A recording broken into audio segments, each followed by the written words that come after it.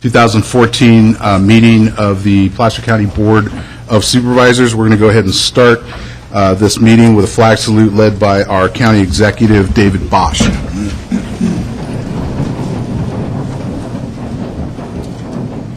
I pledge allegiance to the flag of the United States of America and to the republic for which it stands, one nation, under God, indivisible, with liberty and justice for all.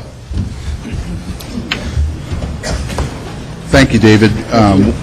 We'll now move to our statement of meeting procedures read by our county clerk, Ann Holman. Welcome to the Placer County Board of Supervisors meeting of Tuesday, December 9th, 2014. Agendas are available on the wall outside this meeting room.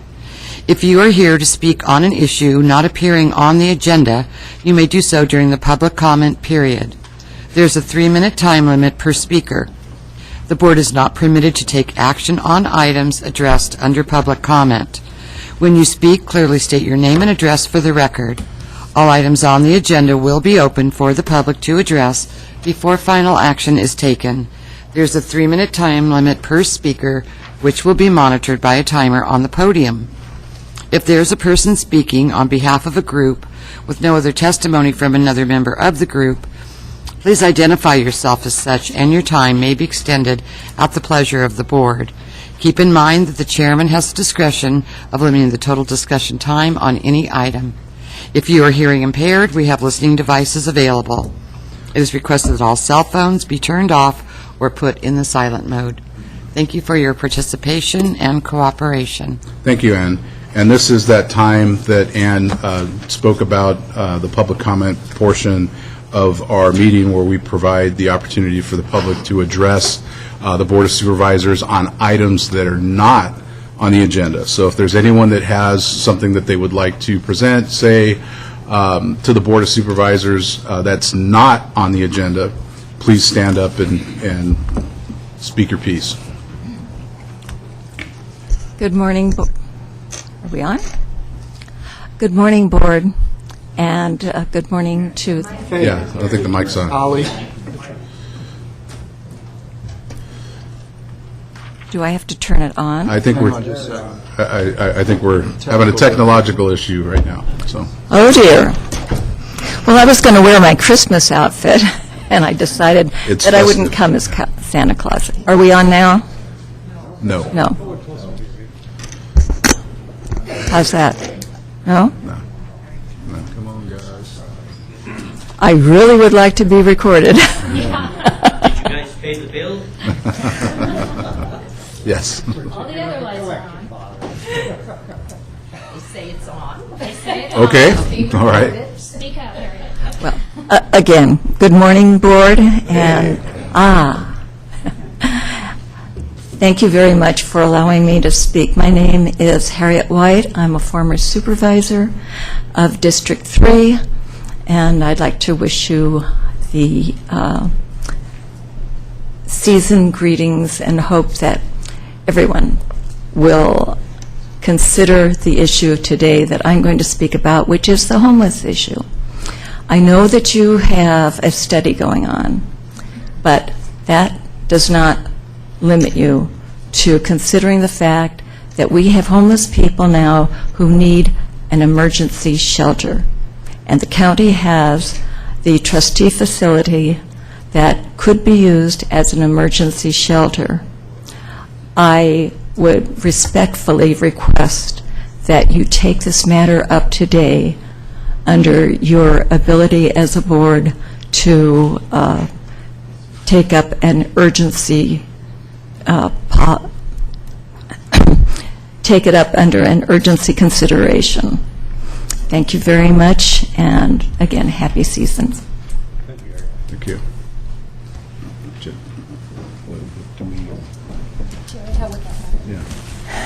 Unfortunately, the Brown Act requires that the emergency not have been known at the time the last agenda was posted, which would be difficult findings to make in this case.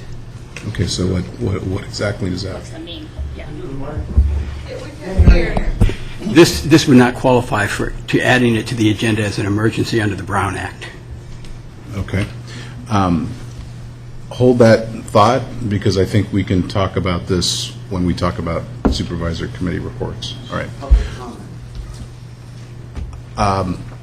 Please. Good morning. It's always a pleasure to follow Harriet in many ways. My name is Millie Livingston. I live on Tahoe Street. I've been a resident of Auburn for 34 years. Next year will be my 35th year.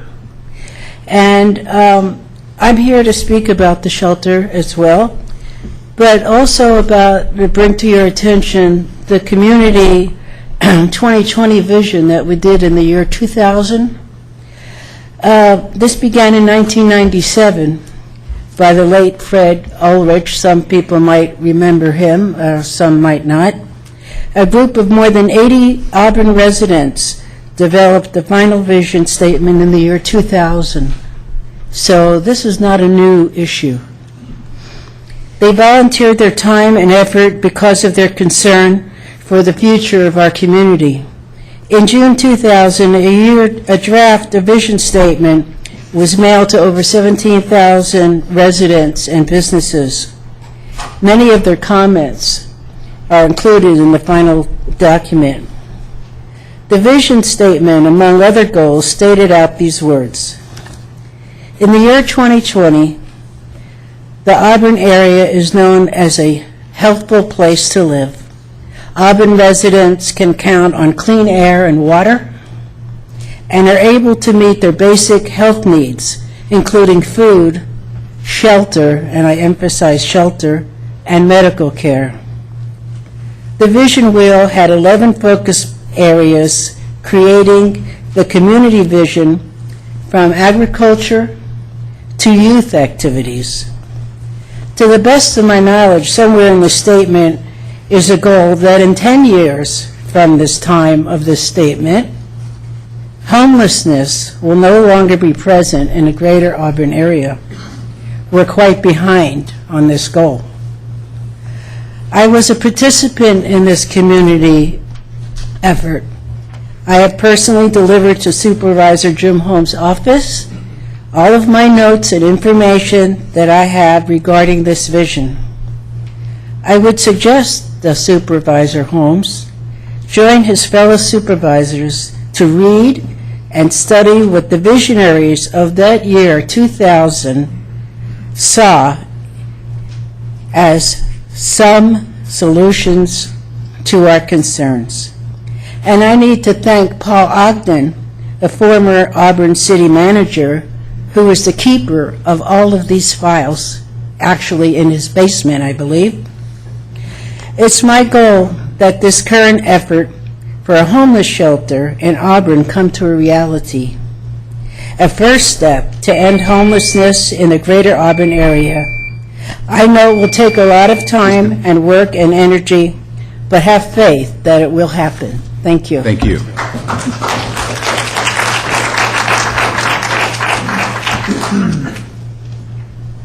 Richard Anderson, 25068 Oro Valley Road, Auburn. Good morning. I'm addressing you today in my capacity as president of the Auburn Airport Business Park Association.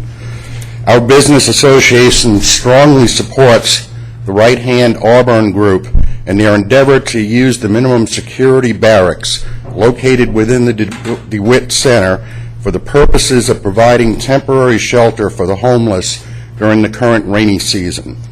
I have previously appeared before this chamber seeking the assistance of the board and helping to alleviate the homeless issues within our business park.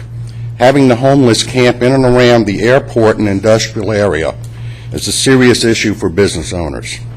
Our industrial park, which consists of over 100 businesses, has experienced crime problems due to the presence of the homeless, and our employees have expressed concern for their safety when confronted by the homeless. We are also concerned with the safety of the homeless persons themselves, and that they are camping so close to both aircraft and industrial operations. It is our belief that if a safe shelter were to be provided here in the DeWitt Center, that it would help to reduce the number of homeless who would otherwise camp within the unsafe environment of an active airport and industrial center. On a more humanitarian note, we believe that it would be negligent for the board not to provide shelter for these homeless individuals when shelter is so readily available, and particularly when we are entering the winter season. Thank you. Thank you.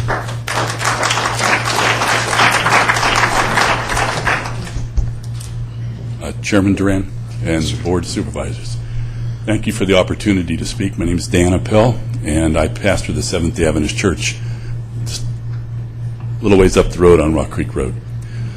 I think everybody in this room recognizes we have a problem. It's been a problem for a long time in Auburn. There's been a lot of talk and not a lot of action. I want to express my appreciation to St. Teresa of Avila Catholic Church and their pastor, Father Mike, back here for the tremendous work that they've been doing to try to help with the problem. Justin Doherty and the Salvation Army have done a tremendous job of trying to alleviate some of the problems we face. The Plaster Interfaith Food Closet and even the Plaster, I want the food, anyway, the name just led me, the food bank, there we go, have just done a tremendous job. I even want to compliment Gathering Inn and Susie DeFawcett for their efforts to help our community. Unfortunately, it's awfully hard to solve Auburn's problems in Roseville. We need some solutions here. You have several hundred men and women and children who are part of your responsibility to nurture and protect. They're not always the most attractive, they don't always smell the best, but they're people that we care about because of the community that we live in. A fair percentage of them are mentally ill and are in the situation they are because of their mental illness. More of them suffer from PTSD and other wartime-related problems, and they are suffering because of what we've asked them to do for us. Many of them are addicted, often because of the problems, rape, incest, and a number of other things, abuse that they've experienced in their lives. They are your charge. They are your stewardship. You have a number of us in the faith community and other nonprofits that are willing to support you and do all we can. But we also need your leadership. We need you to step forward and say, we're going to lead the charge and show that Auburn is the compassionate place that we believe it is. I honor you for the study that you've contracted for. It's a great move. Unfortunately, it's not going to be done until spring. We have men and women and children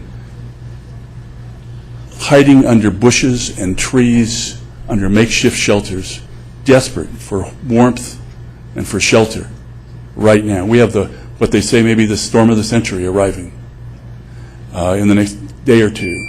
They'll be under the overhang in my church. You can go ahead and continue. They'll be under the overhang in my church. They'll be behind Safeway. There'll be all kinds of places desperate for help. What you have before you today in the requests that you're going to hear from these folks is ultimately a request to work for a long-term solution. But right now we need a short-term emergency solution that will enable it and give us time and opportunity to solve the rest of the problems. Their health, the business of our community, and if this is not intended at all as a threat, but even, I think, to a degree, your political future depend on coming up with a solution to these problems. Thank you very much.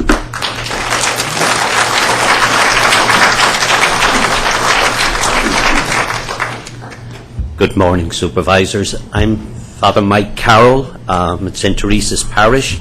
I've been in Auburn for 8 years, and I would never have known the depth of homelessness until maybe the last 4 or 5 years. At our doors, and most of all when I came here to see Pastor Dan and the Seventh-day Adventists, the only ones giving him a shower, feeding him, clothing him, and then the Salvation Army, their brilliant work. We meet as ministers, and we We held the gathering in. When it came to my parish, there was no gathering in there because we have a school there. And I said, why about Saturday night? We don't be a school Saturday or Sunday night and during the summer. So the gathering in our community in there is welcome as could be. But it's not the full solution. And a lot of guys, I talk to all the guys on the road, they all have a name. I didn't like calling them panhandlers. I wish whoever called them panhandlers, they're John, Scott, Mary, whatever their names are, they're children of God. And that's how we feel. And you can see I'm getting emotional about it because most of the people that were panhandling in this town were not from this town. I drove around and around and around, and they were not ours most of the time. So we've got our own. They know our names. They trust us. This year you opened up, I don't know who opened up around the DeWitt Center and left them camped there. But whoever let them in there, there should have been some supervisor or some priest or Dan or I going around and telling them, please keep it together. Because they didn't. So you have a proof now that kind of things went wrong. But if you don't have help or supervision, things go amok. So guys, I'm asking you, no room at the inn. I think there's no inn in the room. You can't get in.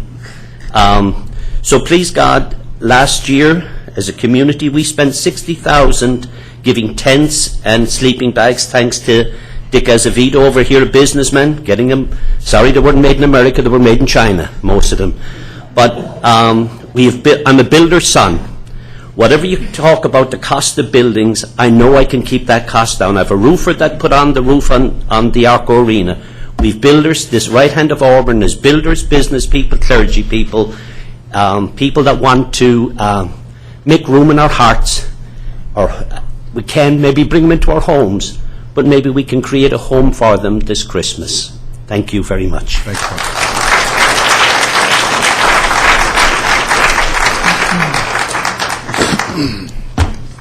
Good morning, supervisors.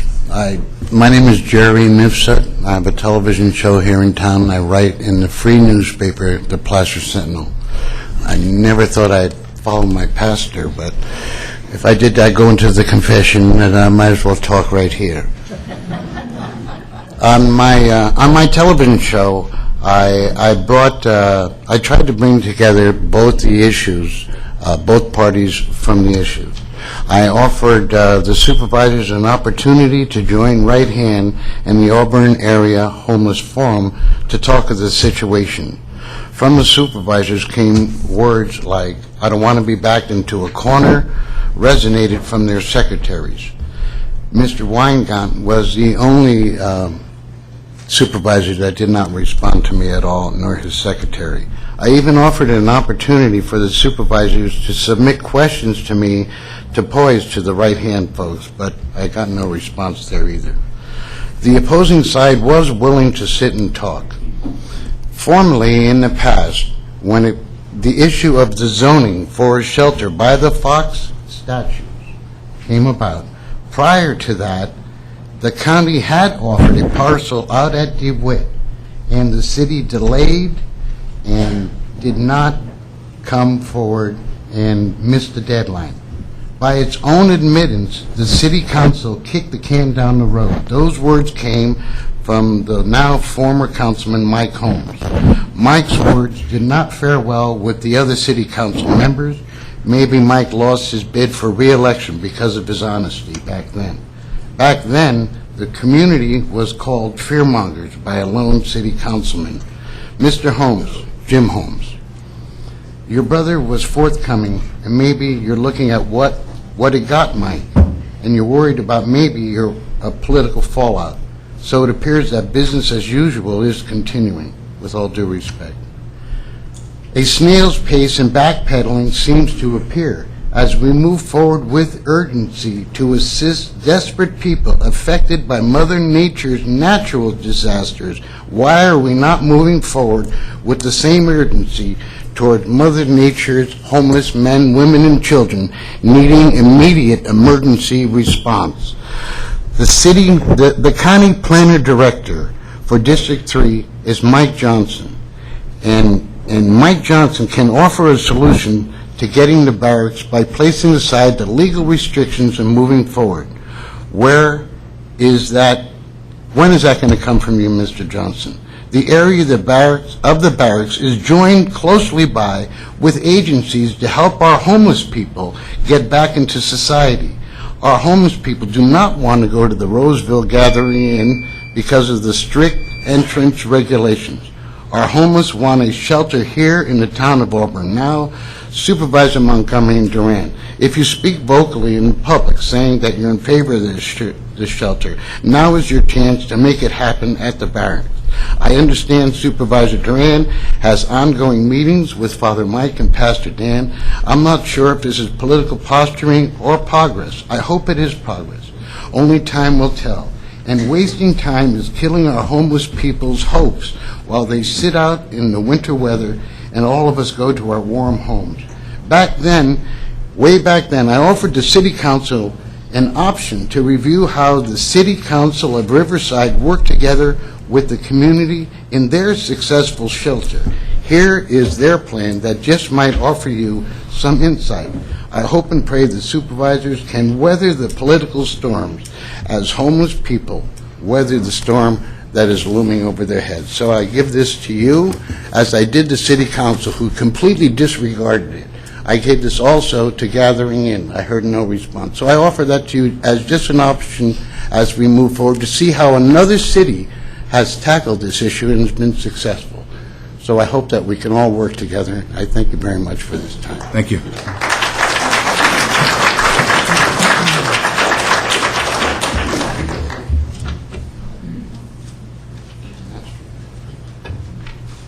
Thank you.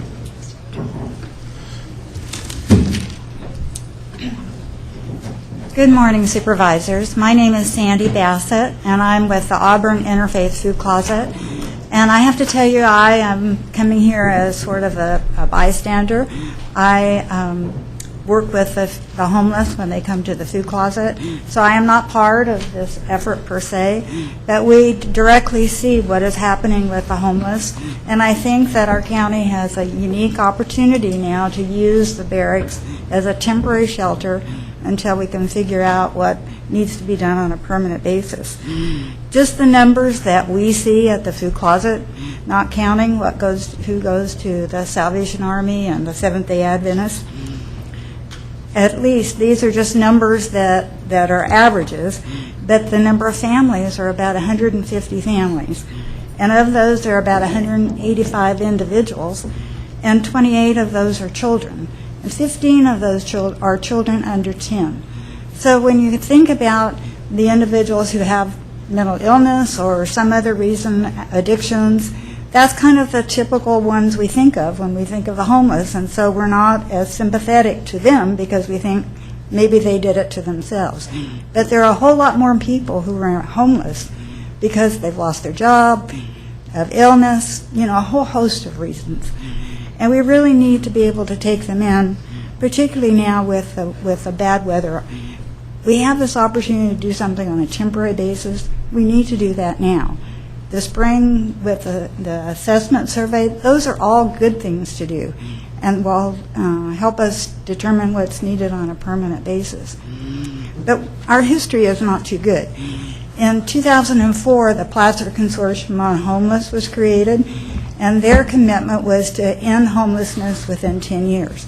Well, that was 10 years ago. Hardly any progress has been made on their plan. In 2013, the City of Auburn was faced with a zoning issue about where do we put a permanent shelter, primarily because they were required to by state law. But it became an issue of not in my backyard. Nobody wanted it, no matter where they found a possible location. There was opposition to it because nobody wants it in their backyard. Then in 2014, the food closet moved from the DeWitt Center over to the airport. The major issue we faced at going to the airport was they were afraid we were going to bring crowds of homeless people over to our location and make their situation, which was already a bad situation, worse. That thankfully has not happened. But, the other thing that we think about is the Gathering Inn is here, and why isn't that working? Why isn't that the solution? It's only a partial answer. Did you know that out of the 60 or so people that go to the Gathering Inn, only 4 or 5 of the homeless from Auburn go to the Gathering Inn in Roseville. And okay, can I finish? If you can wrap it up. Okay, I'll be real quick. The issues, the reason is the transportation back and forth. They take them from here down to Roseville and then transport them back to stay overnight. Most of them are not eligible because of felonies, and they won't take animals, and they don't have a place to protect their belongings. And of course, they have to be clean and sober, take a TB test, and they must agree to participate in a self-enhancement program. And we would like for them all to participate in a self-enhancement program, but they have to want to do that, they have to be willing to do that, and that's a different issue than having a place to go to be in and out of the weather. So I encourage you to do something now. Thank you. Thank you.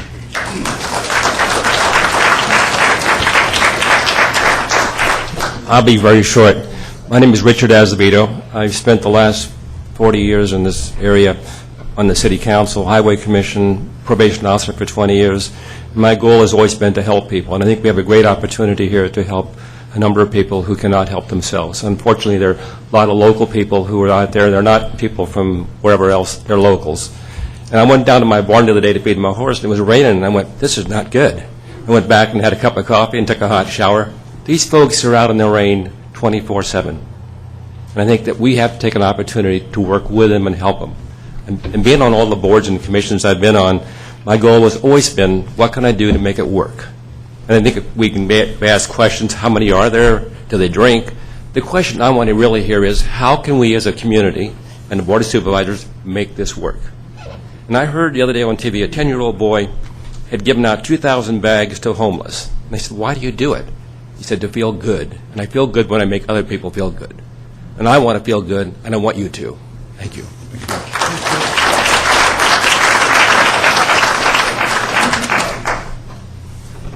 Hi, I'm Dave Fulton. I'm the president of Diamond Well Drilling Company, and have been for 35 years. And we've operated out of our office and shops at 1660 Old Airport Road for about 25 years. We, up until quite recently, have had a very large homeless encampment basically right next door. I've had good experiences and bad experiences with the homeless. I have no illusions that some are addicts.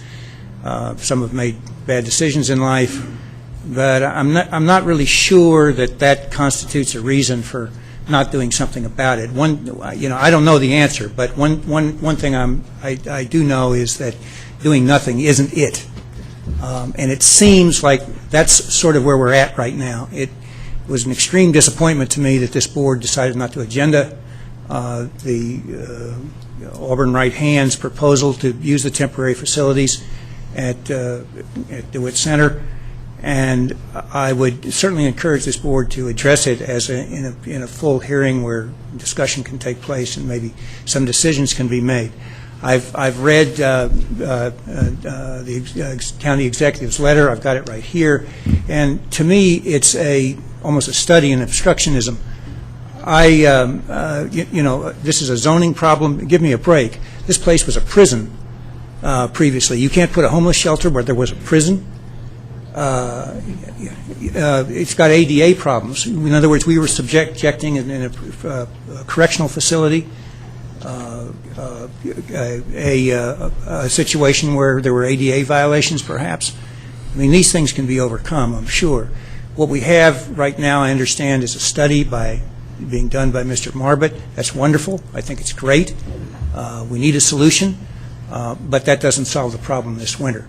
I would hope that this board would conjure the political will to hear this problem and to do something about it. I understand that there was a process in place, discussions were taking place, and all of a sudden, those ended. I'm not privy to what politics in this county or what goes on, but I would certainly hope that this subject would be brought up and discussed and acted upon here soon. I am in favor of a temporary homeless shelter in buildings 303A and B. Thank you.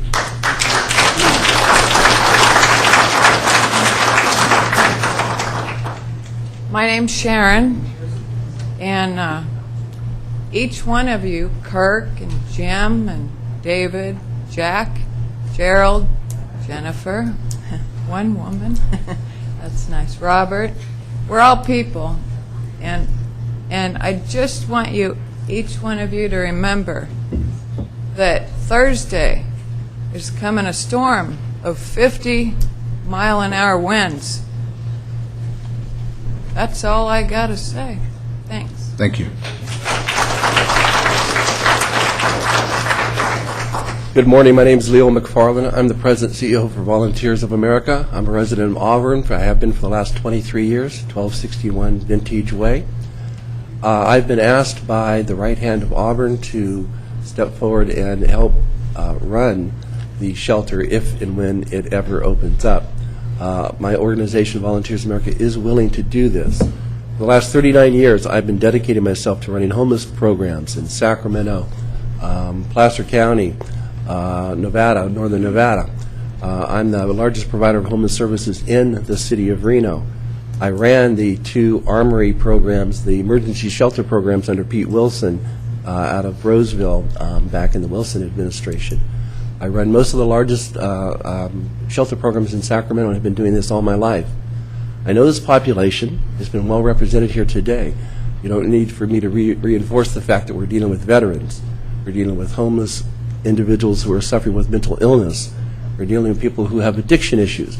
But all of them are human beings. In my experience, my nearly 4 decades of experience, so that each and every one of these people are souls that can be saved, honestly, with a little help. I know the DeWitt Center. I've been through the building.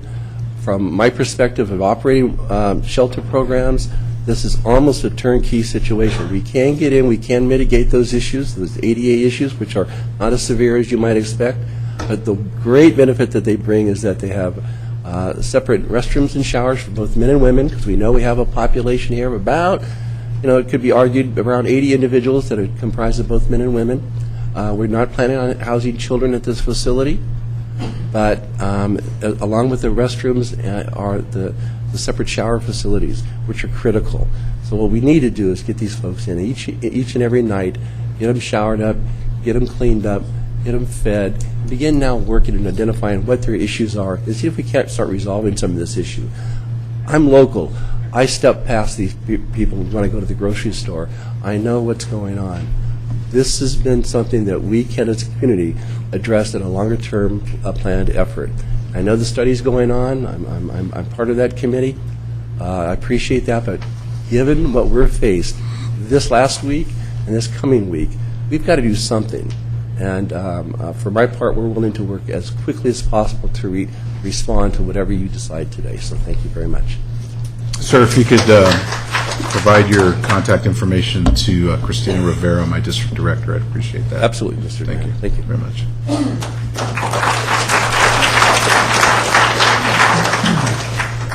Good morning. My name is Debbie Dunnigan. I do not have a physical address in Iowa Hill, California. Dunnigan is spelled with one N. At one time, I had a home and an abundance of toys. I was a well-respected professional within my community with a 6-figure income. I'm not a drug addict. I'm not an alcoholic. I am homeless. I'm not proud, nor am I humiliated. I am very humbled. I'm not here to tell my story because it's not about me. This is about people, human beings, who have fallen and are now trapped within the confines of homelessness. No one wants them, but they're here. We either look away or we look at them with disgust. The solution is daunting in its financial and communal complexity. Are they worth it? That's the question. Shuffling them off to another county is a zero-sum solution for us as well as our community, because nothing changes. 3 things are necessary for survival: shelter, for warmth and safety, food, and clothing. Survival is the name of the game for the homeless, only there's no $1 million prize at the end of the season. Day by day, their focus is the basics. What will I eat and where will I sleep? Living in survival mode creates a perpetual motion of despair. by meeting their basic needs with a safe haven as outlined in the proposal by right hand. We will interrupt the perpetual motion of despair. We will breach the barrier of survival mode, and we will reveal what lies within. Hope. It's hope that brings light and opportunity for growth and development. It's hope that renews a mind and a soul. Hope changes everything. Our community of Auburn is now given a challenge. How do we wisely care for our homeless? It is a daunting undertaking that needs an alliance of determined individuals, such as we have here. But the initial step requires you, as community leaders, to do one thing. Take one step forward to help where it's needed at this very moment. I thank you for your time. Thank you.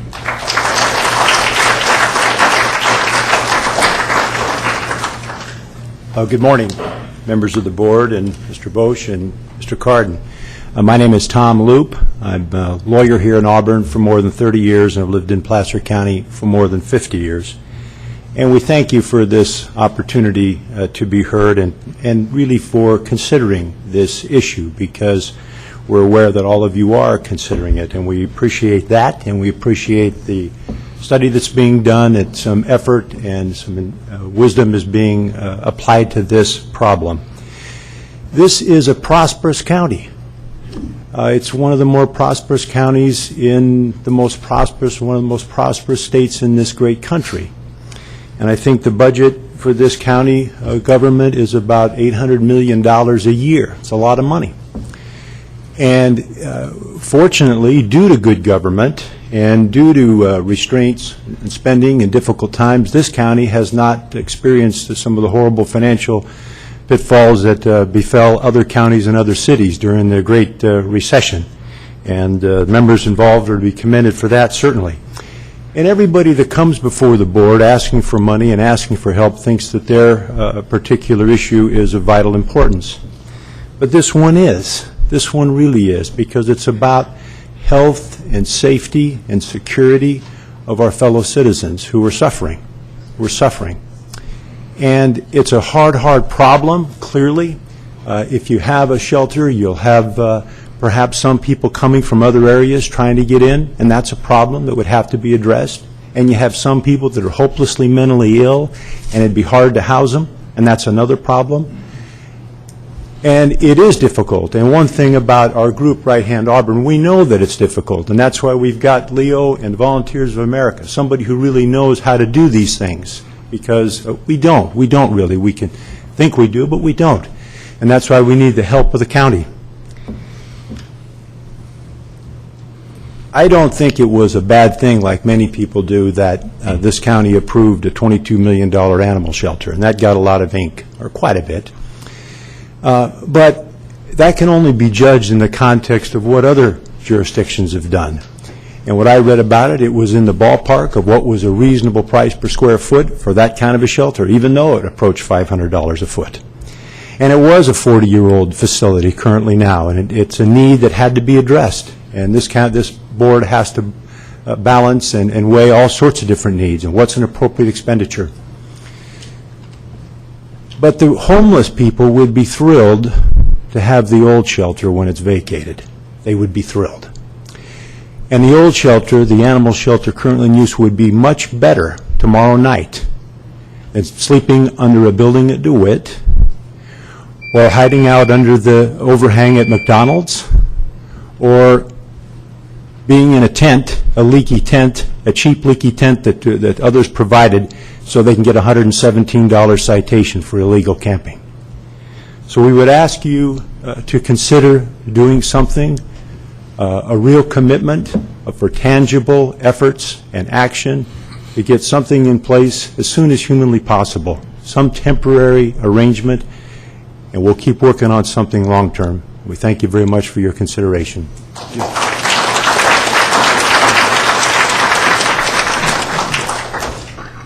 Good morning. My name is Mary Najjar. I'm one of the owners at Najjar Vineyards and Winery. And I'm here today to show support for the proposal by the right hand of Auburn to use the minimum security barracks as an emergency shelter for the homeless during this winter, but especially during the big storm that's coming. Every life matters. Last week, during the big storm we had, my son woke up in the middle of the night, calling out to me because he was cold. This is a child who was sleeping in a bed in a home with covers on top of him. Excuse me. All I could think of when I was covering my child is, what are the poor homeless people doing outside? I could hear the unyielding rain. I'm wondering, where are they taking shelter? How are they staying warm? The focus of the proposal for this emergency shelter is to give the less fortunate, the deprived, the forsaken, a chance to survive another relentless winter. For some, it is truly a matter of life or death, as we have seen before when we've opened the paper and read that one of the homeless people died during the night because they froze to death. Every life matters.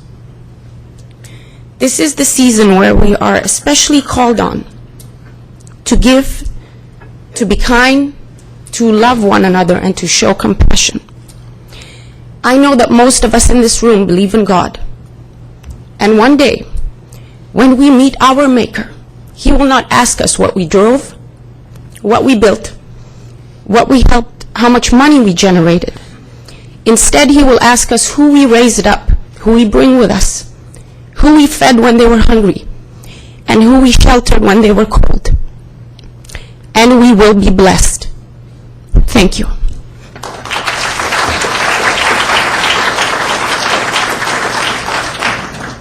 Good morning. My name is Cherie Holm, and I am a member of the Auburn Area Homeless Forum, and I support using the barracks for the homeless. I wanted to, in case you don't know all the wordage, I wanted to remind you of your vision: to be a county government known for providing exceptional local and regional leadership that works in partnership with the community to develop creative solutions to the diverse issues facing our region, and bestows to current and future generation even better communities in which to live, raise families, work, vacation, and conduct business. And your mission is to provide responsive, effective, efficient public services that promotes the health, safety, well-being, and prosperity of our citizens, while protecting our environmental resources and preserving the rich heritage of our region. Homeless are citizens. They are our citizens. They are our brothers. They are our sisters. I stand here before you. I was homeless in 1993. I share the same that the homeless do. The only difference is I have a home. I suffer from mental illness. I am a recovering addict. I know what it's like to have the challenges of facing your fears and having to deal with life situations. I want to also remind you of the declaration of a shelter crisis, which means the duly proclaimed existence of a situation in which a significant number of persons are without the ability to obtain shelter, resulting in a threat to their health and safety. How healthy and safe are they going to be on Thursday night? And in closing, I would like to read a prayer.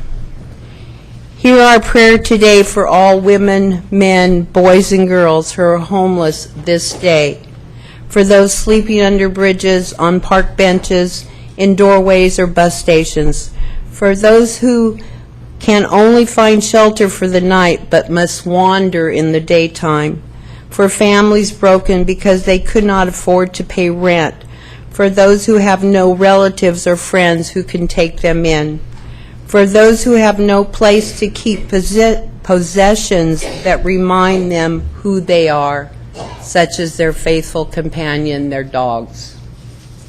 For those who are afraid and hopeless, for those who have been betrayed by our social safety net, for all these people we pray that you will provide shelter, security, and hope. We pray for those of us with warm houses and comfortable beds that we will not be lulled into complacency and forgetfulness. Jesus, help us see your face in the eyes of every homeless person we meet so that we may be empowered through word, deed, and through the political means we have to bring justice and peace to those who are homeless. Amen.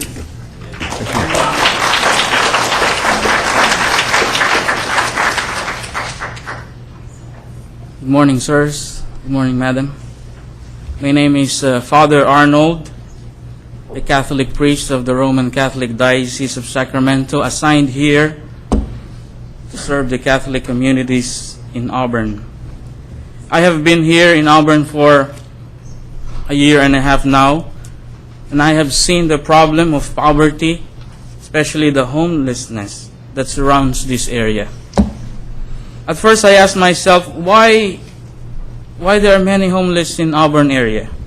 Maybe because it is the seat of the county government where social welfare is accessible. But the fact is very clear that there are homeless in Auburn area. I said that it is a fact because I have read a book, no? I think we all have read a book from Robert Litchfield, where he interviewed 110 homeless. And also, it is a fact because I deal with them day-to-day basis. In the book, I was struck by his dedication. He said, "This book is dedicated to all of our fellow human beings who struggle to survive each and every day without a home." Certainly, all of us struggle to survive each and every single day. But at the end of the day, we can rest in our own comfortable bed or even in a couch in your beautiful dining rooms. We can say lots and lots of explanation. Why is it so? I worked hard for my money, so I can buy a huge house. No? I don't do drugs. I don't do stupid things. And some of the opposition say, we are really bothered by those people who doesn't take a shower, no? By those people who always beg in the streets. By those people who some say they're lazy because they're not working. Yes, there are people like that. There are homeless that are like that.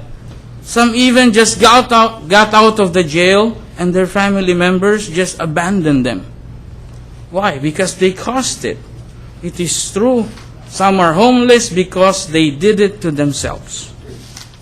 But the question is, as a fellow human being, can we do something about it? Certainly. And if we can do something about the problem of hopelessness, are we willing to do it? We have the animal shelter already. And St. Francis will love you for that. We care for the animals. Can we also care for our fellow human beings? Now, what we are asking is not really hard. We are asking you to provide us the facility to shelter them. I see many advantages of this noble cause. First, it will help our homeless fellow human beings at least to have a place to rest during the night. Second, at least it will lessen the presence of homeless during the night in our neighborhoods and in our businesses. Thirdly, they can take a shower and do their laundry so we can help them move forward in their lives. I remember what a psychologist say, no? To be able to be sane, one needs to eat. Second, one needs to sleep. And thirdly, one needs to take a shower. These are the basics of helping a person to get back on track. My dear friends in the government, I know that our proposition is not really the answer for the problem of hopelessness in our area. But winter time is coming. Our fellow human beings need help, need your help, your approval, my dear members of the Board of Supervisors, to ease a little bit of their suffering, to be able to care for those people in need. Thank you. Thank you, Father.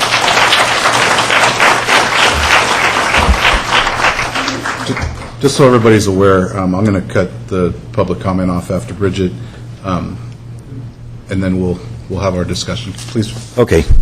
Good morning. Thank you for your patience and listening to all these people. Sure. My name's Tom Getz. I am a resident of Auburn for the last 18 years. I'm also a business owner located in Rockland. I'm a commercial contractor, so I bring that side of the equation to St. Vincent de Paul, right hand of Auburn. I sit on both boards. I'm kind of the grassroots guy. I go out there every Sunday and work at the breakfast. I work the trailer, and I've even gone so far as to, on a few Saturdays, go out and clean up homeless sites. It's nothing to really brag about, except that you really do get a connection with the people at that grassroots level. They want to belong to something, and they want to feel like they have a self-worth. And it's amazing because they call and say, hey, are we going this Sunday or this Saturday? And I said, well, if I can get a dump site, a ticket for the dump, yeah. So we've done it half a dozen times. But my point is that you've come to understand the humanistic side of these people. My goal is to offer, of course, the constructability of the barracks or another site and offer that oversight. But more importantly, I think, is to lift these people up. We're maybe dealing with a certain element. It's not going to qualify for the more stringent locations. But I think if we can capture the essence of this, meaning that if we can get some of these people with dogs, have a dog shelter, part of it in the future, and we can get them stabilized, maybe then we can start to work on their other issues, be it mental health or substance abuse or whatever.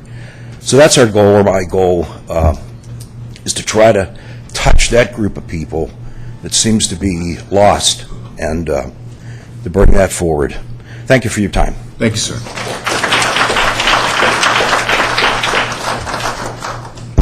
I'm Victoria Connolly. I'll make this very brief. I'm a retired social worker. I will tell you that in conversations with your staff, it will never make it probably to the top of a report, but your social services staff want this type of shelter in order to effectively deliver services. Your Marbut study, what a great start. It's 10 years too late as far as the plan to end homelessness is concerned. As far as your zoning for homeless shelter, under SB2 shelters can be placed in residential areas, so the arguments against being near a residential area don't ring true. I had this, our group, the Auburn Area Homeless Forum, put this together to show you a comparison of neighboring counties, Sacramento, Nevada County, and Placer County's homeless programs. You can see Placer has a long way to go. And lastly, if you want people to behave in a dignified manner, you need to start treating them in a dignified manner. Thank you.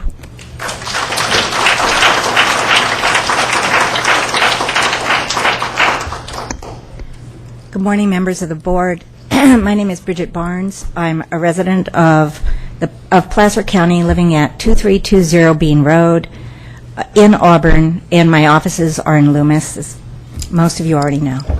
I don't want to waste your time. You have heard about the need, and I'm not going to talk about that. I wanted to deal with the actual proposal from Right Hand Auburn, and to let you know that to the extent that further conversations need to go on today or tomorrow, we stand by. We're ready to do whatever we have to do. We will stay right here with you guys all day. We will stay here tonight. We will do whatever is necessary. But 4 to 8 inches of rain is coming, okay, and bad winds. What our proposal was to take the old jail and not even use the portion that the sheriff still needs for ongoing laundry facilities, but we design around that to provide men's and women's shelter facilities, separate rooms for sleeping, showers, and laundries, as you've heard from everyone here. Reinhardt's proposal is 100% private money. We are asking for no dollars from Placer County.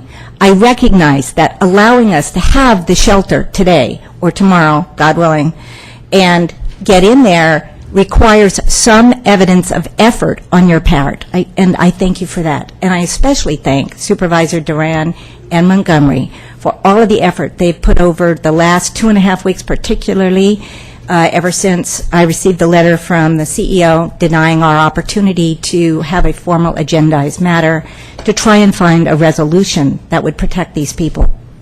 But our whole point here is there have been many, sideways conversations about what's going on. The fact is that Father Mike and Pastor Dan are the ones who have been day-to-day contact with these folks. They keep it their own census. There's an average of about 80 that we are dealing with on a daily basis. And when I say we, I don't mean me. I am, please, all I am is the mouthpiece. The people that are in this room are the ones who have been dealing with the homeless. But that they are taking care of them. Our plan was hot dinner at night, sleeping, laundry, and then coordination through the Welcome Center at DeWitt. That's why DeWitt's so important to us. We are surrounded by business communities. We're not going to directly interface with residential neighborhoods. And although Tori's right about SB2, I'm a realist.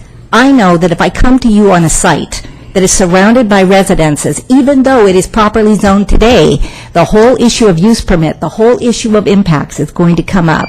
A big fight. So we're begging you to let us get in to DeWitt. If for whatever reason you can't let us have the barracks, we stand ready to work with you in any way we can to take another site there. But please let us into DeWitt tonight. Thank you. Thank you.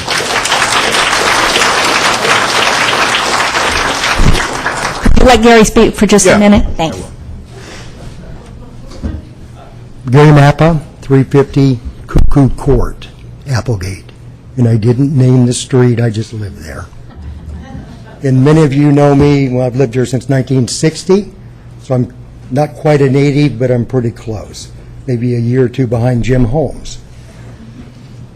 Jennifer probably knows I'm the type of guy that would get up because she's heard me before.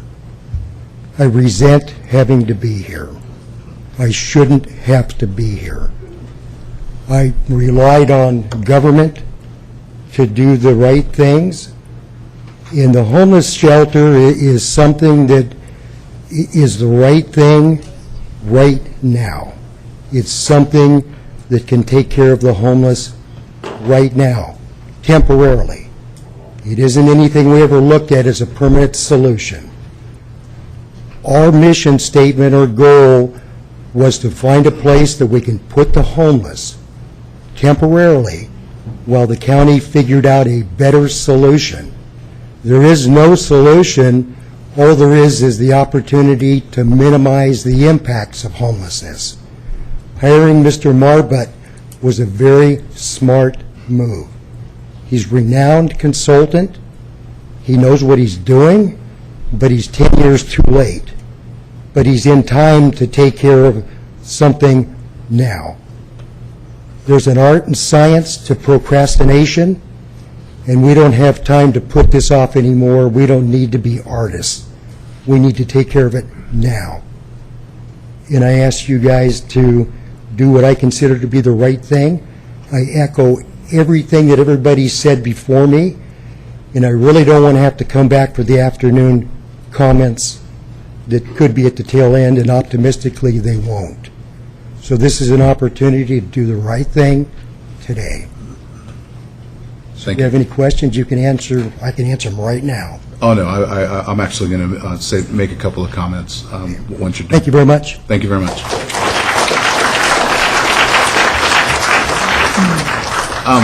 Thank you very much. Petitioning your government is one of the most important rights that each and every one of you have, and I appreciate the fact that you've taken time out of your day to come in and talk about this very important issue. Bridget, I wanted to thank you for, doing what you do, and as well as Pastor Dan and Father Mike. I was presented with the proposal on October 15th, and that's the first time that I'd ever seen it. After that, we met with Bridget and Facility Services to talk about the challenges and the benefits of using the barracks, and we issued that letter to the right-hand folks with the understanding that even though utilizing the barracks at this short timeline would it was kind of like putting 2 gallons of water in a 1-gallon bucket, that we weren't dropping the ball as far as moving forward on trying to find ways to address the short-term issues of homelessness, as well as trying to implement something for over the long term. So since that time, I've had the opportunity to speak with a number of folks in the community, sat down with Father Mike and Pastor Dan to talk about their challenges and what options and abilities that they have to help address the situation. So we've got that piece of it. I have asked Health and Human Services for a funding request of some type to assist with this particular issue. I know that Jen's going to talk a little bit about the zoning areas and the possibilities of zoning for a shelter in the DeWitt area or in the unincorporated area in general. But I do agree that this is one of those issues that needs to be addressed. Obviously, we can't make decisions on how we address that today, nor are we going to solve the problem today. And finally, I did have a very lengthy conversation with Susie DeFawcett of the Gathering Inn yesterday morning about how, in the future, we can address growing the pie and resources for this type of population and trying to address it more fully and more directly. So I look forward to those discussions with both your organization as well as other organizations that want to participate in furthering those discussions. The Marbot study was one that, obviously, yes, it came at a 10 years after the 2004 directive 10-year study, but it's something that I think can be the cornerstone or the focus of what could happen in the future. And I want everybody to keep an open mind about how that happens. Now, in the short term, we are having discussions right now about the possibility of opening the Welcome Center on a 24-hour basis immediately because of the incoming storm, and that's something that we're discussing with our county executive as well as our facility services and the folks that are over in HHS. Now, you know as well as I do that there are a lot of different layers and liabilities and responsibilities that are here, and I appreciate the opportunity to speak with the folks from Volunteers of America, because there is, and talking with Susie and talking with some other folks, that there are a lot of moving parts here, but it doesn't mean that one moving part stops the whole process from moving forward. So I'm in support of continuing to move this process forward and addressing the immediate issue of the upcoming storm and trying to figure something out in the short term, as well as taking a look at how we address this in the long term. That being said, I'm going to turn this over, because we can't make any decisions, to Jennifer Montgomery to talk about how she's looked at the issue and what her thoughts are on. Yeah, thank you, Chairman Dorian, and thank you everyone who spoke. I'm really extremely delighted to see you all here today. I wish it weren't on this topic. I wish we were all here talking about some great thing that had already been accomplished rather than what needs to still be accomplished. I'm sorry to hear our council's advice that this isn't something that we can actually put on the agenda on a vote, because that is something that I would have requested. But we still found a way to talk about it. We still found a way to talk about it, yeah. I am requesting that we agendize this as a formal policy discussion item in January. I think that is something that we certainly owe the community that turned out today and took time off work and other activities. Supervisor Duran and I went out and toured DeWitt and visited with some of the homeless folks who were living out there and talked to, I think, 10 different people. I was trying to tick off in my mind how many folks we spoke to. And interestingly, from my perspective, the thing that they all said is that if they didn't have to go to Roseville, they would be willing to submit to the same set of rules as the Gathering Inn. Clean, sober. People with dogs had real concerns about that. There's still issues with, husband and wife combinations or mixed-gendered combinations. Maybe I shouldn't suppose husband and wife. Maybe they're just partners. But it was really interesting feedback for me, because what I had heard and what I had been told and sort of the meme that's out there is these folks don't want to go to the Gathering Inn. And that's clearly not the case in at least the 10 people that I spoke with. I don't want to rehash a lot of the ground that Supervisor Duran covered, but one of the things is last night I got a message from our director of our Office of Emergency Services saying that he's doing some planning for the storm, and I sent him back an email saying, then you need to plan for our homeless population. Where are we going to put them during this storm? And I bring that up because, hypothermia is something that we think of as it relates to extreme cold, but given wind and rain and other, unsheltered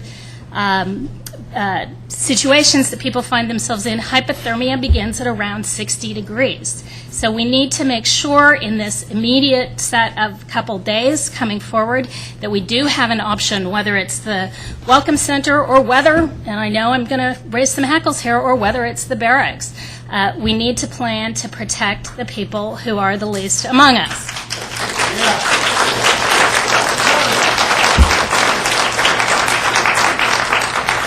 Having said that, I'm also a little frustrated because I've been pushing for well over a year now that we do something to model ourselves on other wealthy but conservative communities like Utah, Texas, Florida, who have implemented the Housing First model, which says, I don't care if you're sober, I don't care if you're clean, I don't care if you've addressed your mental health issues, we're going to put you in housing and then we're going to offer you those services.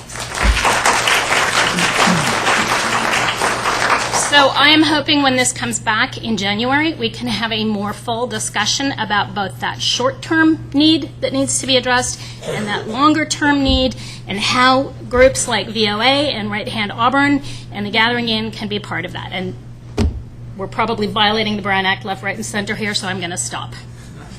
Thank you, Jen. Is there any other comments that want to be made on this at this time, or any reports on Supervisor Committee reports? Yes. Supervisor Bueller. Just quickly, staff comfortable that they have the resources necessary to meet the need as it might relate to what we're anticipating later in the week? Don't have a definitive answer to that. We're still in kind of the investigation mode. Obviously, we're all concerned about the storm and the impact that'll have on our community and all of its forms, and so we're in active discussions with our director of HHS to look at the Welcome Center, talking with the Red Cross and other service providers to see what we can do in the immediate need that we have. Thank you. Just as a general matter, staff has appropriate tools at their disposal to deal with emergency situations. Let's ask. Thank you. So, Bridget, I would keep your phone on. As we That's work what I was through going to this, say, because I didn't know exactly how we were supposed to respond. as we work through this. Okay, Yeah. all right, thank you. So, obviously, we've got to be very careful on how we move forward. So, thank you very much. Again, I appreciate your comments and your tempering your thoughts, because really, in the communication and speaking bluntly and speaking logically, that's really the only way that we're going to be able to address this and many other things that we have to deal with as a community. So I thank you. At this time, I'm going to go ahead and call forward our consent agenda for today's matter. If there are any, yes. I would like to speak, but not on the homeless. Oh, you do? Okay. All right. Well, then we will stop and we'll allow you the opportunity to speak. Thank you. My name is Phil Thompson. You each have a copy of a bid protest that I've turned in. I've been a snowplow contractor at Lake Tahoe for 31 years, lived there for 62. County sent out an email asking for bid proposals to clear the sidewalks in the new commercial core project in Kings Beach. On page 4 of the sheet that I gave you, I highlighted that Desiree Building said that the bids would be submitted by Wednesday, November 5th at 12 noon. I faxed in my bid, and on the Friday after that, I called Desiree and asked what had been done about the bid, and she said, oh, Brian had decided he wanted to get a bid from another guy. This is 2 days after the fact. On the following Monday, I called and was told that the bid had been given to another contractor, Ginsberg and Sons. So I sent in a letter of protest stating that I didn't think that was right to get my bid and have it sitting in front of them. And I asked Desiree, I said, can I ask what Ginsberg's bid was? And she sort of laughed and she said, yeah, he beat you by $300. Okay. I don't think that's right to set a date for a bid and then extend the date without telling anybody. I got a letter from Jerry Gamez that said that my protest had been denied, and the reasons he gave were not true. I don't know where he got the information, but it was not true. So somebody needs to look at the bid process. I was told it was an informal bid, and I don't know if that changes the rules for extending the quote period, but I spent time getting a bid together and submitting it, and then the rules changed. And I would think that somebody in upper levels, I was told on the letter from Jerry Gamez that there could be no appeal of this, and I've always thought that the Board of Supervisors would be the appeal, but maybe that's not correct. So I think our CEO can address your issues.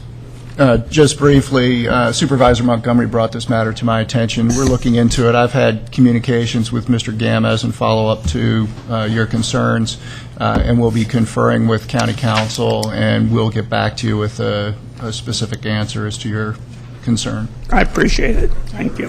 And Phil, I did try calling a couple times. I got the voicemail the first time, and then I just got it the second time, so I apologize that we didn't connect directly, but I know I left you at least one message. Okay. So, thank you. Good morning, Ellie Waller, Tahoe Vista resident. I'll keep this brief. I'd like to wish everybody happy holidays here today. I'd like to thank staff, for the most part, for being helpful, but several examples of process breakdowns where the public at large is struggling to get information. Today you heard at length from people about your homeless issue, Mr. Thompson's snow removal bid. I have a list of projects I don't necessarily need to go into. I'd like to ask that item 15A and B be pulled from your agenda and be heard in Tahoe and fully vetted there.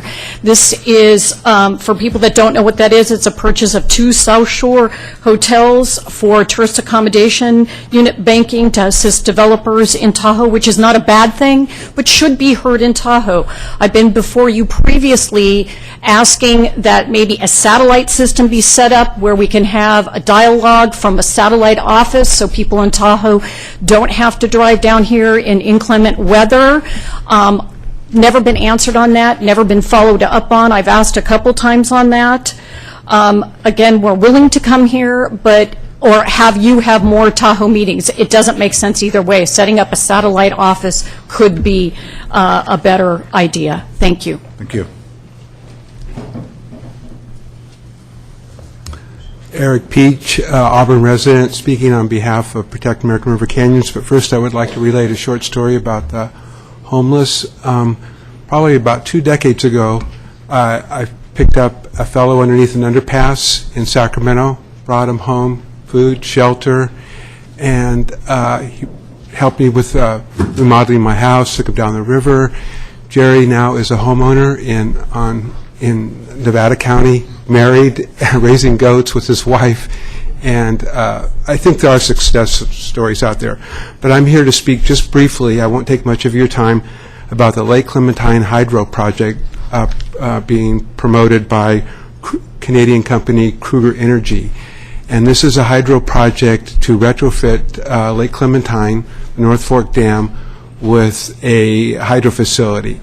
And this thing has been supersized to the point where it is going to do a lot of destruction to the canyons in the confluence area, an area that we have all worked on over many, many decades to clean up, improve, and make it the showcase of recreation for Placer County. And it is. They are proposing to carve up the boat ramp area, put in a canal, penstocks, reroute the road, use the Clementine Trail, which has been rated #1 for mountain biking and hiking by Trails.com, if you want to go to their website. And there's just a lot of damage that can be done to the recreation in our canyons and in the Auburn State Recreation Area by this construction project. It's ironical that now we're on such an upbeat level in the canyons there with the recent completion of the Forest Hill Bridge, and the higher railing has really helped. The county stood fast by their higher railing recommendation, and we're not seeing the trashing in the canyons anymore, and thank goodness the suicides have really diminished quite a bit now. So I won't take any more of your time. What I've done is I've prepared an information packet for each and every one of you. There's an extra for either county executive or county council with some letters in it, and we're asking you to consider these letters and send them in before the end of the year, so that we're in the draft study planning phase right now, and it's important that our comments be heard to the Federal Energy Regulatory Commission in Washington, D.C., who will be issuing a license for this. Make sure that the construction company's plans include all these issues that we think are very important. You know, if this was a good idea, why didn't the county jump on a hydro project or PCWA or something like that? Because you live here and you recreate here and you know the area and you know what the effects would be of that. Thank you for your time. Thank you. We're going to go ahead and go into our consent agenda. I am going to pull item 24, and we'll take that separately. There was a revised item. There was an issue with the calculation on the grade step. So that being said, is there anything that the supervisors would like to pull off? Yes, item-wise? I would like. We are honored today to actually have Captain John Giovannini from Tahoe down here today. So his commendation was under consent, but since he is here, I would actually like to. I don't have the official thing. I just have a piece of paper, but I would like to read it. So if that's you would come forward, I would like to pull off 34B, the commendation for John Giovannini. Okay. He was here. Do we want to move? He's gone. Do I have a movement forward with the rest of the items except for item 24 and item 34? Second. We have a motion and a second. All those in favor say aye. Aye. Roll call. Roll call. I'm sorry. Holmes. Wygant. Yes. Euler. Montgomery. Yes. Duran. Yes. We'll now move to item number 24 with the revised workup of the pay grade.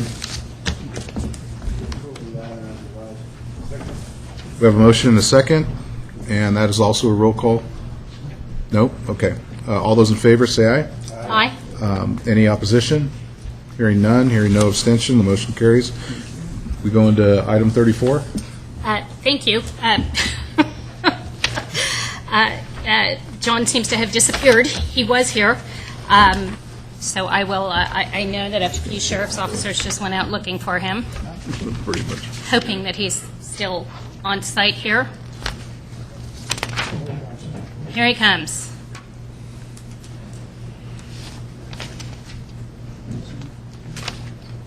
He's gone. He disappeared. Okay, well then I'll be very brief. We have here a commendation recognizing John Giovannini for over 23 years of dedicated public service as an employer with the Placer County Sheriff's Office. Here he is. Here he comes. John, come on forward. Sorry, I knew I saw you and then you were gone. If you wouldn't mind coming to the podium, we're going to publicly humiliate you a little bit. All right. This is a commendation, December 9, 2014, in the matter recognizing John Giovannini for over 23 years of dedicated public service as an employee of the Placer County Sheriff's Office. Whereas John is retiring from the County of Placer Office of the Sheriff after serving that agency and the citizens of this county for over 23 years, and whereas John has worked most of his career at the North Lake Tahoe substation in patrol and investigation, his professionalism and leadership skills led to his promotion to sergeant in 1997. John's dedication to the Sheriff's Office and the citizens of the community has been exemplary. And whereas John has worked many assignments throughout his career, including field training officer, field training coordinator, search and rescue coordinator, and bike patrol instructor supervisor, which I would have liked to have seen, actually, as well as drug recognition expert. And whereas John has served in several specialized units within the Field Operations Division, including the Special Enforcement Team as squad leader and as supervisor of the Regional Gang Task Force. He has performed with unfailing professionalism and conscientious attention to duty throughout his career. Now, therefore, let it be known that the Board of Supervisors of the County of Placer, on behalf of the citizens of Placer County, acknowledge with great appreciation John Giovannini's exceptional service and wish him well in his entire retirement and future pursuits. Congratulations, John.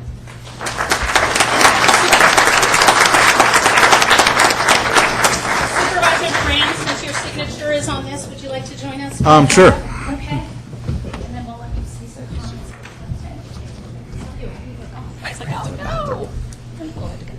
You get to hold this. Okay, Jack and I will be on either side of you.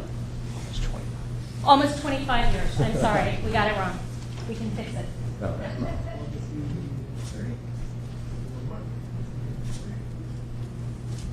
Are we all extremely attractive? Thank you very Good. much. Thank you. Thank you. Please just Okay.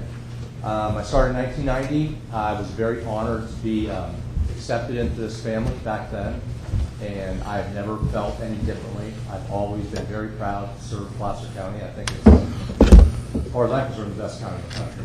I'm from the Bay Area, but I love Placer County, especially Lake Tahoe, where I've worked mostly, and I've been very honored to work for Sheriff Bonner, and I just think it's a great organization, great management, and I am honored to have served you, the county. Thank you very much. Thank you. Before we move on to our first timed item, I did want to make a comment. My prayers and my thoughts go out to Sheriff Bonner, who lost his mother Sunday night. So Ed, if you're hearing this, so we are praying with you, and we know it's been a rough year for you this year, and we will continue to support you any way we can. So I too have a commendation to present to Cheryl Castile. Cheryl is more than 31 years with the Board of Supervisors. Cheryl, would you come up? I won't embarrass you too bad, I promise. If you want to come right up to the podium here.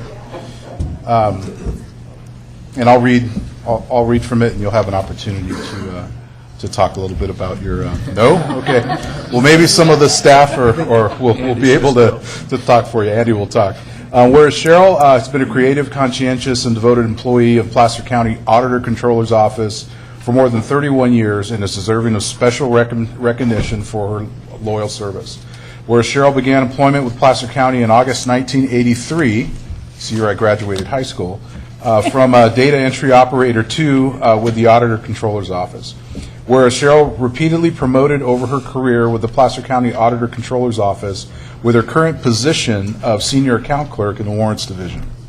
Cheryl has repeatedly promoted, Cheryl has never wavered in her attempts to support staff and to improve all aspects of the Auditor Controller's Office, and Cheryl has demonstrated her relentless dedication to serving the employees and citizens of Placer County. Now, therefore, be it known that the Board of Supervisors and of the County of Placer, on behalf of the citizens of Placer County, acknowledge with great appreciation Cheryl Ann Castile for her dedicated service and wishes her a long and enjoyable retirement.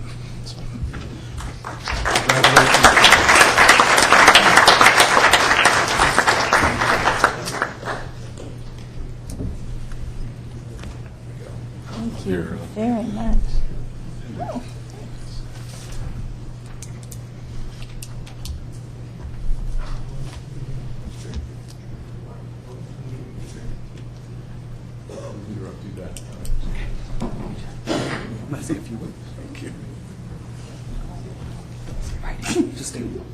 I'm going to make this quick because I know it's been a long morning, but again, I thank the board for making this commendation to Cheryl.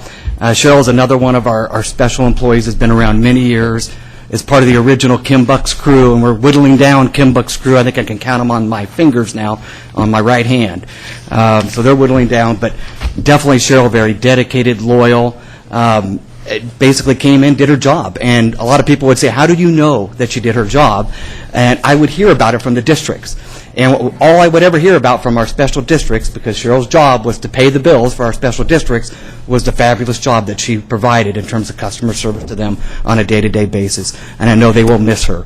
So thank you again. Thank you, Cheryl. And I'll miss them too. Great. With that, we will move to our 9:10 item, commemorative coin presentation. Supervisor Wygant. So it's my pleasure today to give my commemorative coin to Elizabeth Jansen. So Elizabeth, if you'd like to come up to the podium, and I'll give you the heads up that you get a chance to rebut anything that I might mention about you. But so as we all know, our commemorative coins each year are given to someone who has distinguished themselves in our community with some form of community service or sacrifice, and it's a great pleasure for me to give this award to Elizabeth. Elizabeth has deep roots in the Lincoln area. Was it your grandfather or great-grandfather who started Jansen Feed? Great-grandfather. That's what I thought. So Elizabeth's great-grandfather founded Jansen Feed, Lincoln Feed, Walter Jansen and Son in Lincoln. And if, for those who, when you go to Lincoln, I should point out, the large brick facility that takes up a block of on half of the street on the west side in Lincoln that houses Awful Annie's and Cafe Buonarroti and several other facilities, that was the Jansen Feed facility. Keeping in mind that not that long ago, Lincoln's economy was Gladding McBean and agriculture, and so it was a facility that was a mainstay, a feeds manufacturing facility that bought a product from farmers, but also sold to people like the Wygant family who had a small dairy and depended on that service. And Elizabeth's father continued that operation until about the mid-'80s, as I recall, and fortunately was able to sell the facility to someone who redeveloped it into the gorgeous amenity that is the downtown Lincoln. So with that background, I want to point out first that Elizabeth sort of ran in that entrepreneurial mode, no pun intended, or actually is intended, by being one of the two co-founders of Fleet Feet, which is, I think most of you know, is a running shoe and accessory facility. But her co-founder and her had a different philosophy, which was at the time that running was really booming, they wanted to have stores. Well, their first store was in downtown Sacramento that they started, but as they started to grow with new branches, they wanted operations that had people who were actually committed and could provide the service to their customers for people who were getting started, make sure they didn't have injuries, but also people who were very well accomplished and hopefully nurture people into a healthier, more active lifestyle. And that, of course, is the business we know today as Fleet Feet. But Elizabeth was co-founder of that. More recently, though, she has been using that entrepreneurial energy to focus on her commitment to the community and philanthropy in Lincoln. So, like her father and uncle with whom I served in Lincoln Rotary, Elizabeth is a member of the Lincoln Rotary Club, she donated a significant grant to the Placer Community Foundation for the First Street Elementary School in Lincoln because, and I quote, "Supporting this program in my hometown was important to me because with a strong education foundation, students in Lincoln will have greater confidence in their ability and become future leaders." In 2013, she opened her ranch up to a Mud Run for Life event, which was an energy, that was put together with community folks after there had been a series of suicides of young people in Lincoln. And they decided to have a fundraiser, which was a mud run, and Elizabeth, of course, opened up her facility for that activity. More recently, she is very involved in the Lincoln Area Archives Museum, which is about 7 or 8 years old now, I think, but a group of folks in Lincoln, long-standing Lincoln residents, decided to put together a formal effort, more active in bringing together essentially a museum to monitor and record the history of Lincoln. And if you actually get out to Lincoln and go to the square and go into the museum, you'll likely see Elizabeth there donating her time along with some other folks. So I'd recommend you go there, have lunch or dinner in town at the old Lincoln brand Walter Jansen and Son facility and go visit the museum, because Elizabeth has done a great job with friends in a way to amplify all of those roots that I talked about. So like her father before her, Elizabeth is probably dying right now because whereas she is filled with substance, she actually is very quiet and very calm and likes to be more invisible in her delivery of those things. So with that, Elizabeth, you'll get a chance at the podium now, but not before I give you this.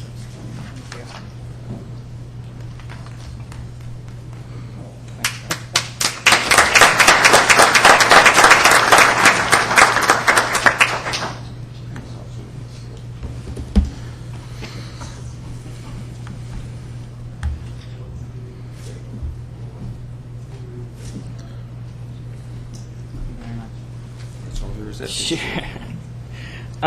Thank you, Supervisors, especially Robert, I think. We all know that hundreds of us could be standing here right now, and I'm really honored to be sort of singled out as a representative of all the passionate people in Placer County who put in a lot of hard work and dedication. So I'm honored to represent all of those people, and I appreciate it very much. So thank you. Thank you.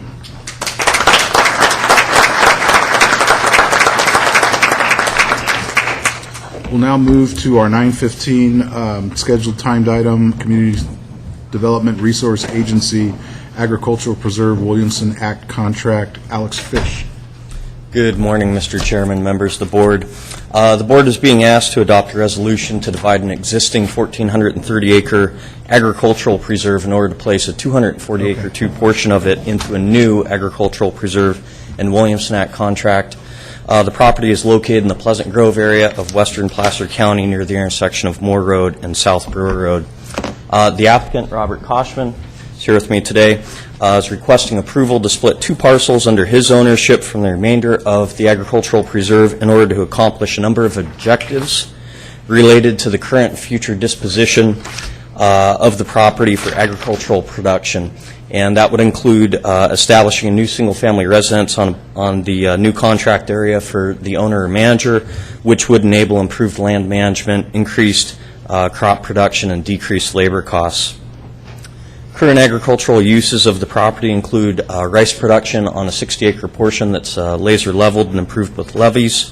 The remaining 182 acres are leased to a third party who grazes 100 to 200 head of cattle on a year-round basis.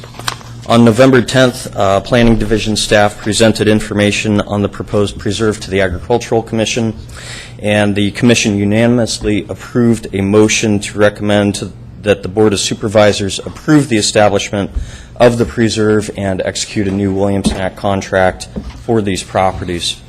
So in accordance with the Commission's recommendations, staff requests that the Board adopt a resolution creating Agricultural Preserve PLN 140056 and authorize the Chair to execute the William Snack contract you have in your packet based on the following findings, which in brief summary include that the creation of this agricultural preserve is categorically exempt from CEQA, that the creation of this agricultural preserve is consistent with the goals and policies of the Placer County General Plan, that the creation of this agricultural preserve is consistent with the requirements of the California Land Conservation Act and the county's Williamson Act ordinance, and lastly, that the creation of this agricultural preserve is in the public interest as it will continue to provide for working open space in the county.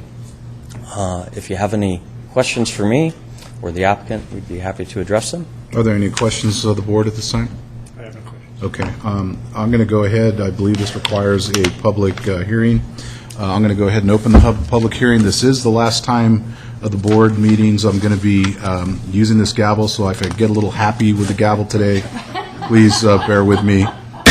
We're opening a public hearing. Anyone that wants to speak on this matter with regards to the Williamson Act in creation of PLN 14-00056, please come up. Going once, going twice, going 3 times. I'm going to go ahead and close the public hearing and bring it back to the board for action. Great. Okay, so we're moving approval of the recommendations that were outlined as A, B, C, and D. All those in favor? Aye. Any opposition? Hearing none. Hearing no abstentions, the motion carries. Thank you very much, Mr. Fish. We'll move on to item the 9:25 a.m. County Executive Emergency Services, annexation to the Sunset Industrial Area Community Facilities District. John McEldowney.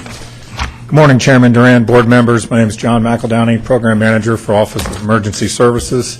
Today I'm here to request that you conduct a public hearing, consider all protests, tabulate ballots, and adopt a resolution to annex assessors parcel number 017063027 and 017063025, owned by CP 3500 Cincinnati LLC, into Community Facilities District 2012-1 Sunset Industrial Area Services, and apply the established charge for fire protection services and emergency medical services on each parcel within the said district. Okay, in way of a little background, on November 2012, your board approved the formation of CFD 2012-1 to fund ongoing fire protection and emergency services within the Sunset Industrial Area of unincorporated Placer County. CFD 2012-1 is intended to equitably spread costs of both fire protection and emergency medical services to development within the SIA by a special assessment on the property taxes of annexed parcels. The maximum annual assessment would be the greater of 8 cents per square foot of building space, or $757 per acre. Now, these unit rates were presented in 2012 dollars and are subject to annual consumer price index inflationary adjustments for properties annexed into the CFD. In terms of fiscal impact, this annexation meets Placer County's general plan goals and policies associated with the equitable apportionment of fire protection service and emergency medical services costs within the SIA. At this time, unless you have any questions, I now request that you conduct a public hearing, consider all protests, tabulate ballots, and adopt the resolution. Any questions of the board at this time? Okay, I will so open that public hearing on this particular matter for the creation of the SIA, the annexation of CP 3500 Cincinnati LLC. Anyone want to speak about this? Doesn't look like it. I'll go ahead and close the public hearing and bring it back before the board. Second. Okay, we have a motion and a second. All those in favor, say aye. Aye. Any opposition? Hearing none, hearing no abstention, the motion carries. Thank you.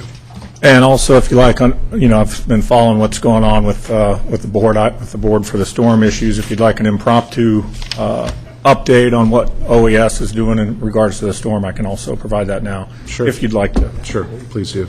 Essentially, we've been coordinating very closely with virtually all fire, emergency services, law organizations, counties, or within the city and the county, in the last few days. We're trying to get as prepared, postured, and prepped, and as ready as possible that we can for the storm. I can't stop the rain, I can't stop the drought, but we're getting as ready as possible as we can. And we're also coordinating to try and have potential flood homeless or flood shelters set up, as well as potential homeless shelters, temporary storm homeless shelters set up as well. So. All righty. Okay. Thank you very much, Tom. All right. Thank you. All right. 9:30 timed item. County Executive's Office, Placer County 2015 Legislative Advocacy. Allison Carlos and Joel Joyce.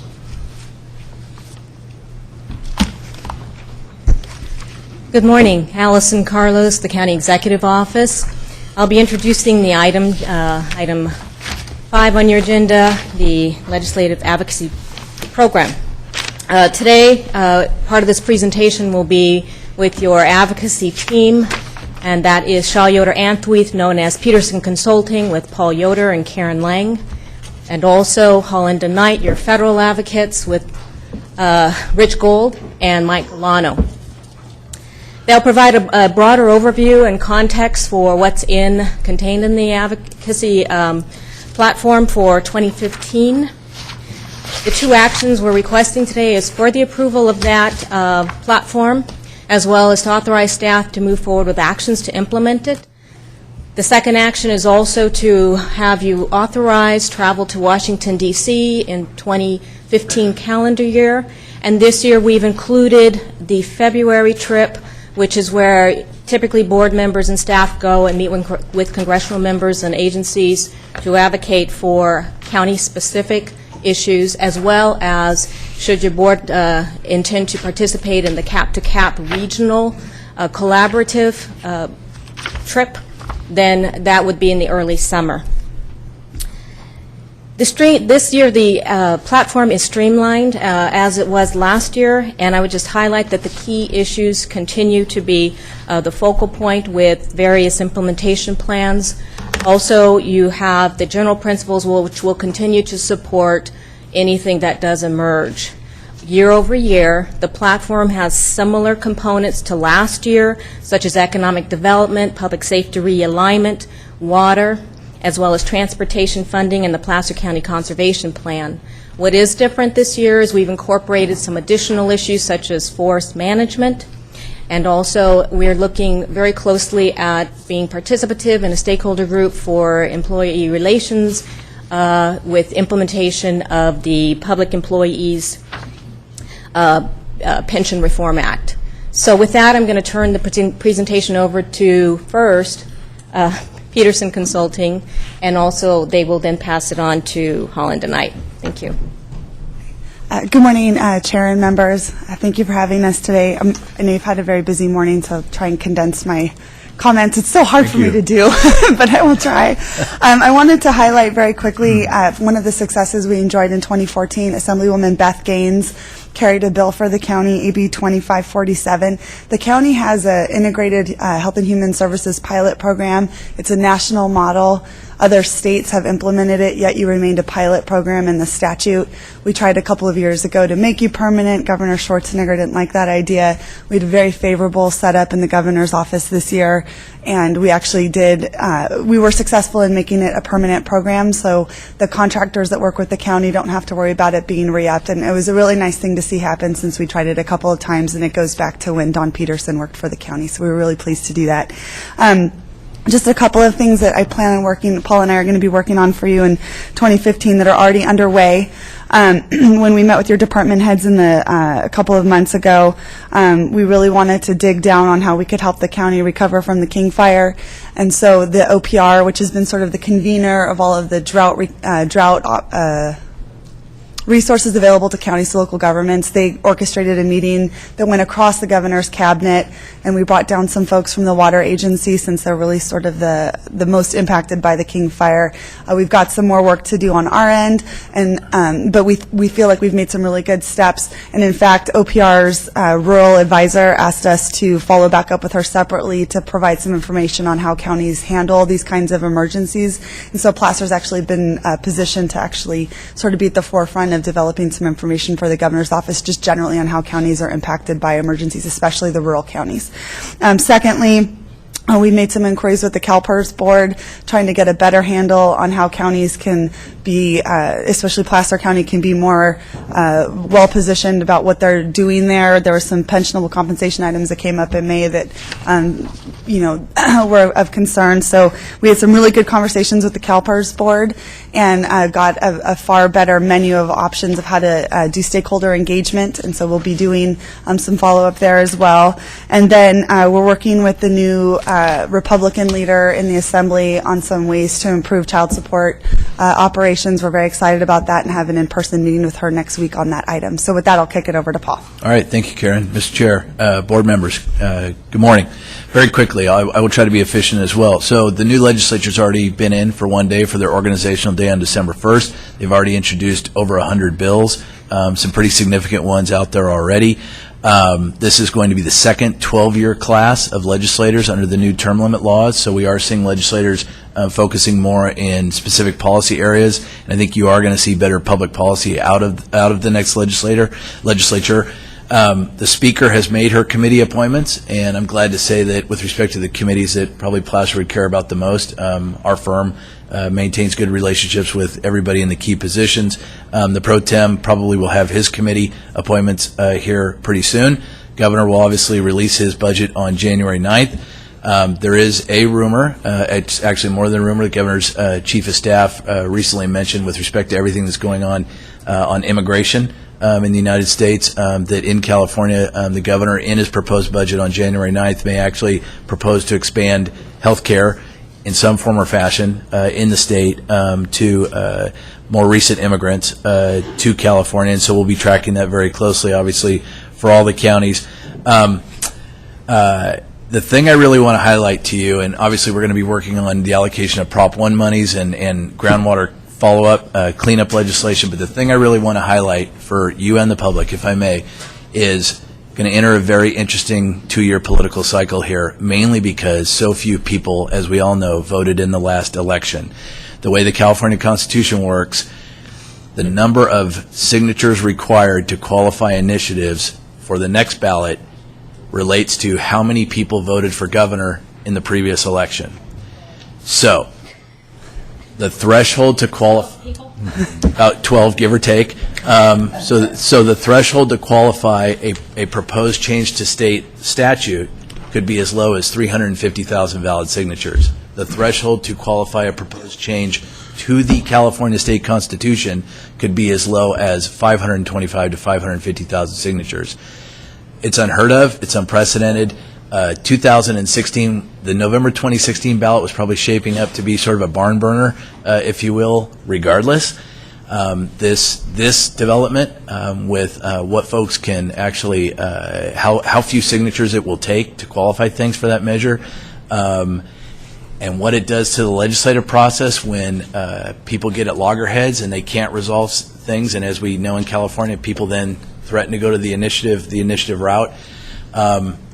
It's not only going to affect the November 2016 ballot, it's going to affect, I think, what we work on every day in terms of the most controversial issues, and we would be remiss if we didn't highlight that for you today.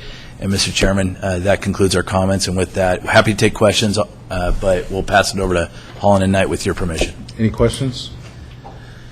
I did actually have a question. I see on our state legislative platform this year we're going to be focusing on groundwater issues. I don't know if it's appropriate to ask you this or have staff come back, but I think it would be useful for our board to have some sort of more comprehensive policy discussion about what that really means and what we'd be looking for. Because I think I've heard a lot of concern from constituents, particularly about what role the county has versus the water purveyors. Thank you. Just real briefly, I was going to mention that when I did come back up for your action taking. The county staff has developed an implementation plan around groundwater. And one of those things is to have a staff level working group of which then an item would come back to your board, presumably right now in January, to outline the groundwater law, as well as to make some suggestions for moving forward and some of the decisions for your board to make relative to roles and what the program should look like. There is clearly a very strong county role in this by virtue of the way the law is written, and Paul can be additive to that if you need to know more. He's made a number of presentations around the state relative to what the groundwater law means. What is certainly a consideration going forward is what is the county's role going to be, and then also how do we want to participate with PCWA in order to ensure that, you know, the stakeholder group is all involved. But we clearly have a very strong role independent of what the water agency may or may not do. Thank you. May I add, Supervisor, in Proposition 1, there was a $100 million included for assisting local agencies in implementing the groundwater package, since counties sort of have this first right of refusal. So we expect that the governor would propose to expend most of that in his January budget, since that's the planning period is actually kind of short, even though it doesn't have to be fully implemented for several years if you're not a high priority groundwater basin, and you'll find that out by the end of January if you have any high priority basins, and that's when the counties have to move a little bit faster on those. But you have to have a plan to have a plan pretty quickly, and so we expect to see the governor put that out in the January budget, which will be January 9th. Thank you. Yeah. Great. Any further questions to the board on the state issues? We'll turn it over to the folks from Holland tonight. It's a pleasure to appear before your board this morning. I'm just going to give a general overview on where we are now in Congress and what we expect to see next year as you all prepare to come out for your annual trip, as well as potentially cap to cap. We're in the last week of the current Congress and focused on getting our budget bills done. We're going to finish 11 of the 12 bills. The Homeland Security bill will be held back for the new Congress to deal with whatever it wants to deal with in terms of addressing the President's executive order on immigration. The 11 other bills are expected to be finished hopefully today and be presented to the House tomorrow, and then the Senate by Thursday, in order to meet the Friday deadline to get that done. We're also working on tax extenders, and there are a number of provisions in there, including alternative fuel bus credits and employer-sponsored transit credits, and as well as a number of other things that are being extended for this year that will be relevant for the county and residents of the county. So it'll be good we're getting that done. We also have a number of odds and ends that are going to go through this week, including defense authorization, which is an annual bill authorizing activities for the Department of Defense. The new Congress is really going to be focused for the first session, where we do have the possibility, obviously with a changeover in the Senate to a Republican majority, of having a period of 6 to 9 months of productivity. As you'll recall, the end of this year represents the end of the 2-year budget agreement that we negotiated last year after the government shutdown. So the President and the new Senate majority, as well as the Speaker, will need to negotiate a new budget deal going forward that would be active as of October 1st of 2015. That will be the wild card hanging out there. We also need to raise the debt limit at the end of March. You all know that's a theatrical moment in time every time that comes up. And we'll be working to try and get the transportation bill done. The current authorization patch expires May 31st, so we'll probably need to extend it for a little bit. But there's been some hope raised by Congressman Ryan, who's the new chairman of the House Ways and Means Committee, that working with the President, we may be able to get fill that funding gap that currently lays between the amount the federal gas tax raises and what is actually needed to run the program to be able to get a transportation bill done next year, which will be important for Placer Parkway. With that, I'm going to hand off to Mike to talk about specific items in the platform. Good morning. 2014 has been a busy year on the policy and funding front for Placer County in Washington, D.C. As Rich noted, later this week, Congress is going to attempt to clear the FY15 Omnibus Appropriations Bill, and that bill is being targeted as the vehicle to carry an extension of the Secure Rural Schools Act and the Payment in Lieu of Taxes program. As you know, Secure Rural Schools provides revenue sharing payments from the U.S. Forest Service to counties such as Placer County to fund a variety of safety and wildfire prevention programs. And the PIL program provides payments to local governments to offset losses in tax revenue due to the presence of federal lands. Last year, Placer County received over $1.3 million from these two programs, so it's vital that these programs are extended in the package that moves at the end of this week.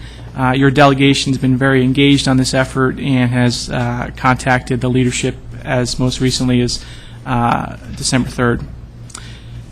Also, as Rich noted, Congress is expected to move a package of tax extenders at the end of this week, which is being targeted to extend the federal investment tax credit, which is an important financing tool for renewable energy projects such as the Placer Biomass Facility. So we're hopeful to see that, and we're receiving good word that will be included in the package that the Senate considers on Thursday. On the policy front, we've also been very active in advancing a number of important initiatives. On the biomass project, we've been working to ensure that federal funds received in prior years are secure as that project moves towards the finish line. On the Placer County Conservation Plan, we've been very active at the federal resource agencies and the White House to ensure that the project has champions at the federal headquarters level to ensure that permitting milestones and staffing resources keep pace with the project needs. And we also continue to monitor a number of other pending bills, such as the Lake Tahoe Restoration Act, the Marketplace Fairness Act, the Western States Trail Study Act, and implementation of last year's Farm Bill. Looking ahead to 2015 funding opportunities, we expect that most of the traditional grant programs will be announced in the springtime. Some of them include the COPS hiring program for additional sheriff's deputies if there's a need there. As you recall, 2 years ago we were successful in receiving $2.6 million to hire 8 new deputies through that program. We also expect another round of Tiger funding for regional transportation projects to fund projects such as the Kings Beach Commercial Core Improvement Project and also projects such as Placer Parkway. Economic Development Administration will also have another round of funding for projects that attract high-wage employers and could be a source of funding for any investment that's done at the Sunset Industrial Area. Also this year we've had a number of senior level discussions at the USDA in Washington about potentially financing a regional slaughterhouse facility in the area. That project concept has been well received, and we've been encouraged to continue to develop that project both at the county level and with the private partners in the region. So that's a peek at 2015 and an overview of what we've done in 2014. It's been an honor to represent the county this year in Washington, and we look forward to another successful year next year. Thank you. Thank you very much. Any questions from the board? Any questions of the public? Hearing none. So that would conclude our presentation for the sake of time, unless you have any questions of staff, and we would just request your approval of these 2 action items. I'll bring this back to the board for action. I have not a question of staff, but I understand this is your last presentation in front of our board, and that you're retiring at the end of the year, which is a real loss. I've enjoyed working with you greatly, particularly on the redevelopment dissolution. I'm not sure enjoyed is the right word, but knuckle busting. I call it knuckle busting. Yeah, exactly. And I just wanted to take the opportunity while we're all here in a public venue to say thank you for all your dedicated years of work to the county and your passion for doing the right thing. So thank you. Best of luck with everything you do. Have a wonderful time in your retirement, and thank you for the presentation. Thank you very, very much. And we'll need to catch up after work for a libation. Oh, right. Love it. Appreciate it. Thank you. Yeah. Questions? Supervisor Euler? I just move approval of the legislative platform and the authorization to travel. Second. We have a motion and a second. All those in favor say aye. Aye. Any opposition? Hearing none, hearing no abstention, the motion carries. Thank you very much. I'm going to go ahead and move very quickly. We do have a request for a continuance on one of our timed items, so I'm going to go ahead and handle that right now. That is the Community Development Resource Agency request for continuance on the Placer Vineyard specific plan amendment. Michelle Kingsbury. Figured since you were here, we might as well just kind of handle this. And just so everybody here, I kind of want to give you some planning. I'm going to go ahead and take the remainder of the timed items, which I think is going to take us all the way up to the Mill Site Road, and then we're going to break for lunch after that item. So if there's anybody that has items on the department items, if you want to cut loose, that's up to you. So Go ahead. Just real quickly, staff is requesting and the applicant supportive of continuing the Placer Vineyard specific plan amendment item to January 6th, I believe at 10 a.m. So with your concurrence, we'll go ahead and continue that item. Okay, bring that back to the board. Second. We have a motion and a second. All those in favor say aye. Aye. Any opposition? Hearing none. Hearing no abstention. Motion carries. Right, we'll go ahead and move now to, let's see here, our 9:45 a.m. Public Works item. We'll go ahead and award of a bus purchase contract through 2019, authorize the initial purchase of 10 replacement buses for Placer County Transit, Tahoe Area Regional Transit. Thank you, Mr. Chair, board members. In the next 5 years, we need to replace 23 of our fixed route buses. And so, given that, we initiated a request for proposal that was released on June 27th and had a proposal evaluation committee. In fact, we did a joint procurement with the City of Roseville, El Dorado Transportation Authority, and Yolo County Transit District.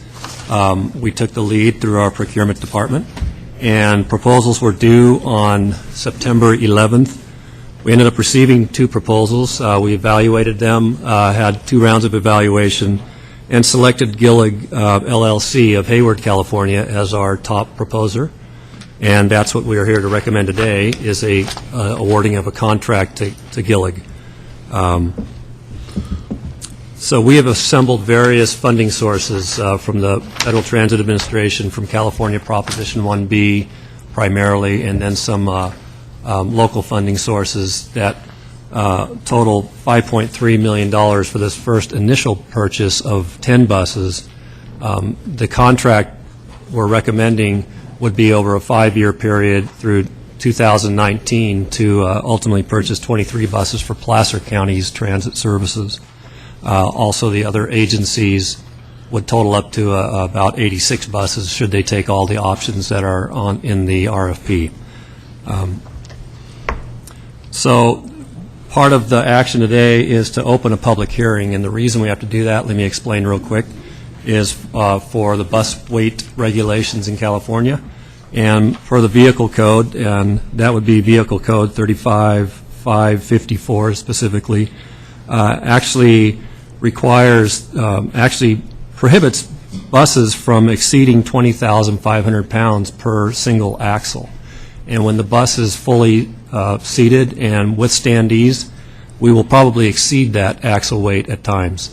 And therefore, what has happened, there's an add-on to the law for the last couple of years to allow agencies to exceed that axle weight, because practically all heavy-duty buses with all of the equipment required will exceed that axle weight. And so what we're doing is we're asking, after, of course, the public hearing is open, that there be a finding that we are moving to a new class of buses. And the reason we're doing that is because we're getting longer buses in both operations, both Placer County Transit and TART. And we're also getting wider buses. The buses are now 8.5 feet wide as a standard, and that is to help us deal with Americans with Disabilities Act requirements for loading and transporting wheelchairs more efficiently. And so there are a number of actions here, and if I could go through them quickly and then I'll allow you to open the public hearing. The first is to open the public hearing. Second is to approve a budget revision for Tahoe Area Regional Transit, adding $621,600, and Placer County Transit adding $140,000 for bus purchases, which are all grant funded, and the funds are laid out on page 64 of the agenda. The third action is to approve a revision of the master fixed asset list consistent with the requested budget revision for Tahoe Area Regional Transit to add a 4th bus to the list of 3 that we already have. And then the 4th is 2 parts. Adopt a resolution authorizing the purchasing manager to sign all contract documents, purchase orders, and change orders for a bus purchase contract with Gillig LLC of Hayward for a 5-year period through December of 2019, resulting from RFP 10363, with an initial purchase of 10 buses in an amount not to exceed $5,300,000, and B, adopting a finding pursuant to California Vehicle Code 35554 that the change in fleet class from 30-foot to 35-foot buses and from 35 to 40-foot buses with a width of 102 inches is necessary to serve the existing and anticipated ridership and to accommodate the requirements of the Americans with Disabilities Act. And those are the actions. I'll take any questions. Great. Are there any questions on behalf of the board at this time before I open the public hearing? I guess the one question I had is any issues with the new configuration either in downtown Auburn, in the city, at Central Square? That's a little bit of a constrained turning point there. And any issues with the new roundabouts in Kings Beach? Actually, that's a good question. A number of questions I did receive from the cities and some of the properties where we operate buses on the bus weights was more about the length of the buses. And one thing I didn't mention here is we actually already do operate the larger buses. We're just basically replacing the smaller size buses in both of our fleets to have only the larger size buses to eliminate the lack of flexibility between routes that we have. So the answer in Central Square and Auburn, we have no future plans to actually operate our buses in those locations, but at the transit center that we do operate right now, those buses will operate just fine. In fact, we operate much larger buses through there now.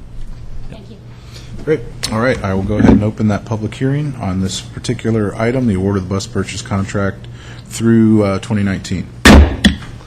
Anybody like to speak on this particular matter?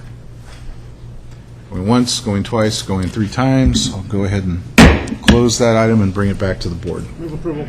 Second. We have a motion and a second. All those in favor say aye. Any opposition? Hearing none, hearing no abstention, the motion carries. And thank you very much. Before we move on to our next timed item, I would like to dispense with a request to table items 15A and 15B of the department items. If we have some folks here, Lori Morris. Lori, are you okay? Would you like to make your request, or? We're making a request to table items 15A and 15B. Yeah, Mr. Chairman, I can handle this. Okay. We just heard last evening some concerns expressed with this item. We also had a speaker this morning that suggested that perhaps this item could be considered at one of our upcoming Tahoe meetings. So for those reasons, staff would request that this item be tabled to a date uncertain at this time. Okay. I'll bring that back to the board to... We need a motion on that. Yeah, you should. Motion I to move table. we table this item for reschedule at a date uncertain and location uncertain. Second. All right, all those in favor say Aye. aye. Any opposition?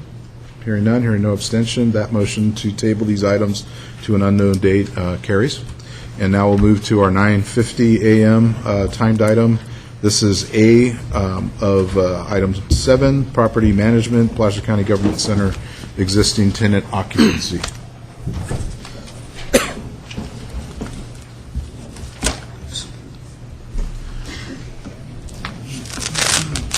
Chairman Duran, members of the board, Mary Dietrich, Facility Services.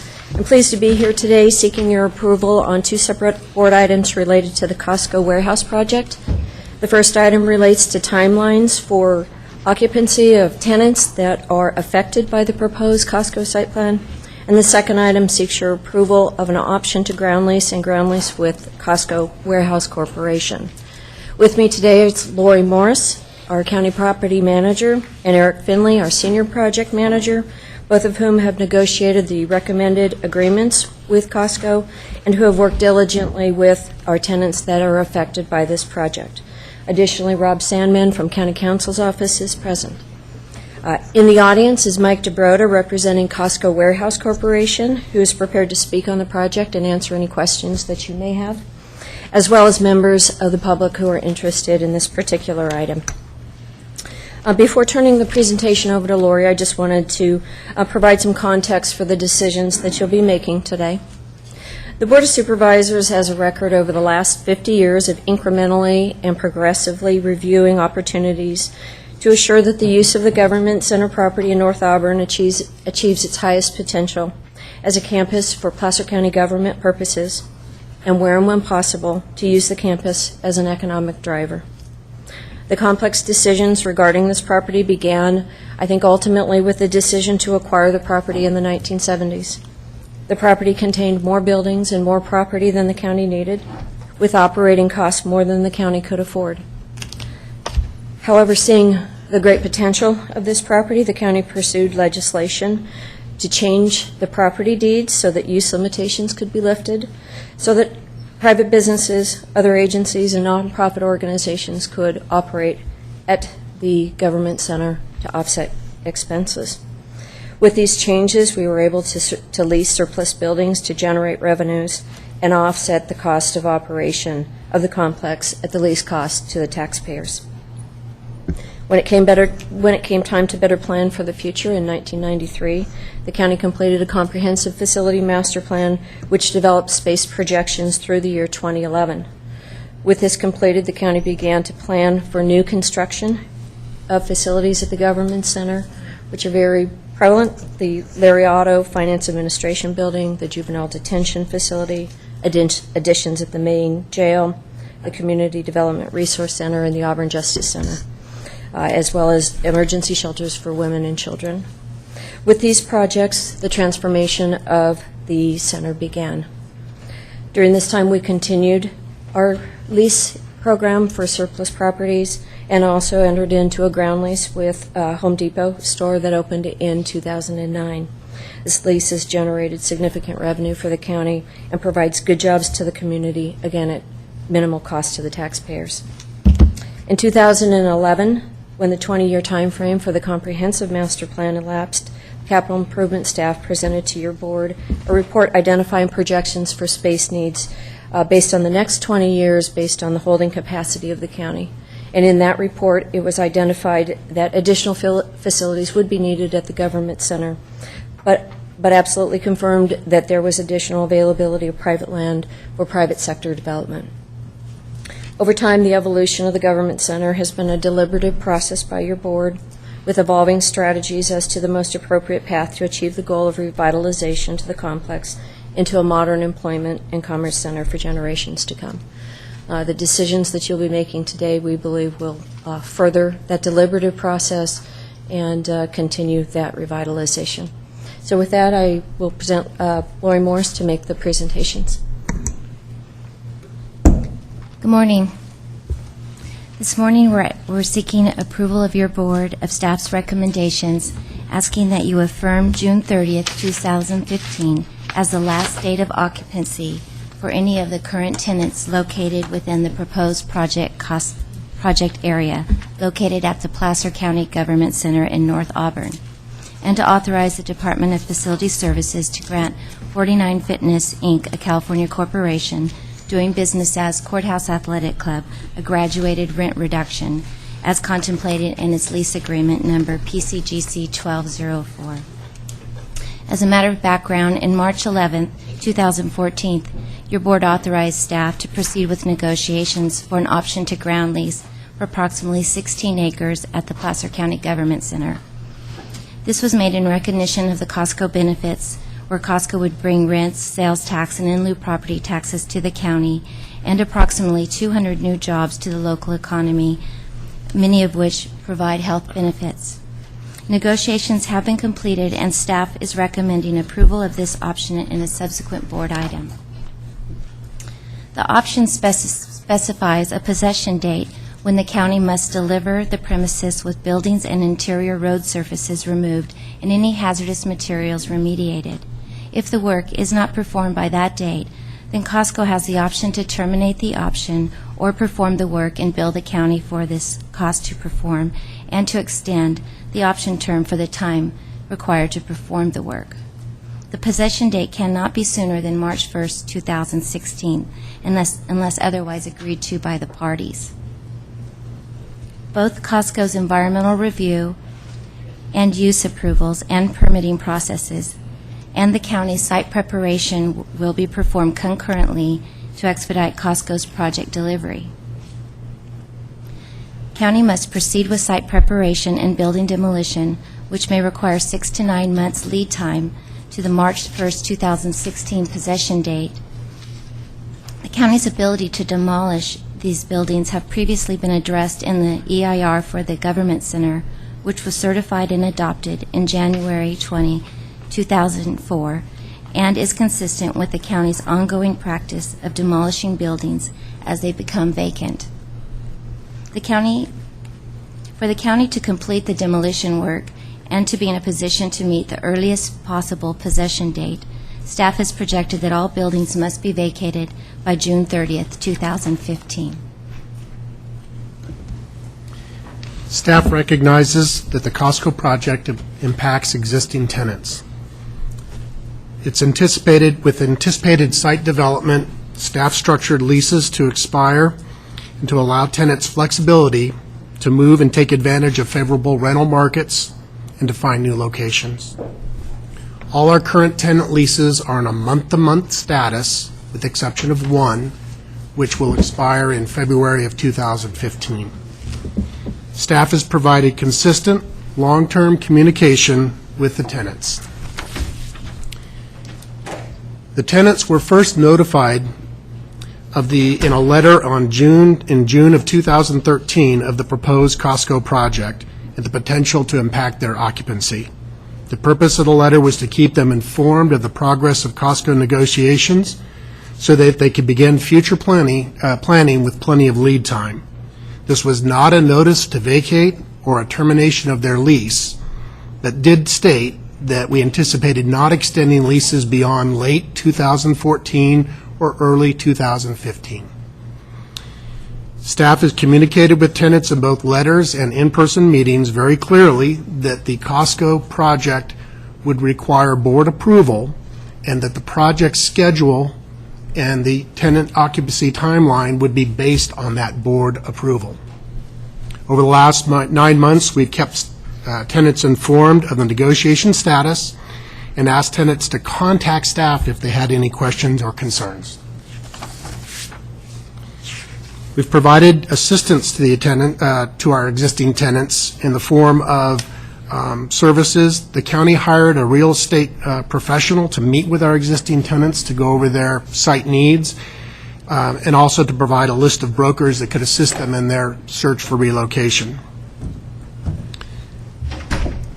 Staff has also investigated buildings and locations that might serve needs and made recommendations as appropriate. Staff engaged the tenants in discussions of their operations and program requirements and made introductions to organizations or suggestions for partnerships, such as Seniors First was introduced to the Placer County Central Kitchen and developed an agreement for low-cost meal preparation to serve the seniors.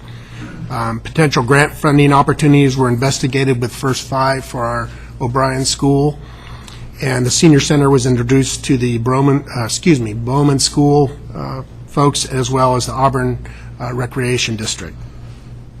Staff has allowed flexibility with the current leases to terminate early if so desired, and have provided for free last month rent to assist with moving costs. In June of 2013, 12 tenants were located in the proposed Costco project area. Since then, 4 tenants have moved. As of today, and if we have a PowerPoint slide to project.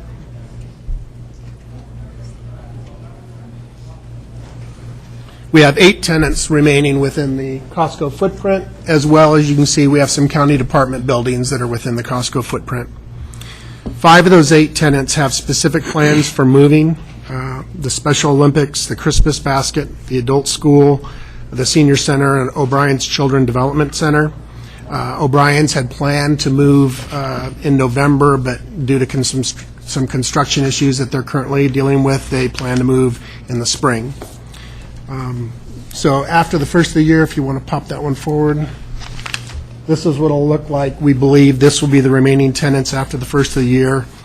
Since the June 2013 notification, 75% of our tenants have either moved or developed plans to move.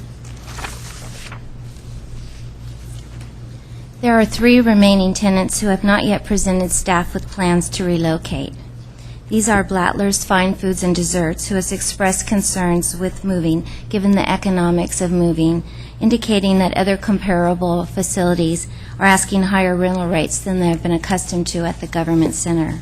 Courthouse Athletic Club continues looking at alternatives as locations to convert into a health club. Music and More desires to remain at the current location.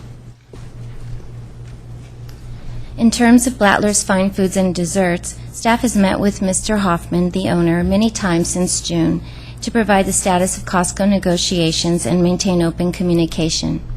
Mr. Hoffman has expressed he would like more than 1 month's free rent due to the cost to move and impacts to his operations.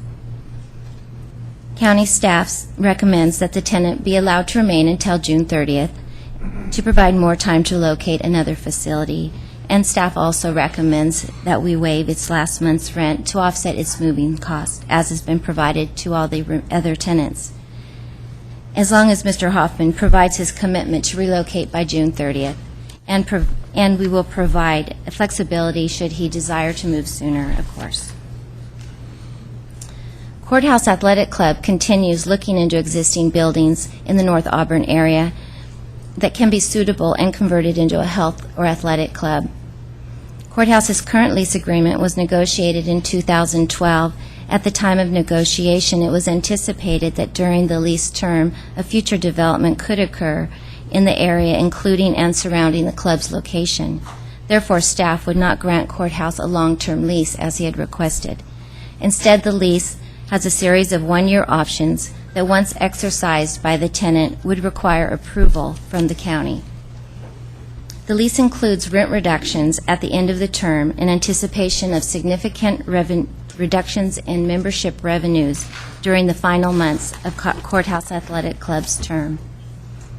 It was anticipated that the final year of occupancy would be during an option term, and that Courthouse would have issued a notice of termination to receive the 25% reduction during the 12 to 6 month period prior to lease expiration and 50% within the last 6 months.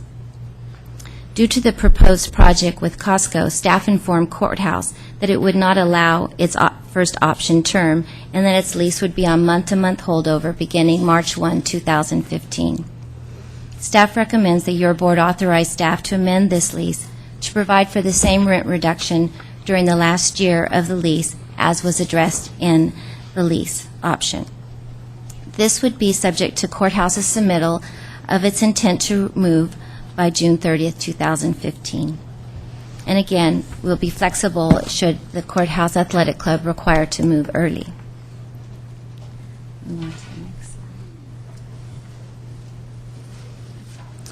Music and More has championed retention of the theater building based on their opinion of its historic significance and its desire to maintain this venue for performing arts. Music and More initially proposed that Costco carve out 42 spaces at the northeast corner of the Costco project area. If you look at the slide above, the northeast area is at the termination of Professional Drive to the north and D to the south. And click to the next slide. Costco prepared another alternative that would allow the building to remain in an unoccupied status in response to the Save the Theater's requests, as shown on this slide. Later conversations with Music and More indicated that they desired to maintain their occupancy as an operational theater versus preservation of the theater building. In response, County paid for an architectural firm to perform an evaluation of the theater building. This architect reviewed the life safety, building accessibility, deferred maintenance, structural and electrical condition, and estimated that it would cost approximately $350,000 to address the numerous deficiencies. County also estimates that an additional $300,000 to $500,000 would be required to upgrade existing restrooms for ADA compliance, provide for parking reconfiguration, frontage improvements, utility installations and hookups, and retaining walls due to grade differential between Costco project and the theater. The county informed Music and More that if the theater were to remain, they would be responsible for all associated costs for building deficiencies, code issues, and construction improvements, and would need to close down during Costco's approximate 9 to 12-month construction period. The county requested that Music and More provide their intent for the building and site operations and specific steps and timelines that would be taken to address the building deficiencies, code issues, and safety concerns, and to develop a sustainable business operations plan, capital fundraising plan, provide performance bonds, and improvement construction schedule. Music and More subsequently communicated their intention to respond to the county's request, but requested a 6-month or longer lease extension to provide this information and to maintain sustainability for the purpose of remaining in the theater building under a long-term lease. Music and More representatives confirmed that the concept of a non-operational theater does not meet its vision and have since determined that the 42 spaces previously identified are not sufficient or feasible for their continued operations. Instead, they now require considerably more area from the Costco project area for their business model. When staff discussed this with Costco, Costco clarified its willingness to carve out the 42 spaces and that it was to accommodate the preservation of the theater building in response to input requesting that the building be saved. Costco has stated that it is not able to reduce or reconfigure the proposed project area any further and that all remaining land is needed for their project. Costco also expressed concerns related to incompatibility between Costco's operations and the theater's activities that would present safety issues. Must note that if your board were to allow Music and More to remain operational on the site, Costco would request a continuation of the second board item today associated with the option agreement until they have received contractual assurance that financial and safety concerns regarding an operational theater are addressed.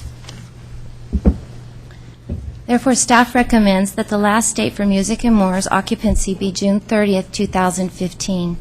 This time frame gives Music and More certainty of their occupancy for holiday and spring performances and provides 7 months to relocate. Staff will also waive Music and More's last month's rent as provided to the other tenants and flexibility to end the lease prior to June 30th if requested. Property management has been very intentional in establishing lease terms for the tenants within the Costco project area. Over 2 years ago, staff began structuring lease terms so that all tenants would be on a month-to-month status by this time. To provide flexibility due to uncertainty regarding future use of the site, staff ensured that options could not be automatically exercised without the county's approval. This ensured that the tenants' leases could not be extended into timeframes for delivery of the site to Costco or any other use at the site should the project be approved. Recognizing that this change would be difficult for its tenants and to allow sufficient time to secure space at the time when the commercial real estate market was soft, property management provided over 18 months' notice to its tenants. So given the June 30th recommended occupancy end date, these tenants will have received 2 years' notice. We also wish to recognize your board for its long support of the arts in Placer County, including funding and support of Placer Arts Council, and recently, in May, your board approval of $125,000 in match funding to the Auburn Placer Performing Arts Center to assist in the restoration and renovation of the State Theater. The Board of Supervisors, or your board, has approved funding to establish a museum at the Placer County Government Center to serve the history of the DeWitt Center, to preserve, the history of the DeWitt Center, and planning is underway for a fall 2015 opening. Also, archival photographic documentation in accordance with Historic American Building Survey standards has also been prepared and is available for public viewing at Museum's Archive at Placer County Government Center.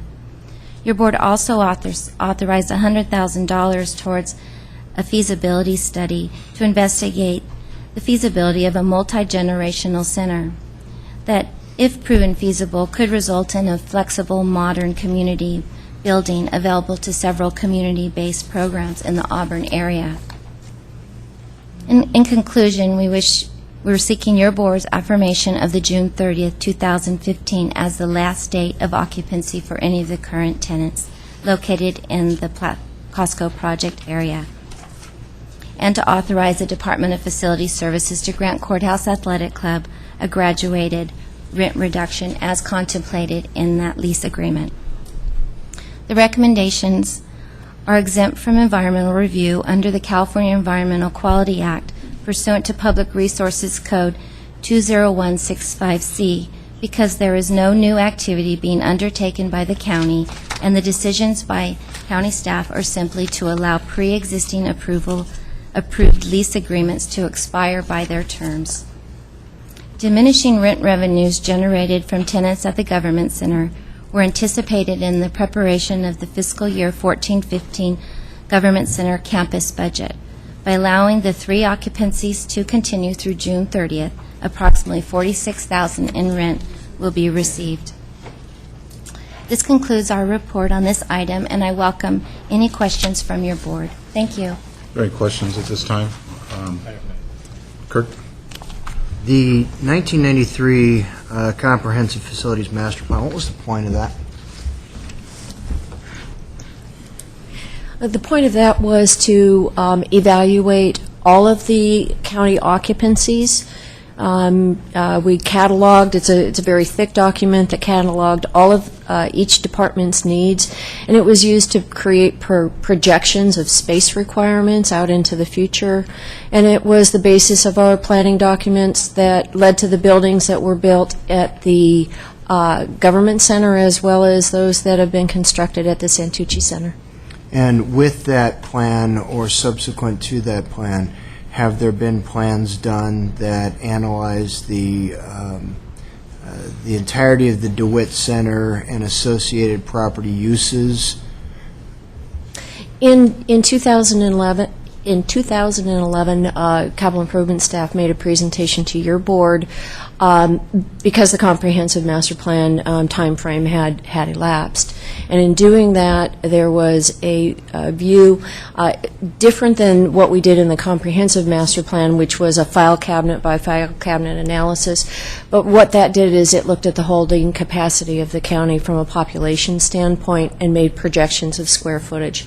And so in that, we identified what we've anticipated to be building requirements out into the future for both South Placer and DeWitt. And in doing so, what we identified was that there would be a need for approximately 300,000 square feet of building at the Government Center, and identified broad locations where that development could occur.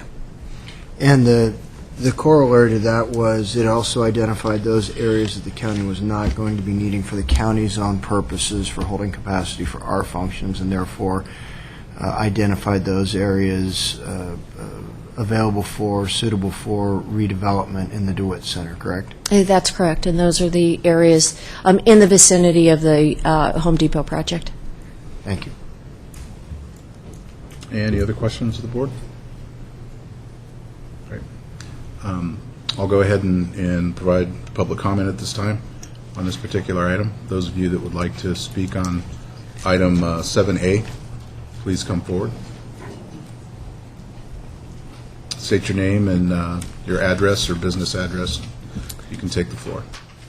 Michael Murphy, architect, speaking today as chairman of Music and More nonprofit, and I'm 180 Agard, across from the high school in Auburn.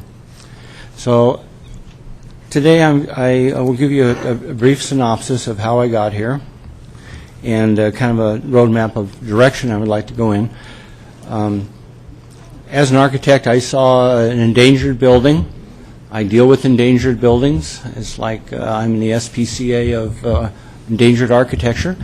And so we've worked on the Shanghai restaurant. We've worked on many places ready to fall down. And I saw that DeWitt was going to be demolished because it was said to be worthless and almost a danger. And I said, well, wait a second, that doesn't sound right to me. So I I talked around, and before I knew it, I was involved in a grassroots movement to save the DeWitt Theater. Now, that's fine, but I found out that it was almost a three-pronged event. I had the DeWitt Theater, a lot of bricks and mortar. I had Music and More nonprofit who provides music and lessons and everything to the community for the last 35 years, my daughter included, and had thousands of people who had actually participated. And then I saw a lack of awareness, I guess I would call it, to the importance of art and cultural aspects of it, performance art, in our community that needed some help. And so I became concerned that we ought to identify some way to have proponents and advocates for the arts. And if we had that in place, then maybe Music and More would not be in the position it is now, because it would be found as a valuable item. So I took it piece by piece. I looked at the building itself and prevailed to have somebody look at it. Jennifer and I don't know if Bob did, but became aware of that maybe it was needed some repair, but let's see what's wrong with it and see how much it would cost to fix it up. So a review was looked at it. It wasn't found to be condemnable, but it structurally was sound, but it needed some updates and a list of things like ADA bathrooms and that type of thing. We also started looking for an alternate site. If indeed we were given a plan, shown a plan, which has disappeared, it was up here a second ago, 5.4F, that showed the DeWitt Theater, the little brown item up there in the corner, as a place in itself. Continue. So, am I under a time thing? Well, you can continue, Okay. but not all day. So what we said is, well, there it is. We like that idea. Let's see if we can work with it, but we're going to have to move out, and so let's look what the alternates are: State Theater, Colfax Theater, different Veterans Hall, different places, private and public, to move into in the time of moving out. We also took the Music and More and moved it into a nonprofit status. We issued a business plan that's updated as we go along. It gives some idea of what our goals were and what our financial capabilities were that could pay for organization and pay for the DeWitt. And then I looked at what the value is that staff had given to the value of all the buildings and everything at DeWitt, and it was a $650,000 figure that's supposedly a credit back, which seemed very low for the value of the DeWitt Theater itself. It's probably worth $250,000. And it just dawned on me at that point that the real value that I was fighting for was the intrinsic value of an operation of the Music and More and the services it provided to the community in the arts, in the performance arts, in the visual arts, that wasn't taken into account. It had zero monetary value. And I think that's a basic problem that I saw happening, and that's when I talked to almost all of you individually about, well, in the future we ought to take the arts seriously and maybe have an arts commission, maybe have an inventory of the arts that we have, an inventory of the buildings it stands for, maybe an art in public place, and I think that was a push that we really made, and I really got a very appreciative and warm reception from everyone that yes, that would be a great thing, and if we had something like that in the future, maybe the importance of Music and More and what it stands for in its theater would have been identified, or will be identified. So when we go through the staff report, I take issue with one thing that... I'm going to have to ask you to kind of... Okay. The staff report says that we knew that it was not to be occupied. It's news to me. This is the first time in all the discussions I've had with the supervisors, the staff, everybody, that we were expected to work to keep the theater but not occupy it. It seems totally erroneous to me of how that could ever happen. So that's the first time that I've heard of that. And I think the idea of having it occupied is talked to. We've talked to representatives from Costco. We're still in negotiations with Costco representatives, trying to find a way to coexist and to live on that site. So I would ask the board to treat DeWitt a little separately, DeWitt Theater, that indeed is different than the other buildings out there, not throw it in the same thing to be demolished. I would ask them to make Plan 5.4F the plan that we work with and that we find ways to make work. And then lastly, I think that if we lost this building, it would be a real shame because it's a unique structure, it's workable, it provides for the services that your community needs, and we have an opportunity to keep it and make it a success, or we have an opportunity to lose it and wish we hadn't lost it. Thank you. Thank you. Chairman Duran, if I could clarify. If I could clarify one thing, Mr. Murphy is correct in that all the conversations we had revolved around the idea of the building being utilized, potentially. Otherwise, we wouldn't require you bringing it up to health and safety codes if no one's intended to be in it. The conversations that I had with Mr. DeBroda initially on the request for the 42 spaces and keeping it, Mr. DeBroda made it very clear that Costco's preference is that if the building stayed, it be unoccupied, but that, you know, if the county wanted to go down the path of having the discussions with you, we could certainly do that. Costco would not necessarily support that idea, but they did support the idea, potentially, of an unoccupied building. So I think the staff report just requires a little bit of clarification. There were two separate sets of discussions. There was the discussion which is what would it take for it to be an occupied structure versus what would an unoccupied structure look like there. So just for clarification. Proceed, sir. Hi, I'm Kent Rosveen. I'm a graduate pianist at the Juilliard School. I had a business in Los Angeles providing women's financial information shows in my production company to PBS and Lifetime Networks and a company that provided trailers. I came up here in 1992 and since then have been the resident composer for a private organization in Applegate.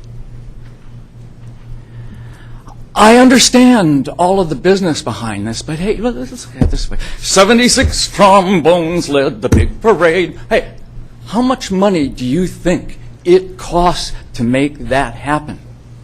Do you think these people are making any money? No wonder they're a nonprofit. Music is a losing business. They're hanging on by their fingernails, and suddenly some guy, I gave you plenty of time to move. Wow, when you're barely making it each one, I'll give you the last month. Oh boy, isn't that largesse if I ever heard it. And then there's the thing for the board to consider. Everybody here, I don't know who's here from Auburn.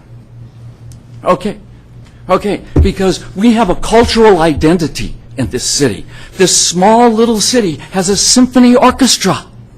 How many, I bet you could count on one hand, maybe two, the number of cities the size of Auburn that have a symphony orchestra. And now, when we're talking about taking all of the music instruction out of the schools and all of that, now we're talking about closing down the last place that people can listen to music. What are we going to be left over with? People wanging on guitars? You know, not that there's anything wrong with that. I appreciate a lot of that. I'm even an old Led Zepp fan. But there's no education going on for music unless, like my children, they can go to a place like Music and More. It's multifaceted. They can not only go there, they can be in the productions. It's a cultural icon for this community. It has been ever since I've gotten here. Now, Costco is really great, and it's really wonderful, and I know you really got to save the bottom line, you know. It would probably cost to save Music and More probably cost them about a tenth of the cost overruns for pouring the concrete on their gas islands. Speak to me, please. Okay. Yes, sir. Time to sum up. Look, I heard a school superintendent in Santa Monica, PhD and all, say kids don't need to have libraries in their elementary schools. And I guess we don't need to have Costco, Music and More in this community, but let me just say, if you don't demand from Costco that this thing be accommodated, then shame on you. Thank you. Thank you.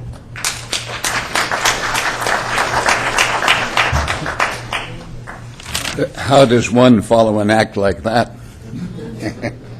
Well, I'm here because this current most serious drought in California and the penchant on the part of the Placer County Board of Supervisors to neglect the most important consideration, and that's the issue of Costco store at DeWitt, as with Home Depot, and it's called fire flow water.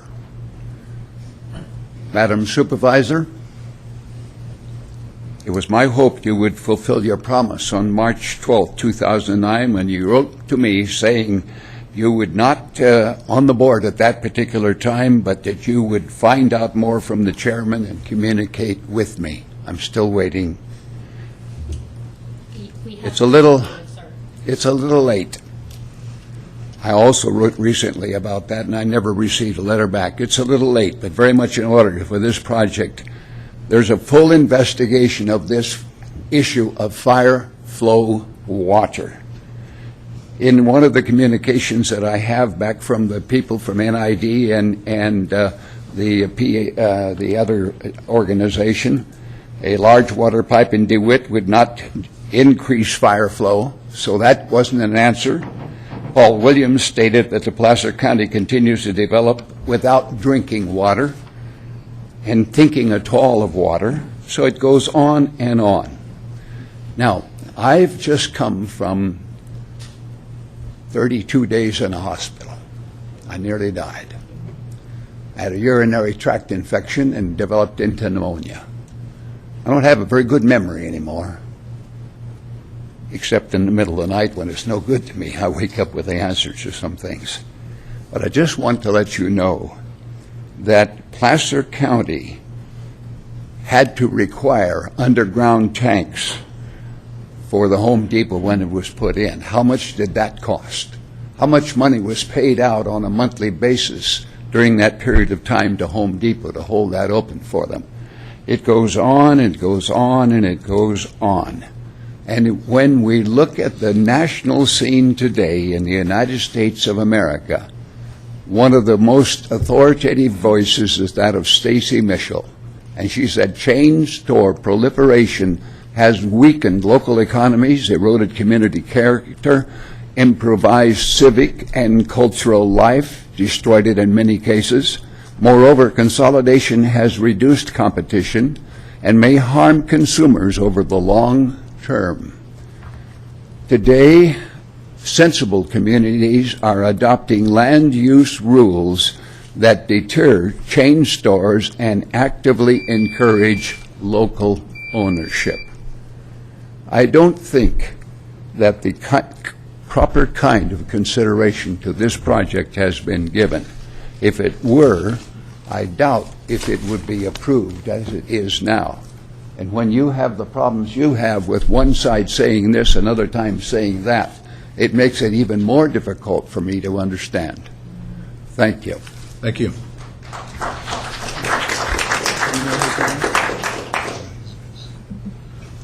Good morning.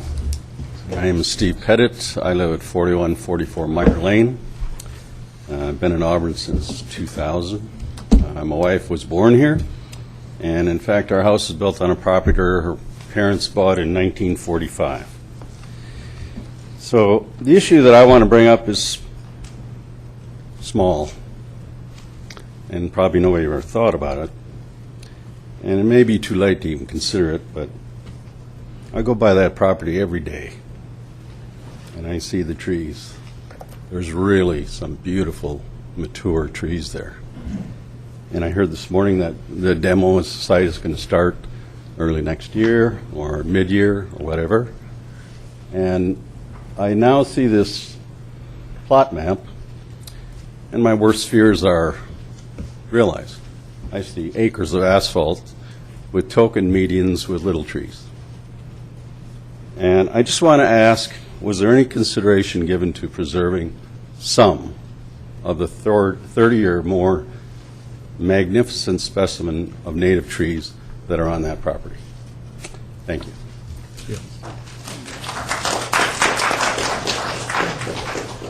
My name is Matthew Kind. I live in 1021 Bull Road. I've been in Auburn since I was 3, and I've been a member of Music and More since I was 8.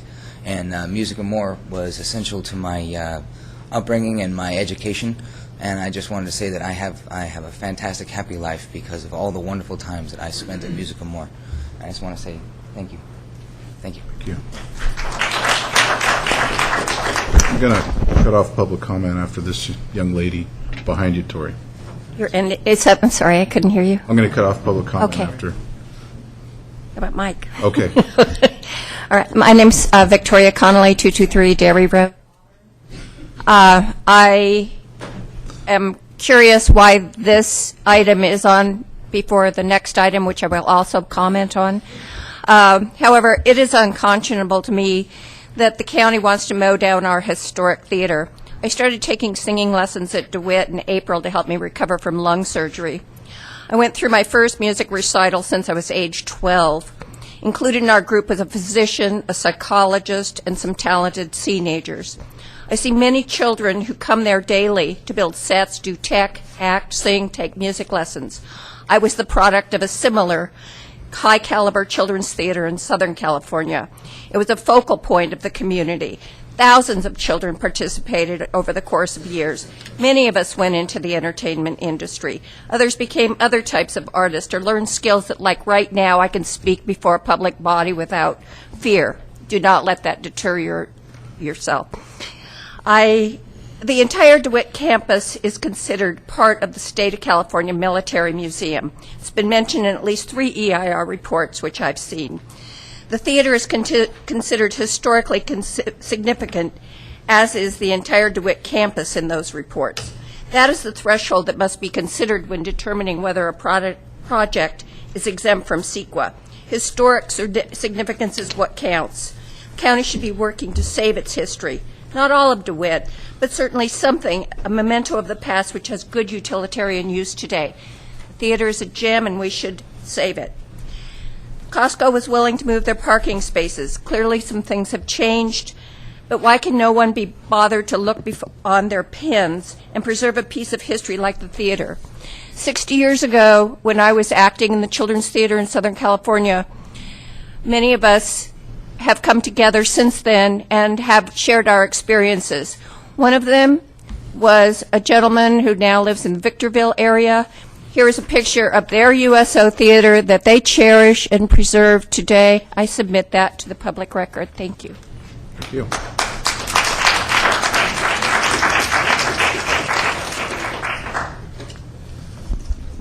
My name is Michael Coder. I'm a co-owner of Music and More Arts Academy and also a board member of the nonprofit organization Music and More Performing and Visual Arts. It's a 501c3 corporation. And first of all, I'd like to thank all of our supporters that came today and supported. Thank you, Kent. I have 4 points that I'd like to make, please. First of all, we're very encouraged by the recent new interest that Costco's upper management is taking in reviewing our situation. We're hoping that things can change in the next month. We don't want to say the door is closed because we're still having ongoing negotiations with Costco to address these issues. The second point, regarding the 42 spaces offered in the alternate Costco plan. We have been investigating a number of buildings in the area all over town. Thank you, Jennifer, for guiding us to some of them. And we have found that we can work within the footprint, the 42 spaces, as a performance area, and then expand to off-site facilities successfully for our other activities in dance and Maker Lab and other activities that we do, instruction of instruments. The third point is that Music and More Arts Academy has been providing amazing opportunities for children from preschool through young adulthood and beyond to participate in serious art, musical theater, and other forms for many years.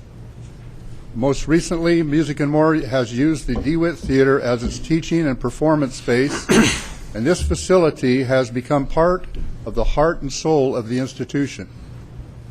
And it's beloved by the children in our 12 theater groups who see it as a second home.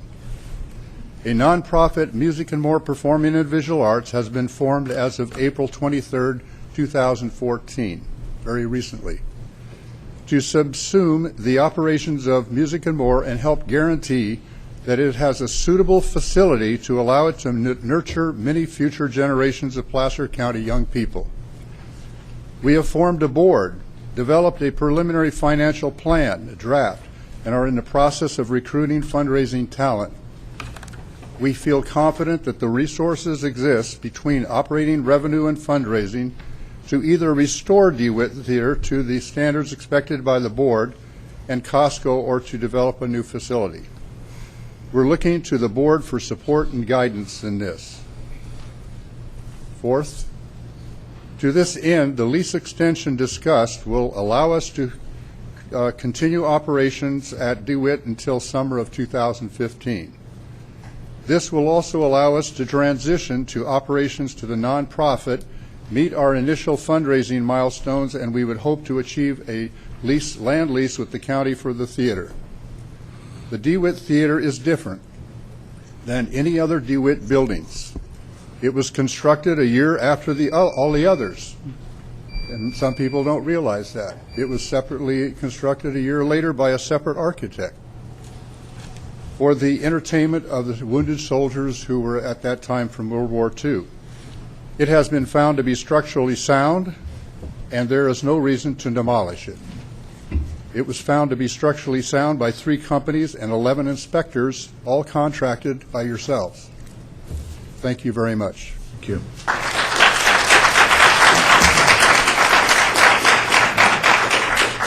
Hello. My name is Lorene Josart, 5635 Onyx Drive in Rockland, California.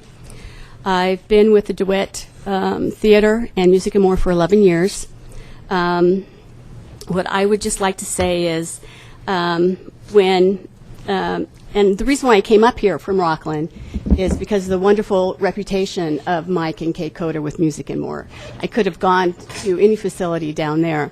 And when their son, Jonathan Coder, decided to do Les Mis for the last play, I thought he was crazy.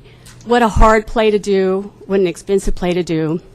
He could have done something simple like The Wizard of Oz.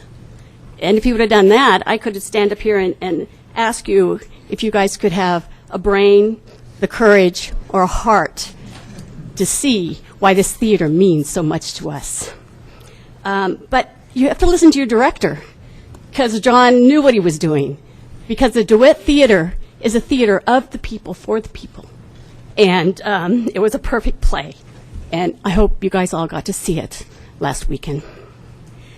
So I just want to say that you'd have a room full of students if there weren't finals at Placer High today to support what this theater means to us. It means so much. And that's all I really want to say. Thank you. Thank you.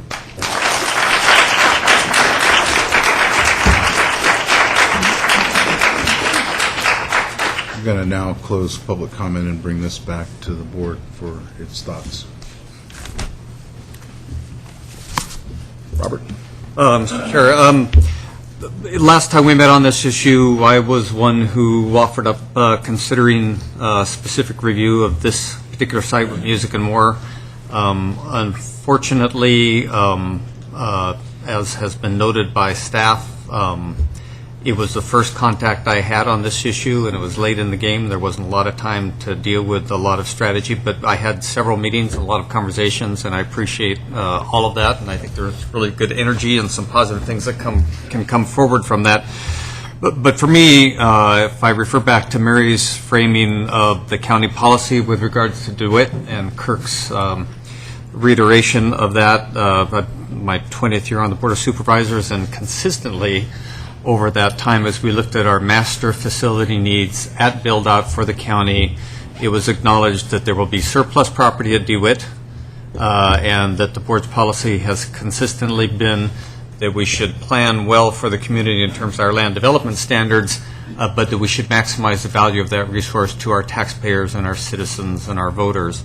And in that vein, I also concurrently was very supportive of going forward with trying to build an agreement with Costco, and we're in the closing hours of doing that.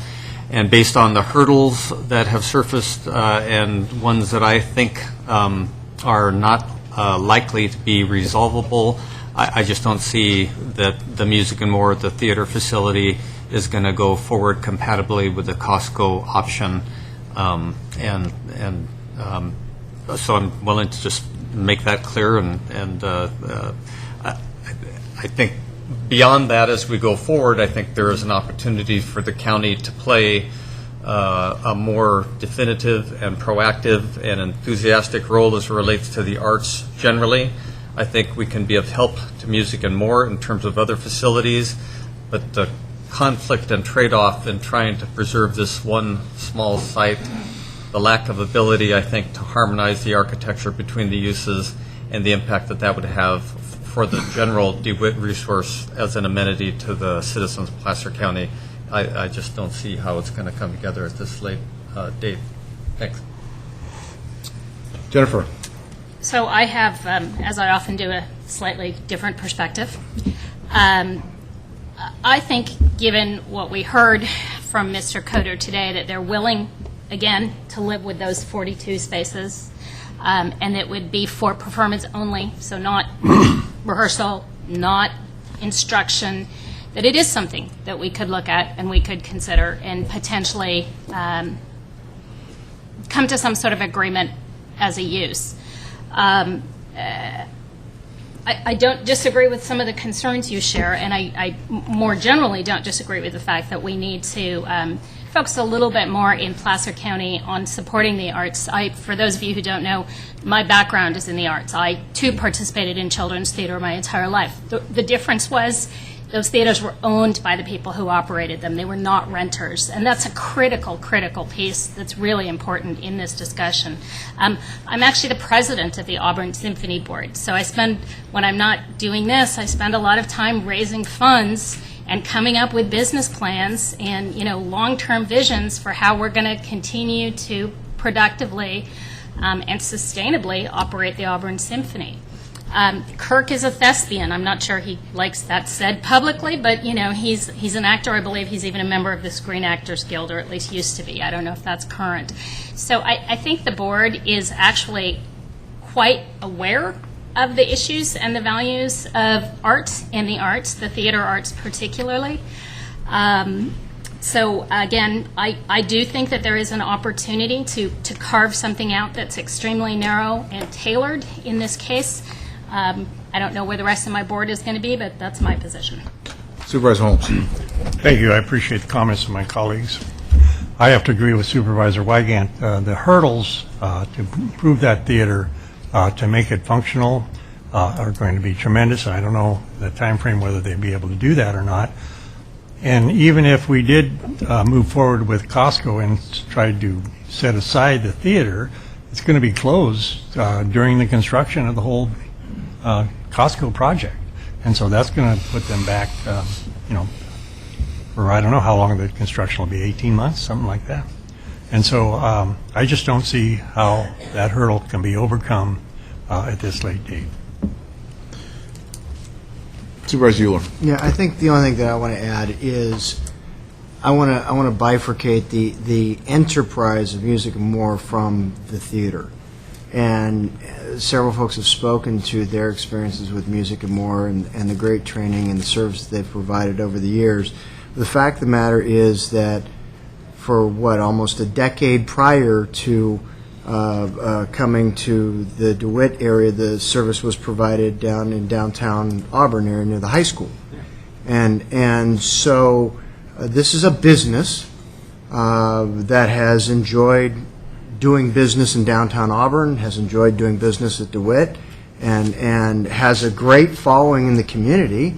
And I'm sure if, as a business, they choose to continue to stay in business and do business elsewhere, based on what I've heard in terms of the need that they've met and the great service they've provided, they will continue to do well as a business. And so I wish them the best of luck. But the county, going back to 1993, and I was on the board in 1993, we've had a facilities master plan for the DeWitt Center that we commissioned back then to look at what are the county's needs going to be for that property.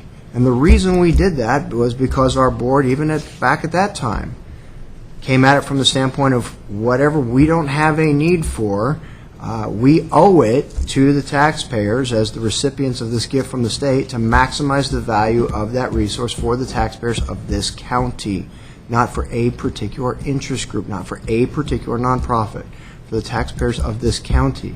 This board consistently over the years, as was reiterated in 2011, consistently over the years maintained that position. Now, I have no doubt that Music and More, should they choose to stay in business, will continue to do a thriving business as they did before they got to the DeWitt Center. If they locate outside the DeWitt Center, I wish them all the best, but we've got to make this decision based on consistency of policy and what is in the best interest of our taxpayers as a whole, not one particular interest. Yeah, I'm going to conclude by saying that it's really difficult. I agree with Supervisor Wygant, Supervisor Holmes, and Supervisor Euler. My biggest concern is the location of that as a going concern. When Costco opens, because I guarantee you, first kid or the first person that gets hit by a car that's out there, people are going to be coming in here suing the county for that.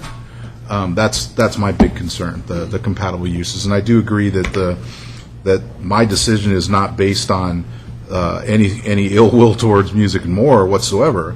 I think you do a tremendous service to the community, but it's more along the lines of what this use is going to be, and it's not, in my opinion, consistent with the use of having a lot of foot traffic and a lot of kids going in and out of that particular building. So that's kind of where I am in the road here. So that being said, I'll bring it back to the board for a motion at this time. Mr. Chair, I will move that we affirm staff's determination of June 30th, 2015 as the last date of occupancy for any of the current tenants located within the proposed Costco project area located in the Placer County Government Center in North Auburn, and authorize the Department of Facility Services to grant 49 Fitness Incorporated, a California corporation doing business as the Courthouse Athletic Club, a graduated reduction of rent as contemplated in lease agreement number PCGC 12-004. All those in favor, say aye. Aye. Aye. And any opposed? Nay. For Supervisor Euler.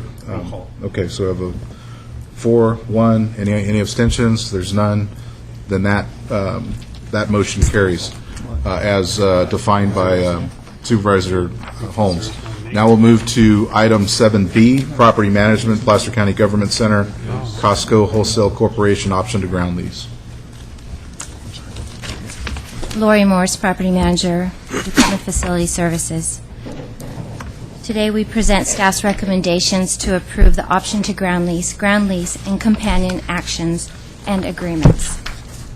Two actions requested of your board today are to authorize the chairman to execute the option to ground lease between the County of Placer and Costco Wholesale Corporation, a Washington corporation, and to execute the ground lease and associated documents after Costco has obtained necessary land use approvals in compliance with the California Environmental Quality Act and has exercised its rights to the ground lease pursuant to the terms of the option to ground lease, and to adopt the resolution authorizing the Director of Facility Services or designee to administer on behalf of the county all provisions and responsibilities of the option to ground lease, including the escrow agreement between Costco Wholesale Corporation, the Volunteers of the Multipurpose Senior Center, and the County of Placer, and administer on behalf of the county all provisions and responsibilities of the ground lease after execution of the ground lease at no new net county cost. In November 2011, your board granted an exclusive right to negotiate agreement to Conkey Real Estate Development, LLC, to pursue the feasibility of a Costco warehouse store at the Placer County Government Center. As discussed, this project is an opportunity to bring Costco to the North Auburn area and benefit from revenues from rent sales tax, in lieu property taxes, as well as additional benefits from over approximately 200 jobs. In March 11, 2014, your board approved the site access negotiating agreement with Costco. This agreement granted the Costco the exclusive right to negotiate an option to ground lease with respect to the 16-acre site. On November 18th of this year, your board approved the extension of this agreement until January 31st, 2015. At the March meeting, your board approved several key business terms and financial terms for the proposed option and ground lease. Your board authorized the term of the option to be 30 months with 2 6-month options to extend. Included in the option would be Costco's deposit of $530,000 in an escrow account to fund tenant improvements and rent payments for the Volunteers for the Multipurpose Senior Center, Inc. The ground lease term is 20 years with 3 10-year options to extend. The rent for the Costco site will be $325,000 annually with 10% increases every 10 years. The rent will commence the earlier of 1 year after the effective date of the ground lease or when Costco opens for business. Costco will receive $1 million in extraordinary cost rental credit that would be taken in 100,000 annual increments to compensate Costco for extraordinary site costs, which include relocation of existing utilities, off-site utility improvements, retaining walls, canal encasements, and other costs. Costco would receive a rental credit if it should have to demolish and prepare the site should the county not do so. On ground lease commencement, Costco must pay the county $650,000 in additional rent as compensation for the loss of existing county-occupied departments that are being impacted as well by the Costco project. Over the past 9 months, county staff has engaged in completed negotiations with Costco representatives for the proposed option to ground lease and the ground lease.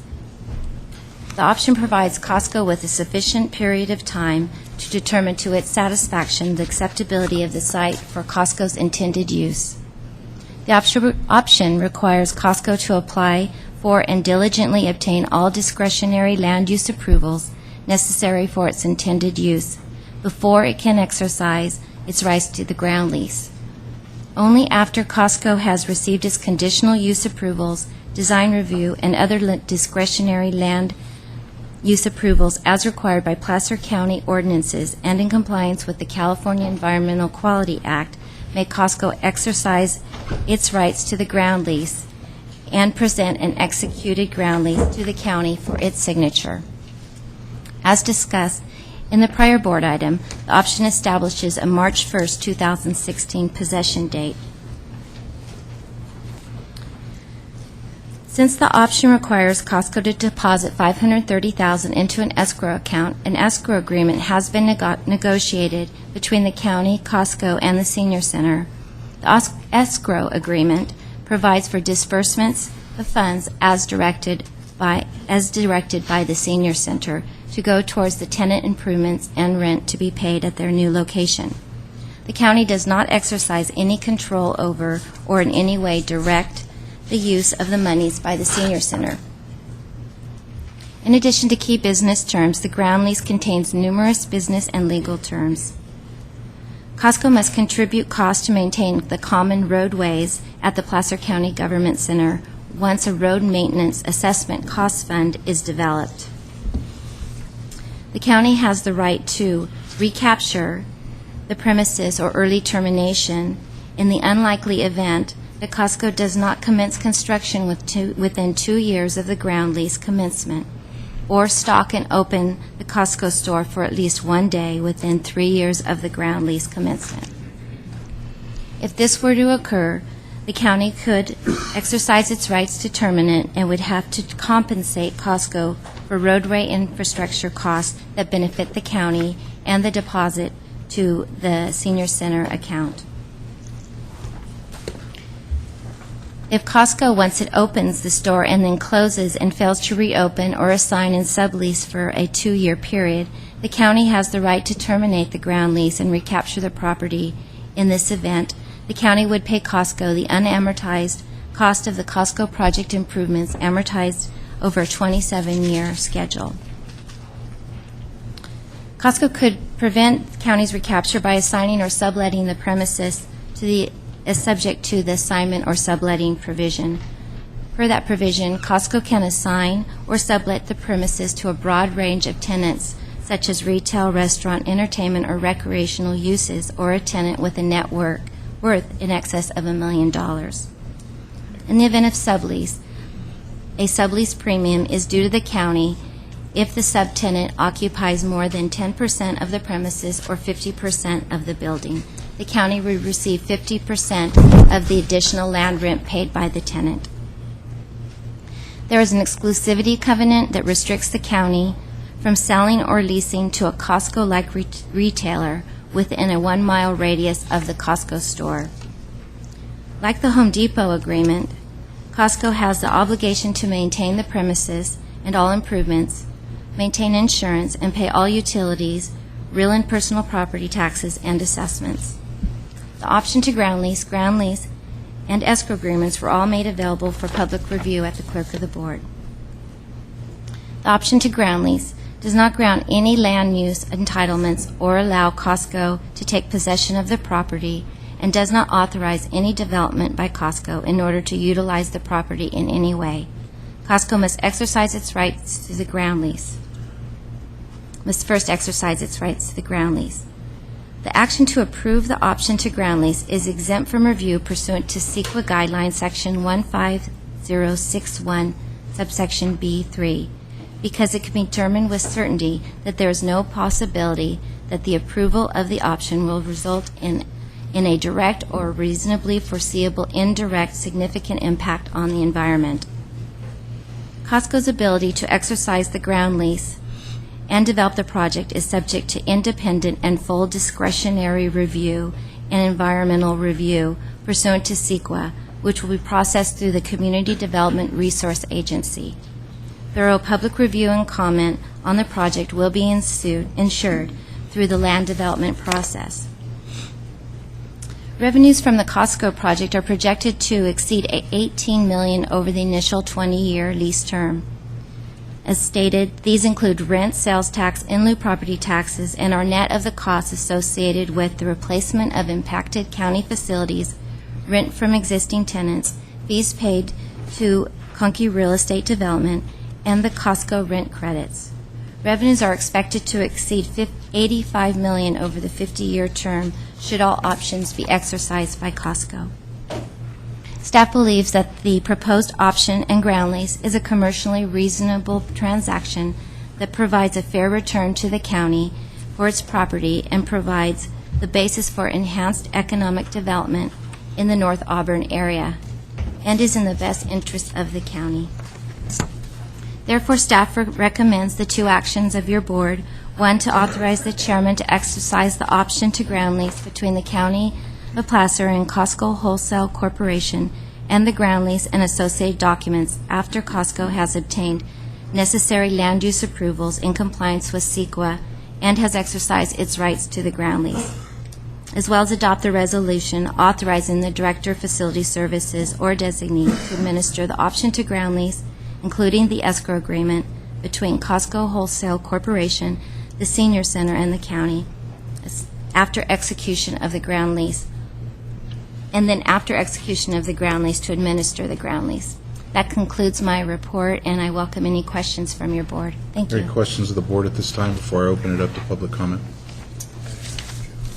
Seeing none, I'll open it up to public comment.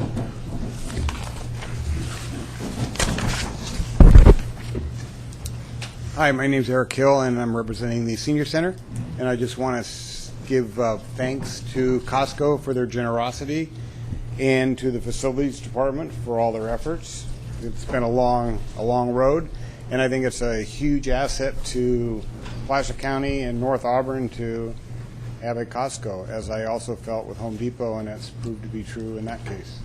So again, thank you. Also, I think on your request for moving expenses, I think. No. This is senior center. Oh, not seniors for, No, okay, this is okay. senior- this is I'm sorry. senior center. I got my organizations. You know what? We get mixed up all the time. Okay, When we all were right. sharing almost the same Forgive me. facility, it was even worse. Thank you. Thank you. Mr. Chairman, Supervisors, good afternoon.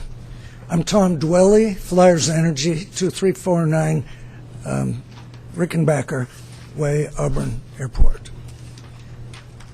I'm a local California boy. I thought there were two of us. I heard today there are three. My rainbow was going to end after the military to go back to Visalia. That's a dreadful place. It's terrible.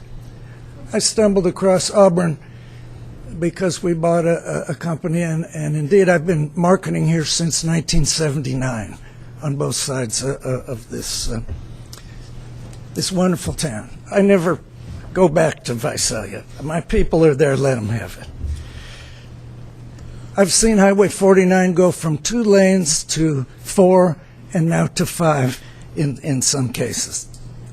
We are seriously concerned about the impending gridlock on Highway 49 brought on by a Costco supercenter, an issue of which I'm totally biased, I must admit. Traffic can be mitigated by the removal of the 20-hose fueling facility with stacking for 32 vehicles. I'm petitioning you to leave open the option to approve the Costco lease without a fuel facility. This is a huge generator of traffic. My retail site at 49 and Atwood, actually Atwood and Drive-In Way, will be forced to close. There's no escaping that. That intersection there is interesting, to say the least. Supervisor Holmes managed to get it all blocked out, for which I appreciate very much. It went a long way to mitigating the issue. I note that a notice of exemption from CEQA has been filed on 9 November. I will challenge that. I will challenge that this option is exempt from CEQA. Okay? I will ask the court to vacate and rescind the option to ground lease. This will change the marketing corridor in Highway 49 forever. It'll change the entire issue. I hope you'll consider that very carefully. We did get a copy of the lease Saturday. Barrister Mooney responded with a letter which you have in front of you there. Please consider that carefully. If this is approved, it'll drive me out of town, and you won't have Tom Dwelly to kick around anymore. So I've never lost a fight to the death, Mr. Chairman. I've never lost a fight to the death, but that's what this is. You're in good company. This is my final transmission. Thank you. All right.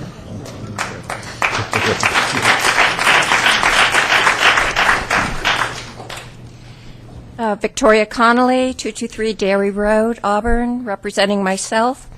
Previously submitted to you by email yesterday my statement that I do not believe this option for a ground lease agreement is exempt from the CEQA process, precisely because there are foreseeable environmental impacts. The agreement indicates that a considerable demolition will take place and credits be afforded to Costco. For all this to take place prior to an EIR violates the spirit of CEQA, as I indicated in my letter. The EIR process is the heart of CEQA and must serve as a decision-making document meant to guide a local agency in its eventual use of discretion to approve, disapprove, or modify a project. I object as a member of the public to this ground lease signing prior to a proper EIR process pursuant to the California Environmental Quality Act. I again submit my letter with signature to ensure inclusion in the record. Thank you.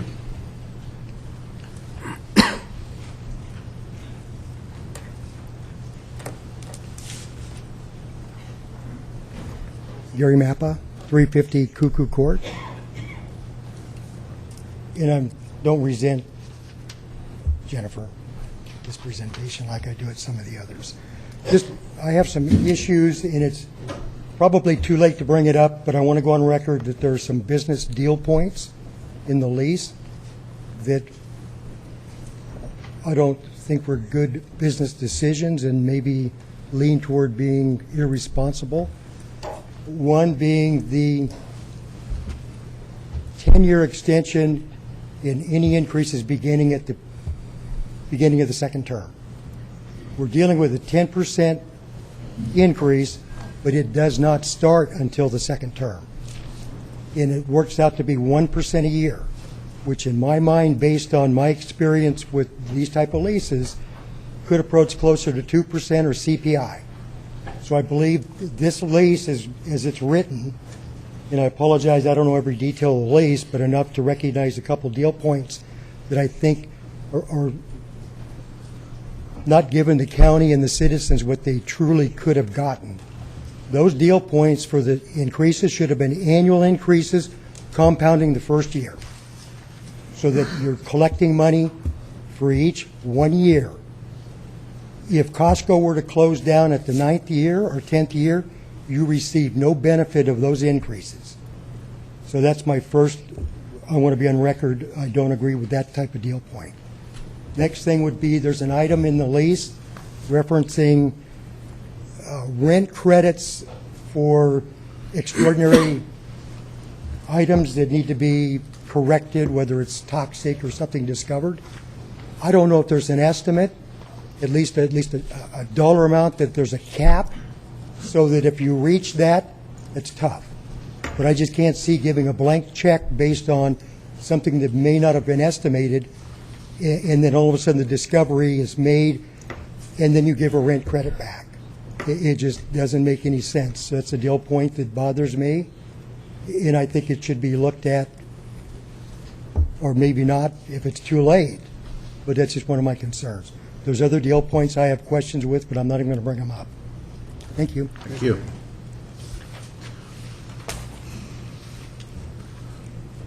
Hello, my name is Renee Berg, and I live in Grass Valley, actually, and I'm here representing Saved Wit Theater, obviously. And my question is, I'm not very familiar with the whole EIR process. I know that's where this is going once this building, land lease, whatever, is approved. My question is, during this EIR process, if something is found where this does not go through and there is no Costco, you have destroyed a theater for nothing. Has anybody thought of that? Thank you. Thank you.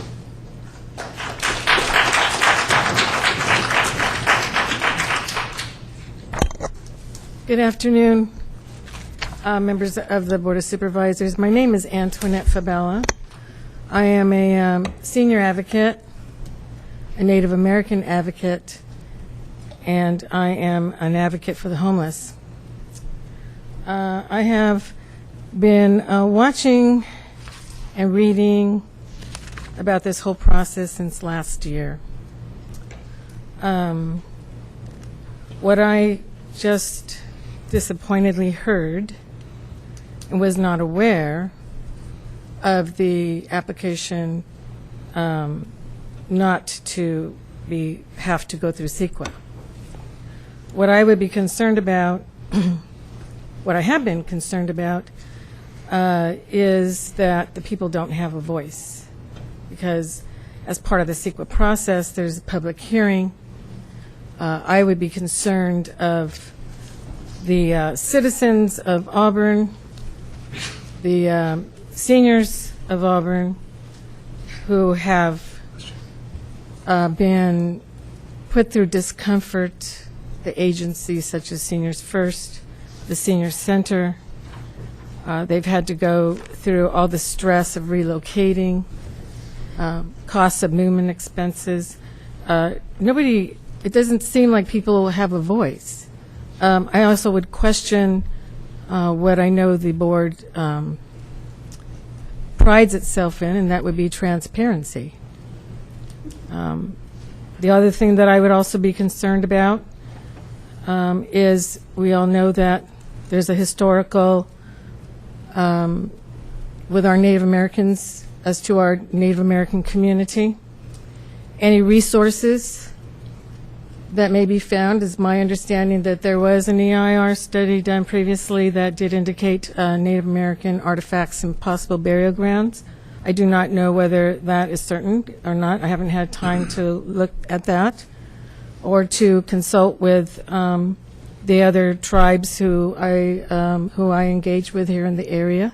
But I would like to bring that as a concern of mine to the board.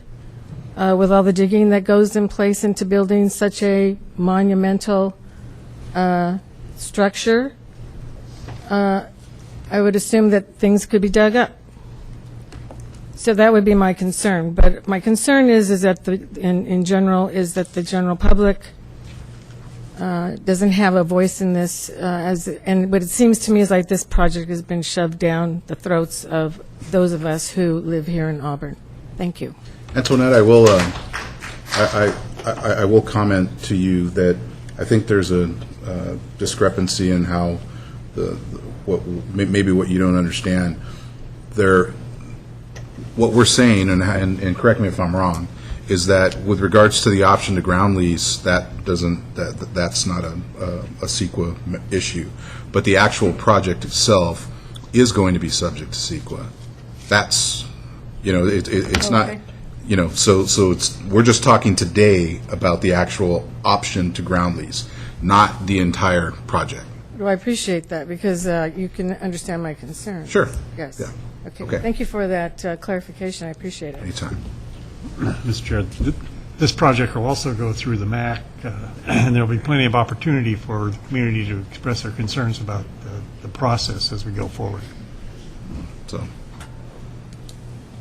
If I could have people come up, and if there are other people that want to speak, we've got to move on to another hearing, but are you speaking on this issue, sir? Yes, I am. Okay.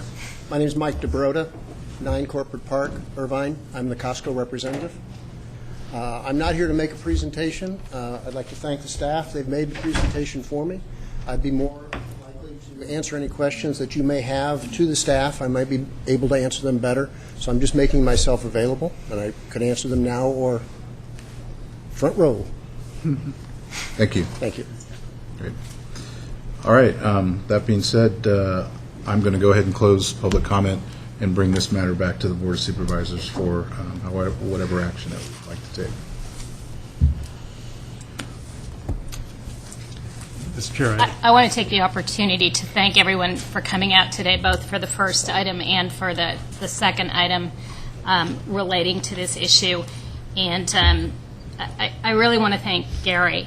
I know, sorry, I hate calling you out by name because it makes you as nervous as it does me. The last time this ground lease and these general terms were in front of us, I voted against it for some of the reasons that you mentioned as well. One of the things that I also voted against for it at that time was the general rate on the actual ground lease itself per square foot. I'm since quite comfortable with that. I still have the same hang-up that you do with the 10-year terms and the fact that if Costco for some reason decides to walk away before the beginning of that 20th year, we're kind of left with not a very good progression of increases in rent over terms. So I will probably be voting against this today just because I'm not yet comfortable with that. And I think you're right. I think we could have got a better deal. I also think that we could have crafted a footprint for the theater in a very limited, constrained situation. I like to be the one on a 4-1 losing vote all the time. Supervisor Holmes. First of all, I wanted to address Mr. Pettit's concern about the trees. That'll also be addressed in the entitlement process, and there'll be plenty of opportunity as we go through the process to make our comments during that time. If there are no other comments, then I'm going to move that we authorize the chairman to execute the option to ground lease between Costco Wholesale Corporation and the County of Placer for approximately 16 acres at the Placer County Government Center in Auburn at no new net county cost, and after Costco Wholesale Corporation has obtained necessary land use approvals in compliance with the California Environmental Quality Act and has exercised its rights to the ground lease pursuant to the terms of the option to ground lease, to execute the ground lease and associated documents. I also would ask that the board adopt the resolution authorizing the Director of Facility Services or designee to administer on behalf of the county all provisions and responsibilities of the option to ground lease, including the escrow agreement between Costco Wholesale Corporation, the volunteers for the Multipurpose Senior Center, and the County of Placer, and after execution on the ground lease, administer on behalf of the county all provisions and responsibilities of the ground lease at no new net county cost. We have a motion and a second on that, Supervisor. All those in favor say aye. Aye. Any opposition? Nay. We have any abstention? There is none. The motion carries. Thank you very much, everyone, for attending on this one. We're now going to take up our last item before lunch, which is our 10:40 item, or it's about 2 hours behind there. And that is the application for abandonment of Millsite Road and Crosscut Court. The way that this will, the process here will be that Mr. Grimm will kind of frame the issue, and then what we will do from there is we will transition into the applicant giving their discussion for 20 minutes, and then we'll have the opposition to the application give their discussion. There'll be some opportunity for the board to ask questions during this period of time, and then there'll be a 5-minute rebuttal on each side for that. I'm going to say that I expanded.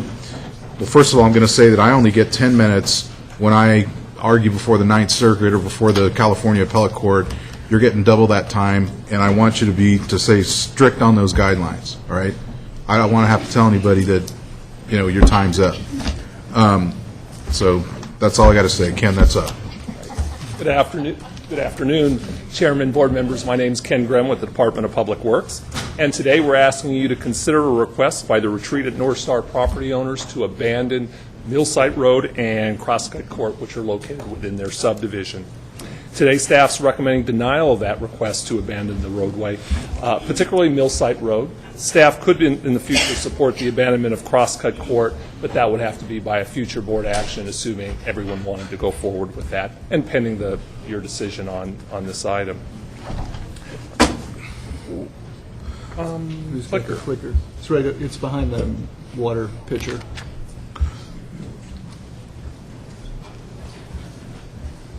So for a little bit of context, the applicant did request an abandonment in February of 2014. These are the roadways. The ones in dark blue there are the roadways in question. The intent of that is to preclude Martis Camp traffic that's adjacent to this development from passing through their neighborhood. A little bit of background on the subdivisions. The Retreat at North Star, 18 residential lots approved in February of 2005. Millside Road connects to Big Springs Drive to the east and Schaefer Mill Road to the west. Martis Camp is approximately 668 lot development approved in January of 2005. Approximately 235 of those residences have been built to date.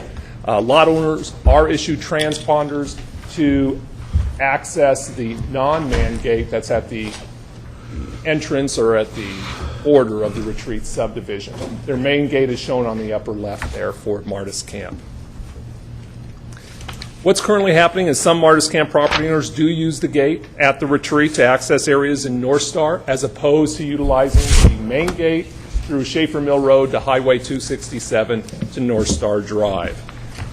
The Martis Camp Community Association tracks usage and indicates that the usage is about 150 cars on a weekend day, and about 100 cars a day midweek. The maximum is not exceeded 250 vehicles in a day. Public Works conducted some traffic counts on that roadway Labor Day week, this past Labor Day week in 2014, and we confirmed that those ranges of numbers are consistent. We've also looked at the accident data for the roadways around that area. We found in the previous 10 years, we've had 0 collisions on Millsite Road. We've had 2 collisions on Big Springs Road between Millsite and North Star Drive, and then there were 8 collisions in the intersection of Big Springs and North Star Drive. One of those was actually an injury accident. So those are the data points.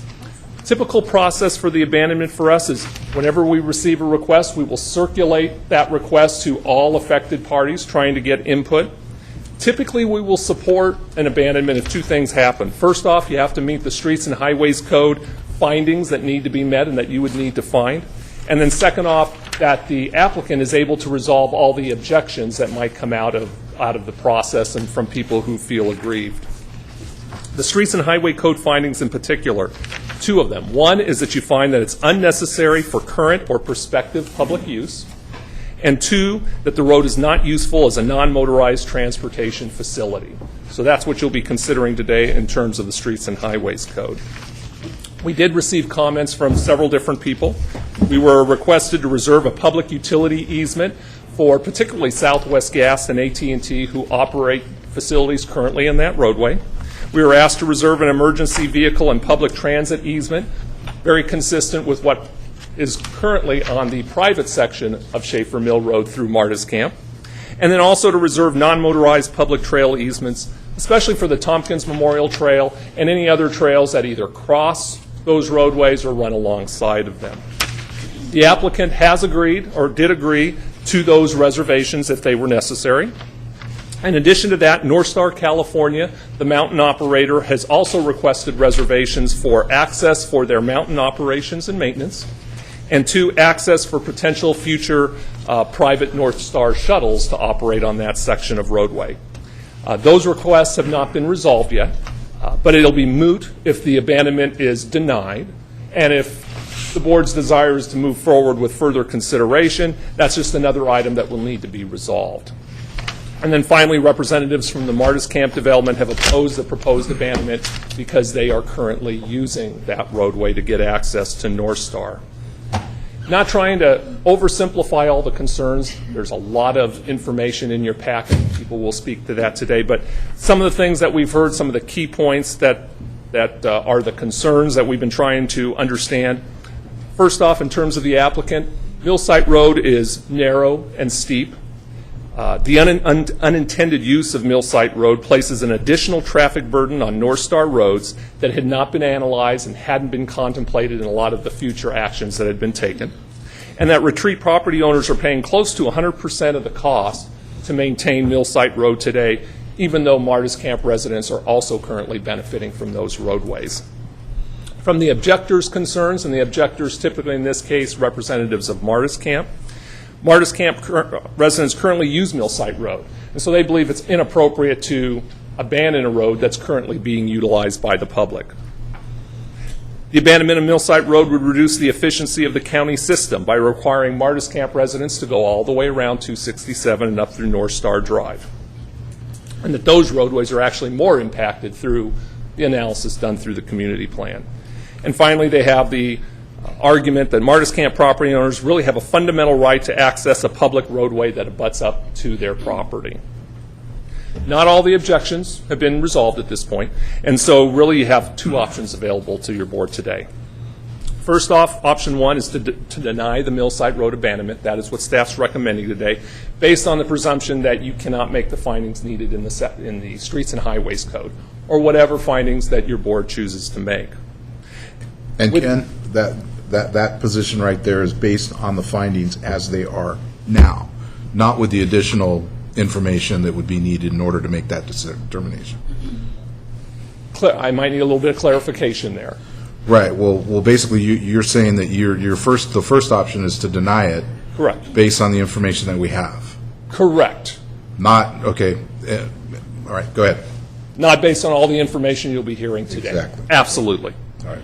The second option is you could direct staff to pursue the further consideration of Millsite Road and Crosscut Court abandonment at a future board meeting. Right now, we have not done the additional analysis, environmental analysis that may be required. That would need to be required, but you could direct us to continue down that pathway for a future board action.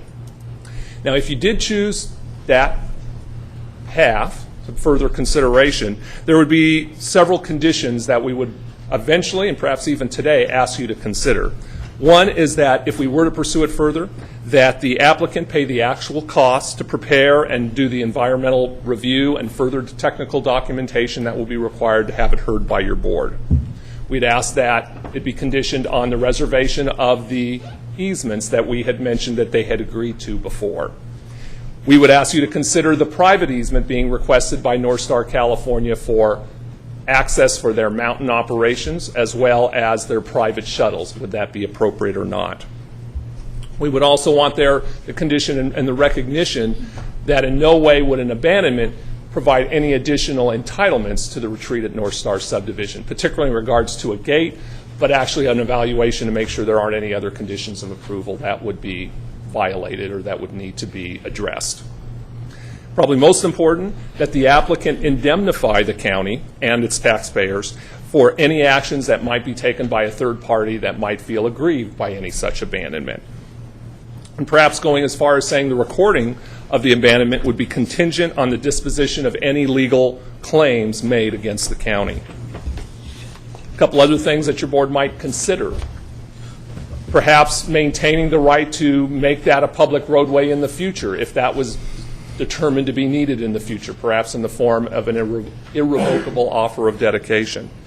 And then finally, the dissolution of the county service area and establishing that the retreat property owners will be responsible for all the roadway maintenance within the subdivision. Board could also take a look at a couple other options if they so chose. One would be to reserve a limited access easement to the Martis Camp property owners to continue utilizing that road under some conditions. And perhaps having the Martis Camp property owners, if they did have some rights, to contribute to the road maintenance for that roadway. So recommendation today, staff's recommending the denial of the abandonment based on the totality of the information that we have thus far. Both sides have some very valid concerns. They all have their arguments. They're all very well represented. We recognize that it is a unique situation, not like our typical abandonment that occurs in the county. But as staff, we find it difficult to find that the road is unnecessary for public or for current or prospective use when members of the public are currently using the road and they're really using it for a valid reason. It's a more efficient way for them to get to their destination. But the finding does state unnecessary, and so your board could find that Martis Camp has an alternative access, and so perhaps it is not necessary. It is just another alternative available to them. That would be up to your board to decide. As we went through trying to come up with a recommendation, we looked at some of the arguments being made. On the applicant's side, there is additional traffic that's using that roadway. I don't know if it's more than what was expected, definitely more than that was analyzed in the EIR. Today, it's about 100 to 250 vehicles per day. At build-out, it could be, we're at about 1/3 of build-out of Martis Camp. Could be triple that when they build out. That's still hundreds of cars, not thousands of cars. From a technical background, that is not a very significant number in terms of the capacity of the roadway. But we do understand that if you lived on a road and you didn't think you were going to have hundreds of cars a day and all of a sudden you do, that's fundamentally different to you. There's also the perception of fairness, and we understand the idea that folks in the retreat can't use the roads in Martis Camp, but the folks in Martis Camp can use the roads in through the retreat to get to North Star. And that is true. And I think the fact is that Schaefer Mill Road is a private roadway and Millsite Road is a public roadway. It's just the nature of public versus private roads. The retreat does currently pay nearly 100% of the road maintenance costs for Millsite Road and Crosscut Court. That is true. The intention of how Schaefer Mill Road was going to be utilized, I think the record shows, and there's a lot of information, 600 pages probably of information, different people had different intentions, and everybody has their, I think in the end, it wasn't absolutely clear what the intention was. Everybody, whether it's the community, whether it's some of the professionals that worked on the project, or even the county, everyone had a little slightly different flavor as to what they thought the intention was. But it is true that the Community Development Director back in November of 2012 did issue a letter and really found, at the request of the retreat property owners, that Martis Camp was not in violation of any of their conditions of approval. What they are doing is allowed. It's only will it continue to be allowed. When it comes to the idea of the safety of the road, I don't believe the road is unsafe. Volumes in the hundreds are not typically considered substantial. Could the road have been wider if there was a greater number? Absolutely. The road's about, this is just on the retreat side of the gate. You can see the gate in the background. It's about 25, just over 25 feet wide. Could it have been wider? Perhaps. We have a lot of roads narrower. I think it is adequate for what's out there today. On the objector side, they have some concerns. You know, Martis Camp residents do today have legal access to Schaefer Mill Road. It is a private road. The fact that they provided the county an emergency access easement and a public transit easement, that is the public's right. But the private property owner continues to maintain and enjoy all the rights they have on their private property that they've always enjoyed. I'm unqualified to make any findings on their issue of abutters' rights, but I do know that the county does typically allow adjacent properties access to a public road adjacent to their property, unless there is a specific safety concern or a specific prohibition against that use. They also make the case that the alternative route to North Star via 267, going the long way around through will be more circuitous, true, and technically would create more vehicle miles traveled. If you go a longer route, you're driving more miles, and that could lead to some increase. But just like I think the numbers are not very substantial for on Millsite Road, that additional traffic, first off, has already been analyzed as part of the community plan. It's not a significant number to create what I would think of any serious impact. Although, if you were to pursue further consideration of the abandonment, that perhaps would have to be reviewed as part of the environmental review process. And so we have received some additional comments and information since we went to press. I think we've already got it over to Ann, so Ann's probably distributed that. That's to make sure that all that information gets on the record on behalf of everyone who submitted those additional comments since last Thursday or Friday. And with that, I'm happy to answer any questions, but then have an opportunity for the community to speak there. Thank you, Ken. I think you've kind of given us a flavor of what's to come. Supervisor Euler. Ken, Schaefer Mill Road continues all the way out to 267? It does. It's still called Schaefer Mill Road out of 267? It is. It is not at the gate. It is where where the access is inhibited, but it continues to be a private road all the way up to 267, and it is still called Schaefer Mill Road. Okay. Just out of curiosity, where it hits 267, do you happen to know the width of the right-of-way and the width of the improved area of the road? I do not have that on the top of my head. It is planned to be widened in the future. In fact, our traffic impact fee program, that is a significant project to upsize that intersection and widen 267 through that area. But I do not know exactly what. So come south from 267 on Schaefer Mill Road. What is the approximate improved width of the roadway there and the right-of-way there? It is definitely a wider roadway. I'd say 50 to 60 feet is the right-of-way. The roadway, it is a wide two-lane road with shoulders, probably in the 30s somewhere. 30s, okay. So now coming down to Martis Camp and the gated entry at Martis Camp, any idea what the improved roadway width is on either side of the gate at Martis Camp, obviously not counting the gated area itself, which is much wider? It definitely narrows down through the Martis Camp community. I think it's in the low 30s. I don't have the exact numbers, but it's definitely narrower. And then once you get beyond the final development, kind of in the area where this area is, it goes down into the 30, goes into the 20s, the low to mid-20s. Okay. Why is that? Oh, I could say about what people's assumptions and thoughts are. Typically, first off, when anyone develops we have our standards. There are communities that can adopt narrower standards in terms of within the community and the subdivision themselves. Typically, those are private roads as opposed to public, right? Typically, they are, but not necessarily. Where We do public have road some standards examples. Are wider than our private road standards, typically. Typically, because we definitely like shoulders. Up from the end, where it goes to very narrow, I'm assuming it's because that was the end of their development and they didn't anticipate a lot of traffic going through there. It's definitely less traffic as you go up Schaefer Mill Road approaching the retreat. And yet, what we're being told is that the expectation all along was that, at least from the county's perspective, these were two ingress and egress points that were anticipated to be used equally over time? Oh, I wouldn't say that. I think the record from what I've seen, what everyone has shown and written, is there were a whole lot of different intentions. The main gate is still the Martis Camp Gate. I believe the intention was that was going to be the main gate where most traffic goes through. When this all started, this was really about whether Schaefer Mill Road, the light blue line, was it going to be a private road or was it going to be a public road? Your board chose to make it a private road at that time. But I think the staff said, well, if it's going to be private, it would still be nice to maintain access for emergency vehicles as well as public transit. And that was what was agreed to in the end.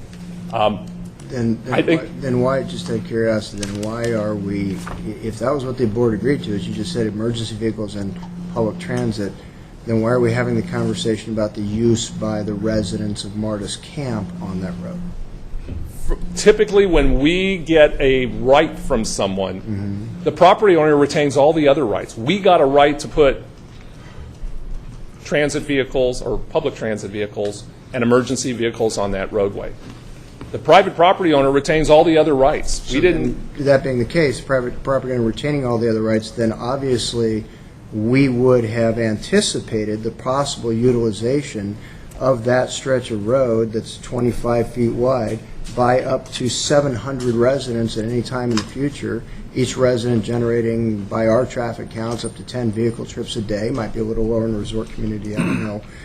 But we would have anticipated somewhere in the neighborhood of 5,000 to 7,000 trips a day, possibly utilizing that roadway. If people thought it was going to be a full roadway, that would have been, I think, what someone would have. I think that's the ultimate question. And if somebody thought it would have been a full roadway, would that end not have also then been required to be designed and built to the same standard of the other side? I think if people would have thought that, I would say yes, it would have been wider than what it is today. When was the last time, if you can recall, that we approved any kind of a roadway that anticipated 700 residential units that was 22 feet or 25 feet in width? Say it one more time. Any time that we approved a subdivision that anticipated the traffic of 700 units that was 25 feet in width? I know there's a bunch of them that exist. No, I can't point to one that was approved. When was the last time we approved one? Right, and I do not know. Because it's not been our practice, nor has it been the Public Works practice to recommend that we approve those. At 750 is a small number. Normally, we base it on the number of lots because we figure it's like the main gate. It's going to get a lot more traffic per home. I'm not sure that there was any analysis or any contemplation about what might have gone through there. I think it was not thought about, or at least from our standpoint. There wasn't any CEQA done at that point, correct? There was a full CEQA done for Siller Ranch, which I think we're getting into the merits here. Why don't we? That was my questions in regard to the width and the as-built of the environment. That was all I had. Thank you. All right. There we go. The petitioner, you have the floor for 20 minutes. I'm going to speak as quickly as I can. If you don't need to use it all, like I said, don't. Which way does it go here? If you do, all right. Okay, so. help me out here. Yeah. Okay. She's loading it. Okay, thank you. Hey, Mr. Chairman, members of the board, Tim Tarrant. I'm here on behalf of the retreat at North Star Owners Association. We're really so happy to be here because we really wanted to get this issue before you. It's not been presented to you before, but it should have been, and I think you'll see why. With me today is Mike Mayon, who's the president of the association, and Chris Hanratty, who's also a board member. And I would just want to start by saying, I've been doing this work, now this is my 39th year of doing this kind of work, representing clients on land use matters in Northern California, and 30 years at least in Placer County. And over the past couple of months, I couldn't understand why I was getting so emotional and passionate about this. It was I was getting really worked up over it. And in leading up the last couple of weeks to this meeting today, it finally dawned on me. Why? I've never in my career seen a situation where the public record that you created, your community plan, your environmental CEQA documents, even your improvement plans for those who care to look at them, represented one situation to the public at large, as well as to any other interested party in the matter, and how that differs so much from what's really existing, by the way, and also what got built on the ground, and how that differs so much from what is actually going on out there today. There is such a huge disconnect that it's almost, as I said, it's a first for me in my career. And why this is so important, obviously, is it goes to the very heart and soul of your public decision-making process. Because if you create public documents that you approve, you certify, and you lay those out there for the public to use, and then something else is going on that's inconsistent with what those documents represented, you've got a bad situation. And that's what you've got today out there. It's a bad situation, and we contend it's a wrong situation. And by the way, on top of all that now, we've got documents that are clear as day, that say what they say, and then we've got, quote, understandings represented by, like, for example, former planning director, saying that doesn't point to any documents that support his position. He just said it was, quote, understood what was going to happen. Well, that's not a good situation if that's what he understood, and he, of all people, being a professional planning director, not knowing what's in his community plan or in his EIRs. So this is your opportunity today to take a step to correct this and to bring these into line with your public, the practice out there on the ground today into a line with your public documents. And I might say the staff recommendation is curious because I think if you boil it all down, Ken said, they're not recommending approval because not everyone agrees. And in the past, on abandonments, they recommended approval when everyone agrees. Well, we don't have that situation, so right, I can see why he ended up where he did. But I don't think that's dispositive, obviously, of where you should be going today. Okay, so having said that, I want to start then today. And okay, so the legal standard, vacating a public road, as Ken said, you can do it if you find it's unnecessary for present or prospective public use. What we'll show you today is you've already made that finding for the last 10 years, because every single EIR, the community plan for Martis Valley, has already said that this Millsite Road was not going to be used by anybody other than the 18 lots in our subdivision and emergency transit maintenance vehicles. That's what all your documents said would be the use of this road. So the finding has been made amply by the documentation that's already in the record. Now, here's a blow-up of what Ken showed you. And this road here, Schaefer Mill Road, through Martis Camp, is actually 32 feet wide. And right here, Martis Camp has a roundabout. That's the last entrance into the lots that they have in Martis Camp. After that, as you can see, there's no lots along here. Then you cross the property line onto Millsite Road, and it's 22 feet with 2-foot shoulders. Not 25, so it's 22 feet with 2-foot shoulders. And then you get to Big Springs Drive, and lo and behold, it's 32 feet again. So now, your improvement standards, your own improvement standards say 32 feet is what you use when you have more than 75 units and no driveway access.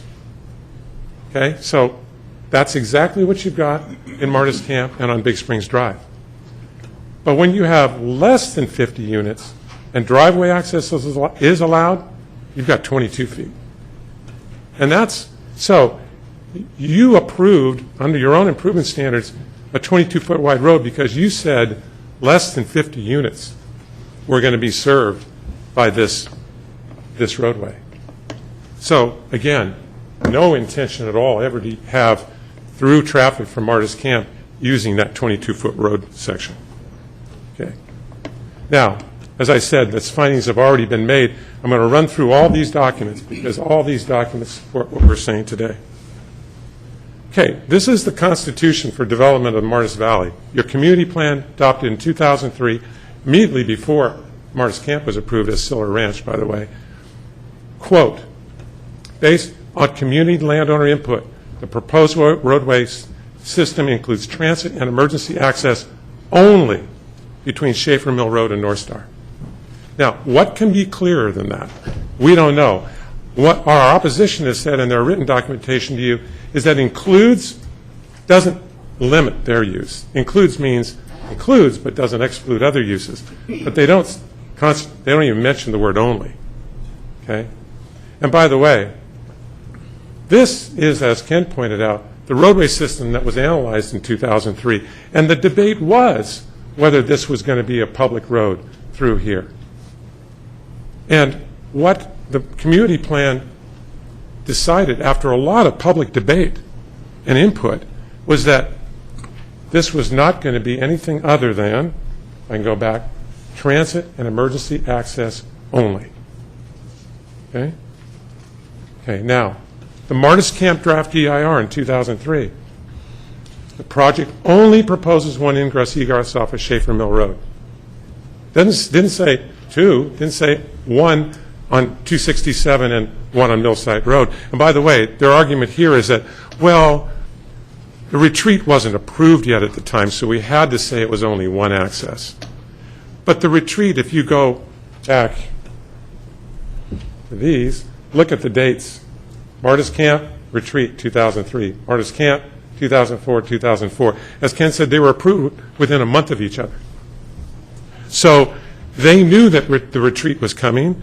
The whole system was designed that way because they knew that there was going to be a connection here, and the county needed to have an emergency access so that they could get out the back if they needed it. Another quote from their EIR. It should be noted that the ski lift in Martis Camp would not connect to North Star. Therefore, residents wishing to go skiing at North Star Tahoe would need to access North Star via SR 267. It doesn't say SR 267 and Millsite Road. It says via 267. So what's the public going to think reading this?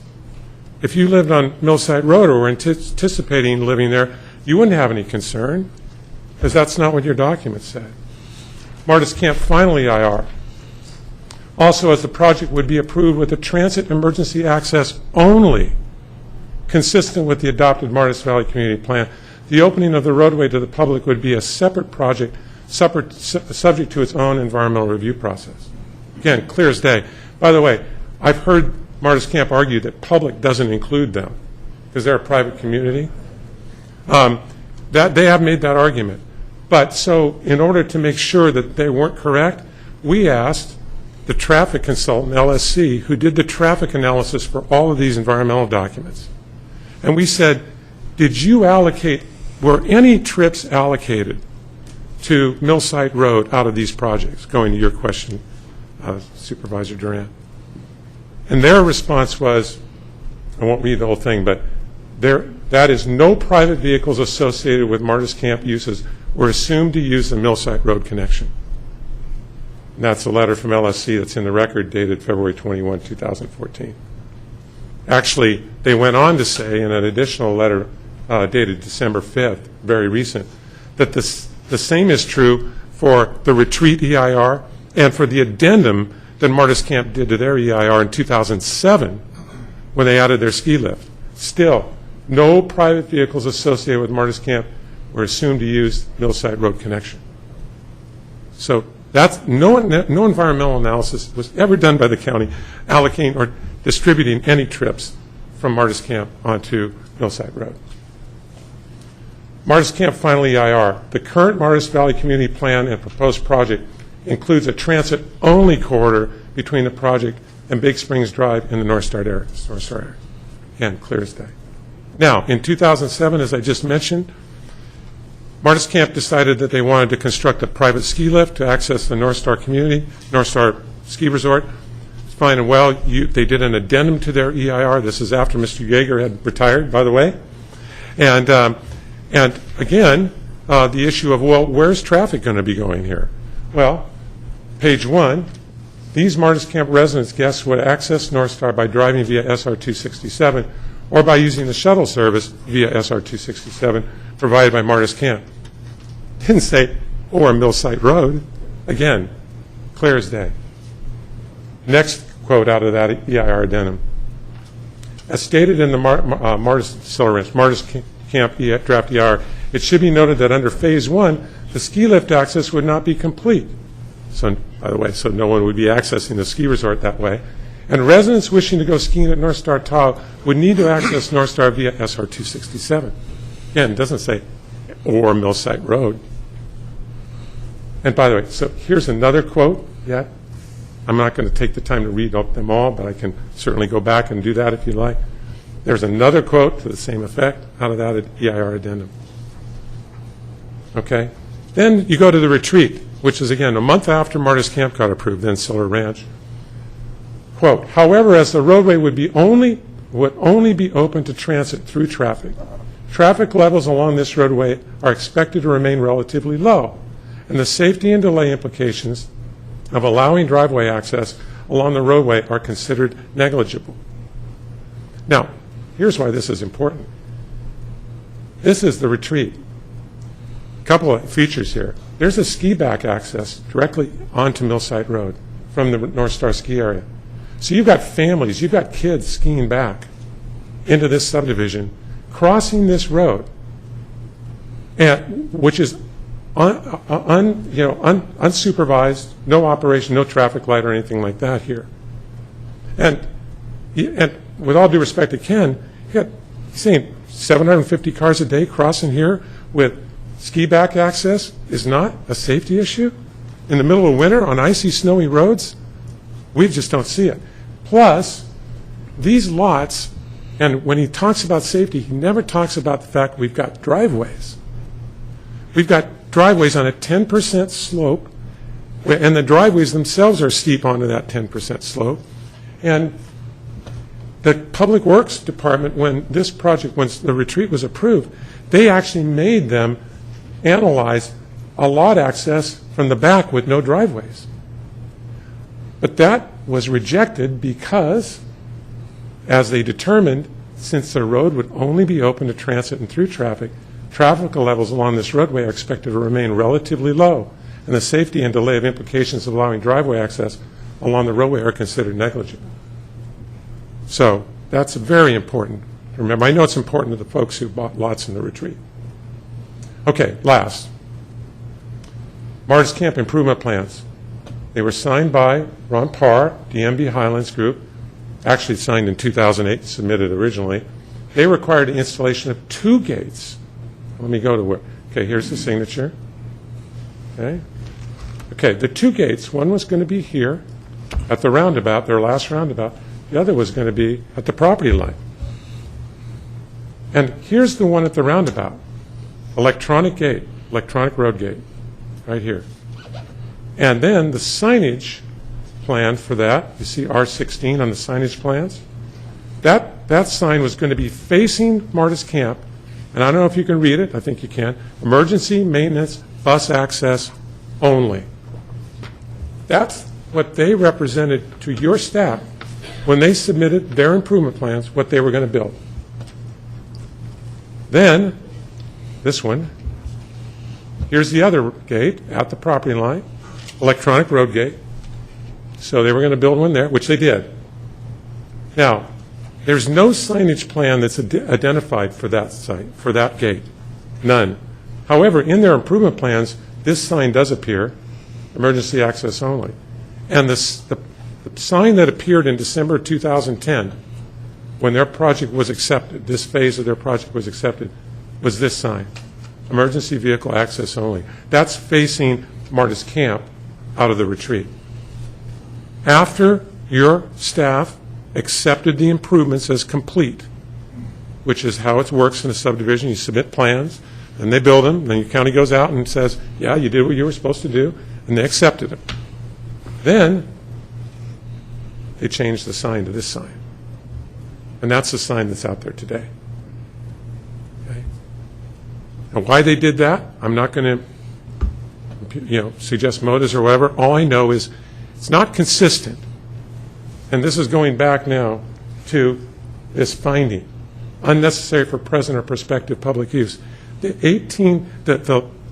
Millsite Road was never analyzed, intended, or expected to be used for any other use than those 18 lots and the emergency maintenance transit usage. So Tim, if I may, are you saying that the change in the sign confirms that? Well, that's one piece of evidence that just shows that the original signage was intended, shows that that interface was only supposed to be used for emergency use. Thank you for clarifying. Yes. But, this finding is so easy for you to make because you've already made the record. Okay. So now, the present situation today. In their letter to you back in September, Martis Camp said that they've issued about 1,000 transponders.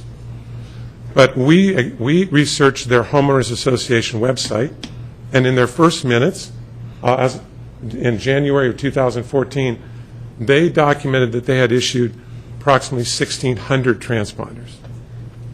And they've acknowledged that they're on a busy weekend like President's Day, they're already up to 250 vehicles per day, as Ken pointed out. And this is at 30% build out. So, yes, I think Ken's number is the number I was going to use. You're looking at 750 cars a day on a busy ski holiday weekend. And you're looking probably at 500 cars a day going down that 10% grade road in the middle of winter with unsupervised ski back access and 10 driveways. Never intended, not safe, not appropriate.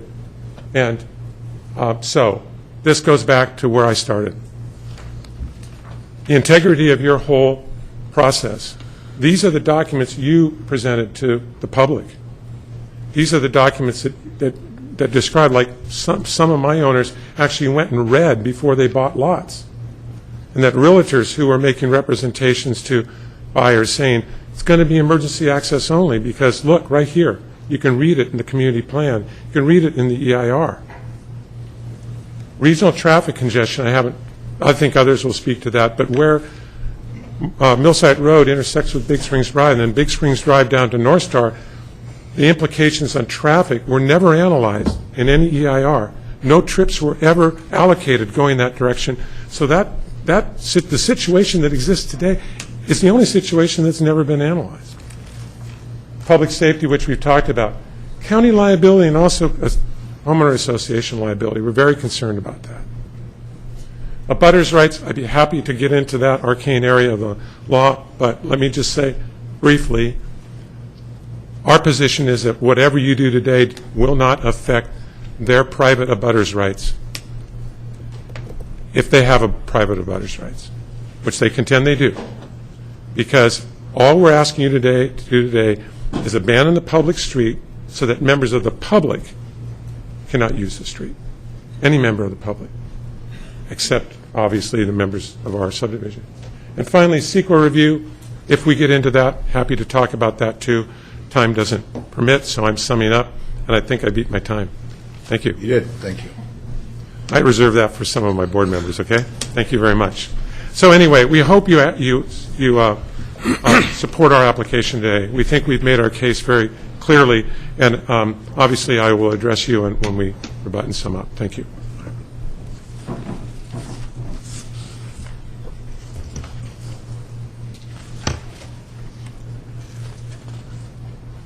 Good morning, Chairman Duran and lady and gentlemen of the Board of Supervisors. I'm Lanny Winberry, and I speak on behalf of DMB Highlands Group. I want to just say that I take issue with a number of the things that Mr. Tarrant has said, and I'll get to those, but I'd like to do one thing. I think there's going to be a number of speakers who are going to come up and basically say the same things he said, but I would like to start out by observing that if you look at the MVCP, it doesn't even mention an EVA gate or an emergency access gate on any road mentioned in the plan. Secondly, the Martis Valley Community Plan does not require that mill site be a private road or indicate that it would. It just says that the public is not going to be able to go from where Schaefer Mill Road ended then, which was at the entrance to Lahontan, and come across Siller Ranch to get in and out of North Star. That is exactly what the current situation is. There is no EVA gate mentioned in the approvals, the conditions of approval for the retreat. The only mention of a gate in the retreat conditions of approval is COA 66, which provides that no gated entry feature would be allowed unless that matter went back to the Planning Commission. Yet that's exactly what they're asking to do here. They're saying, make this a private road, take Mill Site Road and make it a private road. That means that only people who have permission can come through there. In effect, they will want to gate the people from Martis Camp out of that roadway, if not putting a gate at its place where it intersects with Big Springs Drive. The county did approve improvement plans for Martis Camp, and they do show an electronically controlled gate on the Martis Camp side of the property line. And those plans show no gate on the retreat side of the property line. If you would turn to the last page of the booklet that I just presented a moment ago that's spiral bound down the long side, the very last page shows an extract of the approval plans for Millsite Road at its western end, and it shows the property line there, and there is no gate there, which was consistent with the absence of any mention and the prohibition of any such gate in the conditions of approval. The reason that none of the traffic out of Martis Camp Road was assigned to go out through North Star was at the time the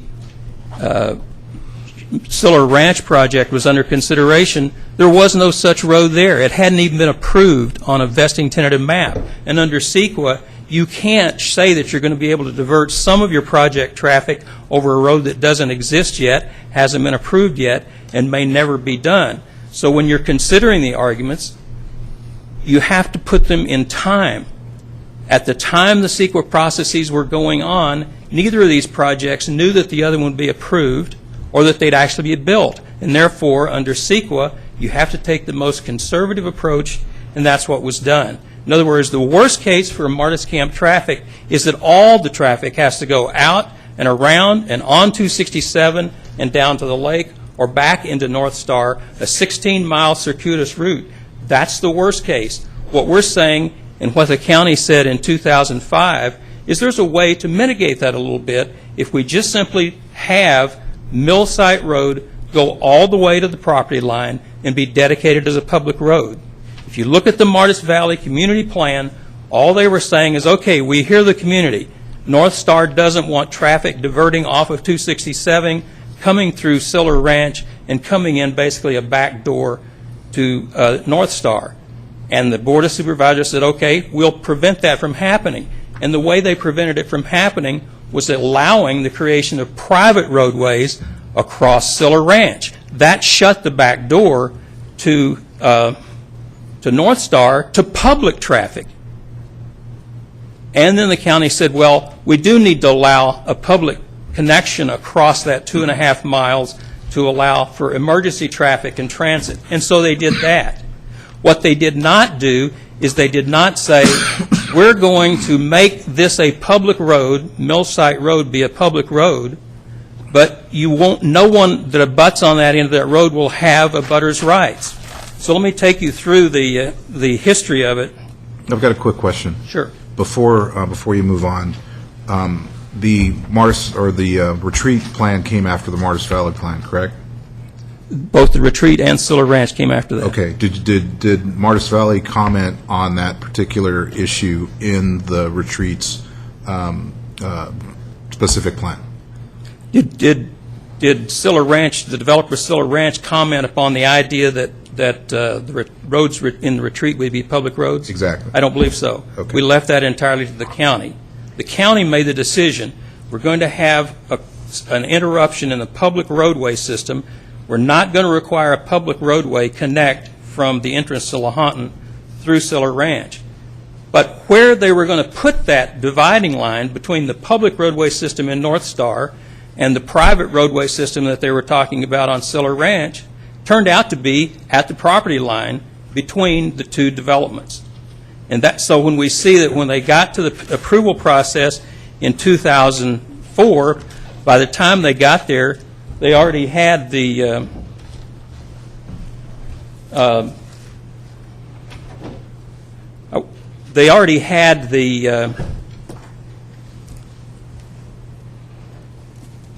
Siller Ranch plan approved with private roads. They knew that. But they went further, and as I'll get to in a moment, they triggered this doctrine of abutters' rights. And the Supreme Court held in Ricciardi that the courts of this state from time immemorial, and in cases too numerous to mention, have declared and enforced the abutting property owner's right to free and convenient use of access to the highway on which his property abuts. In Eachus versus Los Angeles Railway, it was said that that right of ingress and egress to the public road, not the use of the public road after you're on it, but getting in and out of it from your property, is a private property right within the meaning of the constitutional provision under which the owner is entitled to compensation. Mr. Tarrant's letter ignores the fact that Section 8308 of the Streets and Highways Code expressly notes that when you vacate a public road right-of-way, you're extinguishing the abutter's rights. Therefore, you're triggering the requirement to pay for them.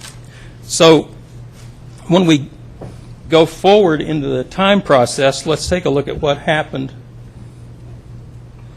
First of all, it's in the Martis Valley Community Plan that Schaefer Mill Road ended at the entrance to the Lahontan community. And so when you read it, you have to think of this connection the county was talking about in terms of a road that's basically 2.5 miles long across Martis Camp. Here is the diagram of what the public roadway system looked like in 2003. You can see where Schaefer Mill Road ends right there, and we have the undeveloped Siller Ranch down here. It's 2.5 miles from one side to the other. You see Big Springs there, about 0.4 of a mile away from the property line that's already a public road. As Mr. Tarrant pointed out, there is an analysis on page 72 of the Martis Valley Community Plan talking about the two different roadway systems. One of them studied a through connection in 2003 that would have connected Big Springs Road across Siller Ranch to Lahontan. They decided not to do that, not to make that a public road. You see that in purple there. Now, Mr. Tarrant and the other applicants and the supporters insist on misconstruing the Martis Valley Community Plan's use of the word only. What that means is that the Board of Supervisors decided not to require a public highway across Siller Ranch, but did decide to require the dedication of an emergency access easement over the private road that would one day be developed across Siller Ranch. That is the only public connection across Siller Ranch to North Star required. So when they say only, they were saying we're only going to require an emergency access connection. They didn't say, but that 2-mile connection, there's nobody going to drive on that except in an emergency. They approved it. They knew that if that road was developed at all, it was going to be developed as a private roadway and used as a private roadway and only become public in emergencies. And actually, those EAEs, the emergency access easements, were actually dedicated on December 30th, 2004, before the Board of Supervisors approved either one of the two projects. That was already there. The EAE that was dedicated in North Star was over a roadway that is now Millsite Road. The one in Siller Ranch was dedicated over a series of logging roads that don't exactly correspond with the final roads that were actually built.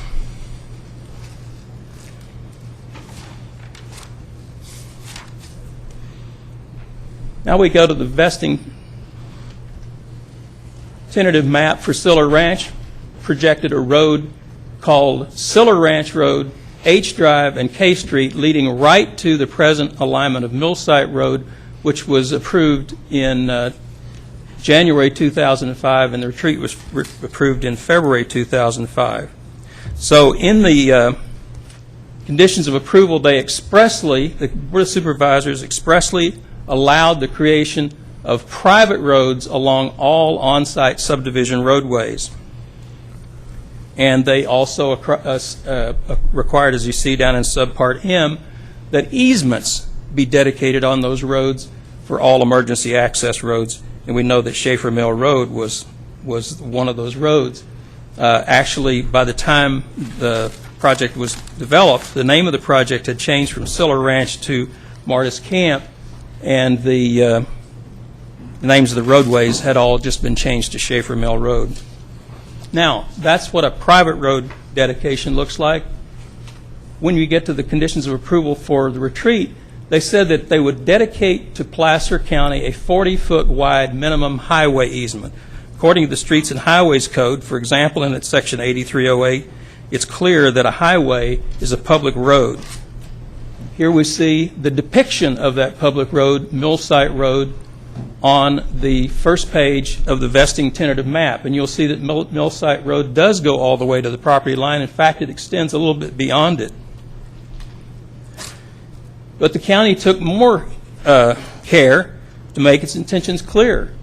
They said that Millsite Road shall be constructed at a minimum to the west property line for a future emergency access transit road connection. They're talking about the emergency road connection in Martis Camp.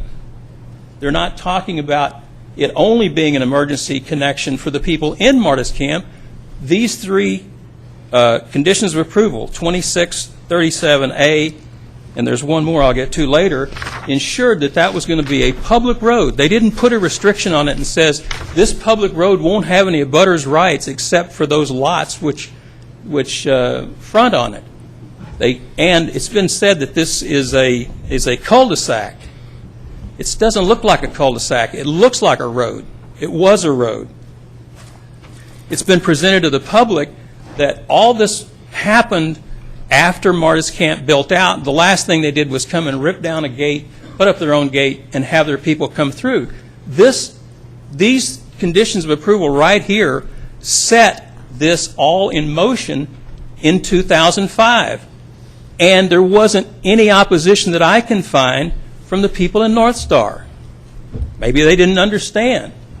But in 2008, when the road was built, Millsite Road was built, they came back to the Board of Supervisors, and the Board of Supervisors accepted Millsite Road into the public roadway system, opened the road for the public. That meant anybody who abutted on that road, including the 9 owners who have lots in the retreat that abut on Millsite Road, had the right, a constitutional right, to use that road. So that's what the public roadway system looked like as Schaefer Mill Road was being built. And here we see the private roadway in purple across Siller Ranch. The last segment of that was graded in 2010, and in 2011, written objections began coming in from the people in Martis Camp, in the retreat, who didn't understand what had gone before. They didn't understand the actions that the board had taken, and didn't correctly understand the guidelines that had been laid down in 2003. During 2012, there was voluminous correspondence between the retreat's second attorney and the planning director, and the county in two or three different ways said the COA retreat condition of approval doesn't prohibit Martis Camp use, and the Martis Camp condition of approval doesn't prohibit Martis Camp use, and we can't find anything else that prohibits restrictions on people using an abutting roadway, and therefore, we're going to deny you the relief that you've requested, which is stop people from Martis Camp from accessing this public road. The petitioners filed an appeal. They filed a lawsuit seeking to overturn the county's decision in that regard. The Superior Court, Judge Walkup, dismissed the suit in December of 2013. The applicants in that case filed an appeal, and that appeal is pending. As the county director of public works has said, he doesn't see anything unsafe about the use of this roadway. In a 2000 letter to the first attorney for the retreat, the county planning director explained that the design of Millsite Road is adequate to handle 6,800 cars a day without violating any county level of service, and that there is no indication that the roadway is experiencing anywhere near that level of traffic. The 2000 letter went on to explain that the zone of benefit, which provides a higher level of maintenance and service, does not provide a ground for prohibiting any members of the public from using Millsite Road. And as was alluded to on Saturday, the busiest day of the holiday period in the Labor Day weekend just passed, 80 vehicles exited Martis Camp using Millsite Road and 70 entered. That's a total of 150 trips over a 24-hour period, most during the morning and afternoon. One of the letters to you indicates that that person had been informed that 2,000 cars from Martis Camp were coming through that roadway a day. So from the history we see that this didn't occur one night when somebody went and took down a gate and started using it. This has been in the works since 2005. It's been approved by actions of the Board of Supervisors. It's been approved in the improvement plans that were duly staffed and carried out to have the gates the way they are now.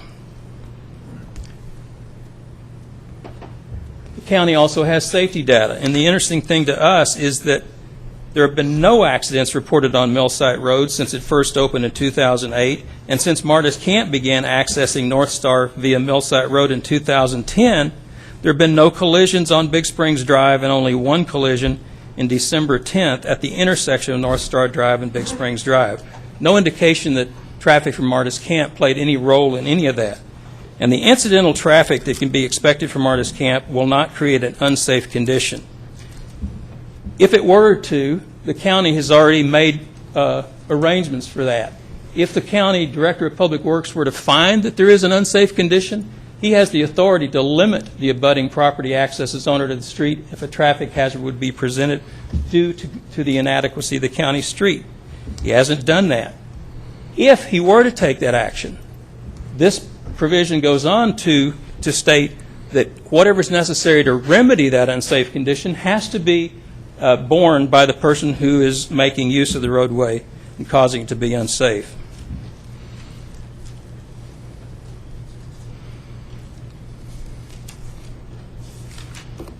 Let me tell you now why closing Millsite Road will be unfair to the public.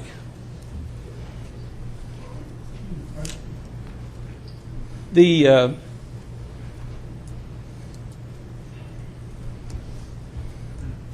quotation within the letter from your Director of Public Works says that he cannot recommend it, declaring it, quote, unnecessary for present or future prospective use. As you know, that comes directly from Section 8324 of the Streets and Highways Code. Well, we have cases interpreting that code as to when something is unnecessary for present and prospective use. And in the letter from the Martis Camp Community Association's attorney, they do a good job of explaining all the case law that says what it is that makes a road unnecessary. In the leading case cited there, it was a case where there was another road usable by everybody that was just as good, just as efficient, and they wanted to completely close one road. The court said that's okay. That makes it unnecessary. But where there's another independent use for the road, that you're eliminating, and yet allowing one class of the public continue to use that road, you simply can't satisfy the thing, because as Mr. Grimm's letter points out, the road's currently being used by members of the public. And I can't see how it's unnecessary for the use, because there's not going to be a substitute road somewhere. You're just cutting off this use of the road.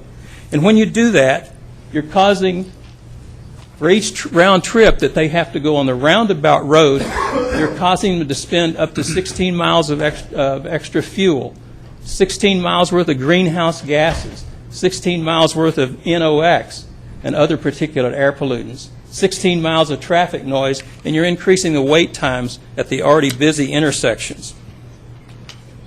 What does that mean? For every gallon of gas that's delivered to the pump, approximately 5 pounds of carbon dioxide is released into the atmosphere. Consuming that gallon adds another 20 pounds of carbon dioxide to the atmosphere and 1 pound of nitrous oxides, the smog-forming nitrous oxides. In the trips on the Saturday and Sunday before Labor Day alone, 2,184 miles were saved. At 30 miles per gallon, that equals 73 gallons of gasoline saved. That means 1,825 pounds of carbon dioxide was not released, and 73 gallons of pounds of NOx were not released. So in just 2 days, you prevented almost a ton of air pollution. I'll give you a few moments to. I will. Because I interrupted you. So. When you equate that to what might happen on a year, if we just had an average of 68 trips a day, it would be more than 172 tons of air pollution. So they want to take away that benefit from the public, and they want you to foist that burden upon the public. The lawful use is what is prescribed by the conditions of approval and the maps. Martis Camp has not violated its conditions of approval. It hasn't violated the Martis Valley Community Plan, and the use makes sense from an environmental standpoint. I would urge you to deny the application, and I'd be happy to answer any questions you may have. Any questions of the board? Supervisor Euler. If we could, let's start where you just ended, asserting that we'd be foisting this burden on the public. Can you produce any documentation that shows that this connection through to Millsite Road is what alleviated that burden already being produced by the subdivision? Anything in an EIR anywhere that speaks to this connection? No, because as I explained to you before, you couldn't take credit for this kind of mitigation at the time you were proposing Martis Camp. Okay. However, study that. you could in 2007 when you were proposing the chairlift on the backside, which I'm a big fan of as a former season pass holder at North Star, opened up great terrain, best powder skiing North Star has. But in 2007, on 4 different occasions, in referring to the lift being installed, on 4 different occasions, the EIR specifically states that the current these Martis Camp residents guests would access North Star by driving via State Route 267 or by using the shuttle service provided by Martis Camp.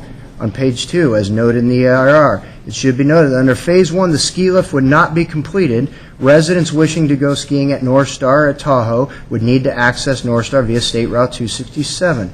Goes on page 3. Prior to 2010, there would be no change in Martis Camp to North Star traffic volumes, those identified in the EIR, as all access would remain via State Route 267. Starting in 2010, Martis Camp residents' use of this new chairlift, which opened up great terrain, use of the new chairlift to replace a trip via State Route 267 would reflect a regional benefit through the reduction in traffic on State Route 267 between Schaefer Mill Road and Northside Drive, as well as reduction in traffic and parking within North Star. So in other words, when the lift went in, part of the EIR justifying the lift and the disturbance on the mountain in the back was the associated reduction in vehicle traffic from not having to go around 267 up to North Star and go in North Star. If that was never intended and originally in the environmental documents, why would an addendum EIR have to address that as a benefit of a project proposing to disturb the mountainside as an offsetting benefit in the reduction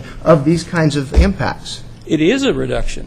Even we're because that lift is there, you're seeing a reduced use of this. Of everybody of this having to connection. go down to That's right. 267, go up there because no anticipated use was described in your addendum EIR of going anywhere other than that. In your first quotation, you said in Phase 1, there wouldn't be anything.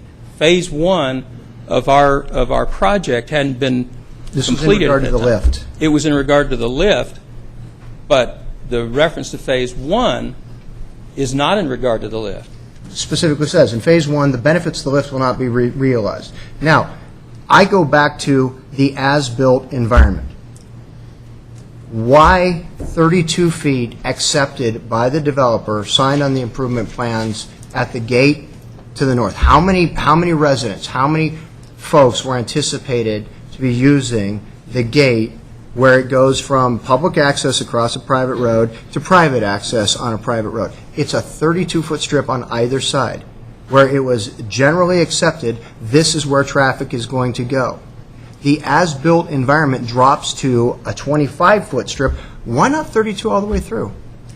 Well, no one likes to cover up nice ground with asphalt. And you can see, and certainly this board doesn't like for that to be done, nor do the planners. And you can see from the traffic data we have that the roadway is handling at most hundreds of cars. I would point out to you that even though only 235 houses have been built, we've sold over 580 of those lots, and those people come up there to enjoy the amenities that are fully built out. So any given time, we may have 300 or 400 members in the area, many of whom stay over in North Star. They won't be doing that when they build their houses in Martis Camp. They won't be staying at the Ritz-Carlton. They'll be staying What you're saying home. is that the 25 feet is adequate for the amount of traffic. Absolutely. Ron is a smart developer. I've dealt with Ron for a lot of years. If 25 feet is adequate, why didn't Ron argue for 25 feet all the way through the subdivision? Why 32 in that part of the subdivision that you knew the traffic was going to be, and 25 in the part where it was clearly shown on the improvement plans, on the signed improvement plans, that it was signed and to be signed as EVA only? Why the as-built environment for two different points of ingress-egress, anticipating that either one could have equal, and in some times of the season, greater? If I'm going out to Lake Tahoe, well, obviously I'm going to go out the other way. No, you have a letter from one of the people who lives there that says on most occasions it actually takes longer to go through North Star to get to Tahoe. Now, there may be times when that's not true, but depending on where you live, or where your house is, or where you are in Martis Camp, it's not that big an advantage. So the use of the gate that goes out to 267 directly is much, much higher than anything that would ever be anticipated. That's the reason the size of the roads goes down. We're not talking about everybody in Martis Camp every time they want to go anywhere goes out through North Star. But there are occasions. A young person goes up on the lift, winds up at the village. Someone has to go get that person. That's when this use comes into play. And we know what it is even on the holidays, even in President's Holiday Weekend, which is the biggest one. We didn't see thousands of cars. We saw about 250 trips over a 24-hour period, typically from 7 a.m. to 10:30, 11 o'clock. So, yes, the roadway is sized appropriately for the use that it's seeing now. You have a county ordinance that already says if there's going to be anything that makes any of this roadway unsafe, the Director of Public Works has the authority to address those safety problems at no expense to the public and only to the expense of the person who's doing this. If you consider the reasonableness of what Martis Camp did and the great effort that it's gone to encourage traffic or to not to encourage traffic to go through that way and build everything so that it's just as easy to go out the other way in most circumstances, except when you need to go to the village. That's when this has value. And it has value not only to the Martis Camp owners. This has value to everyone on the highway that they would be competing with to go through that 16 miles. So, to that point, my last question, Mr. Chairman, to that point, you view this access, this convenient access to the village as an amenity? I view it as an amenity to the people who live in Martis Camp and a benefit to the public, and I admit that they are a segment of the public. And as I said... More precisely, question, you view it as an amenity to the people of Martis Camp? Well, I typically think of an amenity as something we build and we offer to them. It's a marketing feature, let's just put it that way. Because I'm curious, has Martis Camp marketing material ever made mention of the easy, convenient access directly through this shortcut straight to the village? I don't know the answer to that question. The 40-page online brochure that's on the Martis Camp website today has no mention of it. In fact, what it does have mention of extensively is the need to not have to go to the village. Right. By talking about the completely unique offering of Lookout Lodge, how that you can avoid all of the craziness of lines and the crowded parking lots and everything else. So not only do you not advertise the ability to conveniently access the village of North Star as you just described, it should be an amenity for these folks. You're actually advertising against that as an amenity for the residents here when you are talking about how you get your own private lift and you don't have to worry about any of those things. So there's no expectation publicly being placed as you're selling these lots that this is an amenity. So where do we get back to the loss of this right, this benefit to the public in abandoning this? Well, let me take it a point at a time. You're quite right. We don't tell people, look, it's so easy to get to North Star, it's easy to get to the village, easy to get to Ritz-Carlton. We don't do that for two reasons. Number one, we want to encourage them to stay in Martis Camp and use the amenities that are being provided for them. You know that one of the things is people build it and then you got to get those dues and you got to get usage to pay for it. So there's a business reason there, and I happen to agree with you about Mr. Parr. But the idea that we wouldn't advertise it or make it known or make this position public is because we've been in litigation for 2 or 3 years now, almost since this started, since we figured out how this could work, how we could control it, how we could be as good a neighbors as we possibly could. And I think you've made a good point that we haven't tried to open the floodgates to let people go through there. Nevertheless, it is a benefit to our owners when they need it. And when they need it, it's a benefit to the public. It keeps pollutants out of the air. It keeps people off the roadway, and it should not be thrown away because people didn't understand when it was put in place. They didn't know to come and start arguing against this back in 2005. I understand that. Many of them weren't here. But the board was here, and the planning staff was here. And you have Mr. Yeager's letter who explains exactly what he was trying to do. I don't think that, I know you weren't on the board at that particular time, but others were. I don't have any doubt that when you approve a public roadway abutting up to a private property where there's a road coming out of it, you've got to expect that people are going to say, hey, that's a road I can access.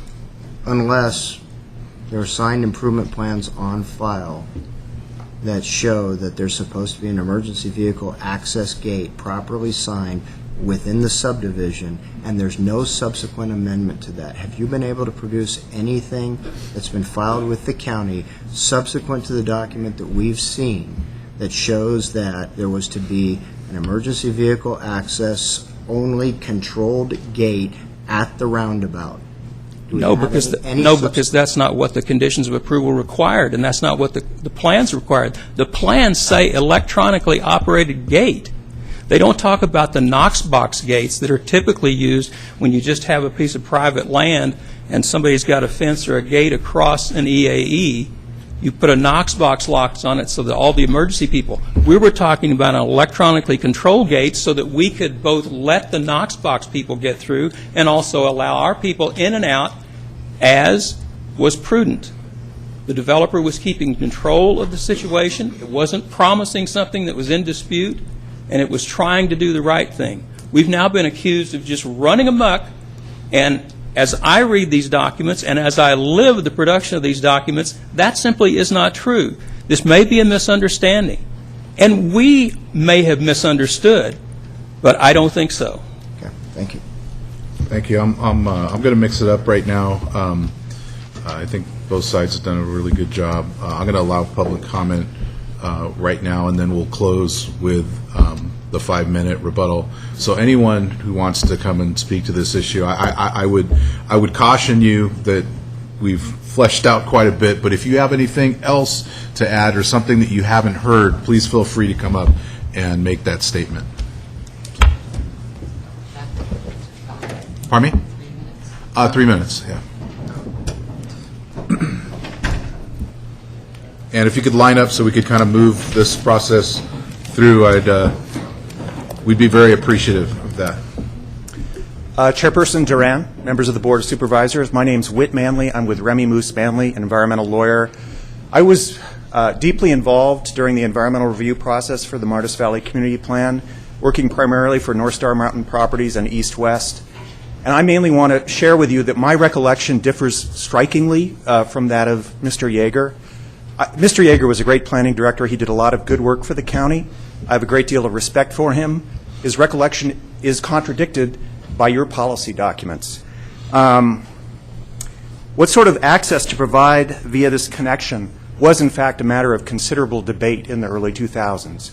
And it culminated in the adoption of the Martis Valley Community Plan, which specifically says transit and emergency access only. And I want to call your attention to one passage that Mr. Tarrant didn't note.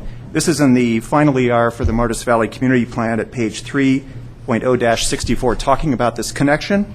It says, and I'm quoting,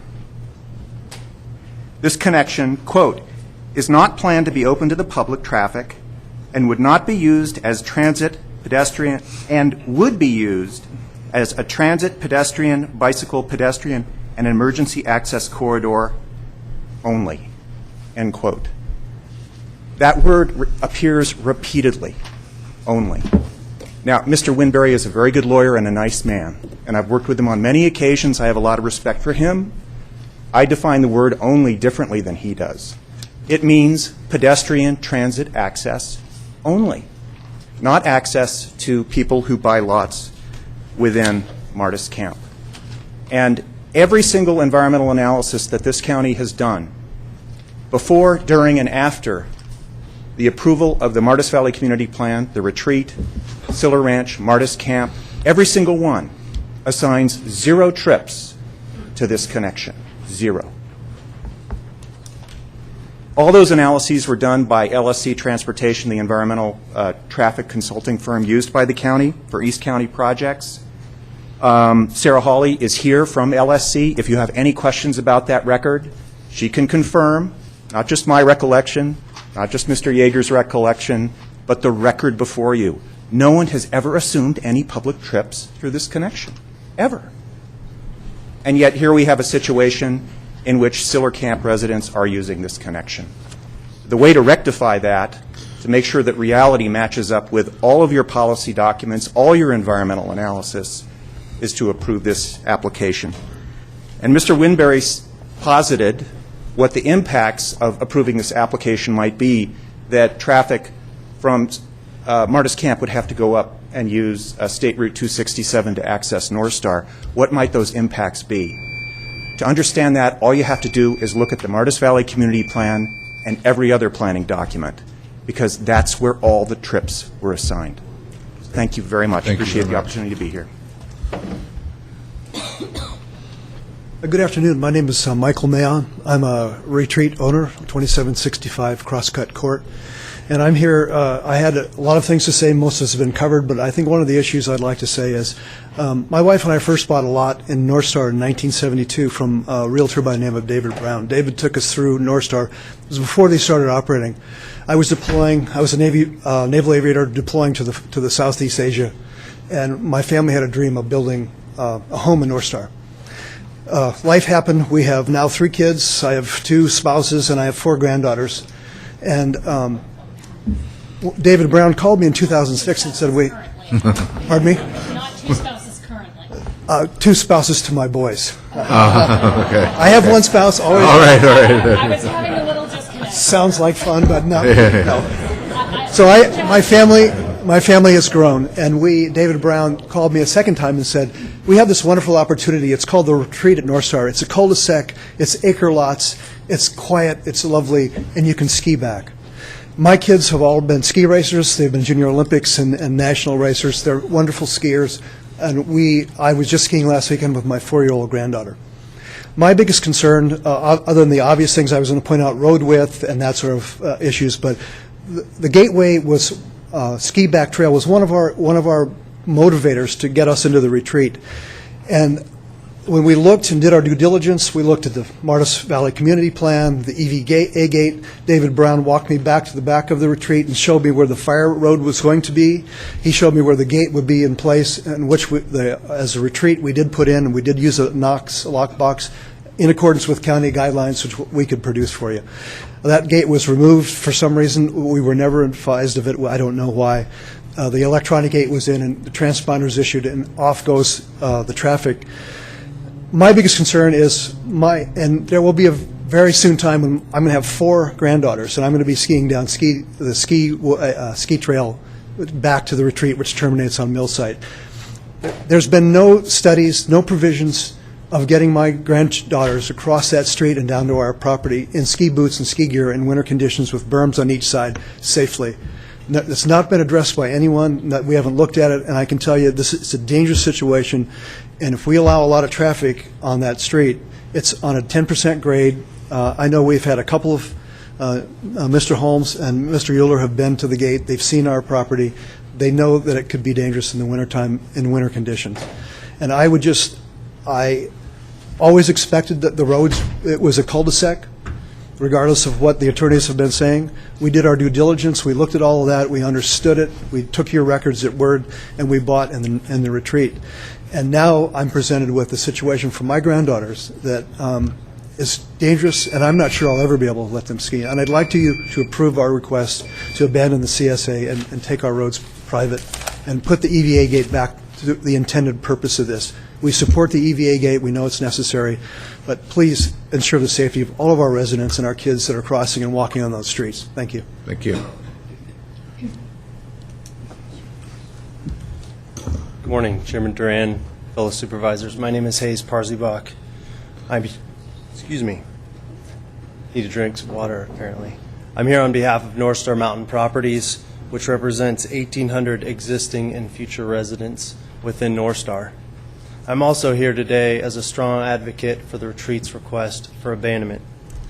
I happen to have a unique perspective on the matter at hand. I've been a developer in Placer County for the past 10 years, and that's important for 2 reasons, or for one major reason, and that is because we have a similar situation within our development at North Star, where there's an emergency vehicle access gate or road between the Big Springs neighborhood and the North Star Highlands neighborhood. It's called the Big Springs EVA. Both the Martis Camp EVA road and the Big Springs EVA road were both contemplated, analyzed, and discussed in the Martis Valley Community Plan, as you've already heard today. I'm just going to repeat a section from the Martis Valley Community Plan just to point out the similarities between the two. This plan proposes that the North Star Highlands to North Star Village connection via Big Springs Road be limited to transit, pedestrian, bicycle, and emergency access. Additionally, that's our EVA. Additionally, the proposed roadway system includes transit and emergency access only between Schaefer Mill Road and North Star, which has already been stated. Exactly like DMB, the developer of Martis Camp, the Big Springs EVA abuts a public road, which is Big Springs Drive. And we were required to install gates at both ends of our EVA, just as Martis Camp was. Unlike Martis Camp, we installed both of those gates and we've restricted access. I get requests quite frequently to issue transponders to our owners, and I have to politely decline because that's not the representations that we've made to the public over the past 10 years.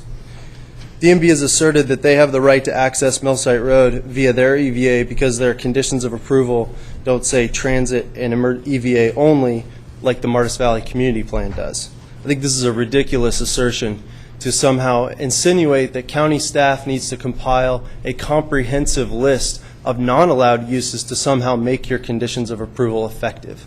This seems to be this would be a horrible precedent for not only emergency vehicle access conditions, but imagine the impact that sort of read would have on all other conditions within the county.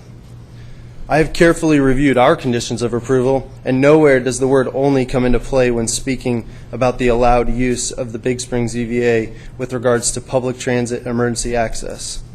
If I were to take DMB's revisionist view of their conditions, I would begin issuing thousands of transponders to my owners tomorrow.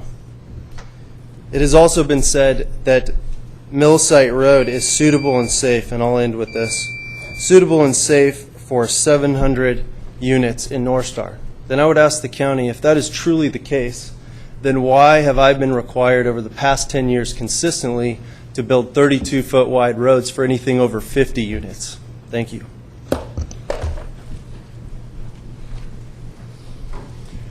Chairman Duran, supervisors, good afternoon. I'm Chesley Sullenberger, and I'm a homeowner in North Star. My family and I have been visiting and staying in North Star for almost 30 years, and so we have hiked all the nearby trails. We have watched with great interest as this sordid tale has devolved over the last several years. We have seen where a gate for EVA access only on the north side was removed quietly over a weekend and replaced with a gate to which I understand now 1,600 transponders have been issued for the convenience of a neighboring property. We've now seen the harm that that's causing as we watch a parade of cars, trucks, construction vehicles stream in and out of North Star through that gate. My family and I were almost victims of being broadsided by a large construction truck as they ran the stop sign on Millsite Road onto Big Springs. You know, North Star isn't the only victim in this sordid tale. Good governance in Placer County and public confidence in it also is a casualty. But you can change that. You hold the power to right this wrong, to restore the gate to its original and only intended purpose. You can begin to rebuild, one step at a time, good governance and public confidence in it. Do your duty. Thank you. Thank you.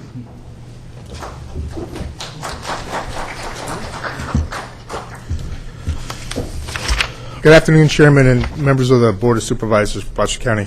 My name is Al Roth, and I am an elected board member for the North Star Property Owners Association and also an elected board member of the Ski Trails Property Association. My wife, Deborah, and I own a condo within the Ski Trails complex. I'm holding in front of me 107 letters that you received from North Star property owners and emails. This was just a recent list that I was provided. I'm sure there's been many more since then. Diligently, I've read all 107 letters. And what I've noticed in the letters was a common thread of issues that were brought up constantly by North Star property owners. The idea that our owners were very concerned about this issue. 56% of the letters specifically commented on that. Outside of those concerns, they talked about excessive wear on the roads, 39%, safety and other hazards, 36%, 34% were environmental impacts. What I like to do is get away from the numbers for an instance and talk about what the heart of North Star owners really meant, what their mindset actually is. And I like to take the time to read a couple of quotes out of a couple of these 107 letters that I looked through. As the parents of 3 small children, we try to teach our children to be honorable, honest, trustworthy, fair, and fulfill our promises. My words. Wouldn't that be nice if our current kids lived that? These seem to be very basic principles. What happened with the gate between North Star and Martis Camp seems to be very dishonest, unfair, and clearly not what's represented. When we talk about safety, an owner wrote, we were visiting the retreat project to see what progress had been made. As we were leaving the development, we slowed down to admire the views before climbing the road leading to Big Springs Drive. Literally from out of nowhere, a silver gray car swerved around us at high speed and proceeded up the incline. If another car had been coming down to Big Springs, there could well have been a serious head-on collision. Talk about the quality of life. Quality of life. Now we endure headlights beaming into our bedroom at all hours of the dark and the noise of traffic stopping and accelerating from the stop sign at Millsite Road and Big Springs Drive. These were people that bought their units without that implication there. By approving the request for abandonment, you will provide a fair and reasonable solution to the many unfair and unwanted traffic additions to the streets of North Star. And finally, the impact on North Star residents. How would you feel if you purchased your home on a cul-de-sac, thinking it was accessible to you and only 17 other families, and an occasional emergency vehicle, and then found out someone was opening your private road to hundreds of vehicles every day? Thank you. Thank you.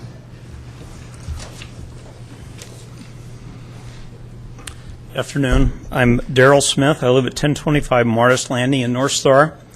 I'm here to support the retreat's request to privatize the Millsite Road. I believe the historical record clearly supports the retreat's view that the intended use was for an EVA only. I do not believe that the residents of Martis Camp should be allowed to use Millsite Road for their convenience, which Mr. Winbury actually mentioned at one point that it was more convenient for them. I'm also concerned about some of the facts that Mr. Winbury presented, and particularly his facts related to the environmental concerns. I've been a consultant to the U.S. EPA for many years, and I can tell you without doubt that a gallon of gas weighs 6.0 pounds. And how you can get 5.0 pounds of CO out of that 6 pounds of fuel is beyond me, and it's just not possible. And it kind of leads to the other point that Mr. Winbury's explanation of the word only in the MV plan documents reminds me of President Clinton's insistence that it depends on what the definition of is. Thank you. It was good morning, but now it's afternoon. So, my name is Jeff Stevens. I'm the general manager of the North Star Property Owners Association, of which we're the master association of the retreat. I will skip all the repeated comments that we've made. Probably one of the things I'd like to piggyback on is the EVA gate that Hayes was talking about. Okay, during that time, I started the end of 2007, got there. The EVA gate negotiations were going on with all the other entities. The county was involved, NCSD was involved. The resort was, which was Booth Creek at the time, not Vail, and the association in regards to an agreement. So during that time, we became pretty enlightened about EVA gates and their uses. We also became concerned about the one at the end of Millsite Road. On numerous occasions, this is back in 08 and 09, I had with county staff assuring us that this EVA went both ways. So we took everybody's word, moved forward, thought we had all this resolved, and then as time was going on, slowly this is eroded. This is really not right. So going back to the former director's comments about it was generally understood, well, it wasn't. Otherwise, it was a very kept secret, and we would have been more involved. And so then we started getting more involved with what was being eroded. So bottom line is that it wasn't generally understood. We want it returned to what it was intended to. You have the opportunity to do that, what it was intended, what is expected by the community, and we hope we fulfill that obligation. Appreciate your time, and if you have any questions, I'm happy to answer. Thank you. Thanks.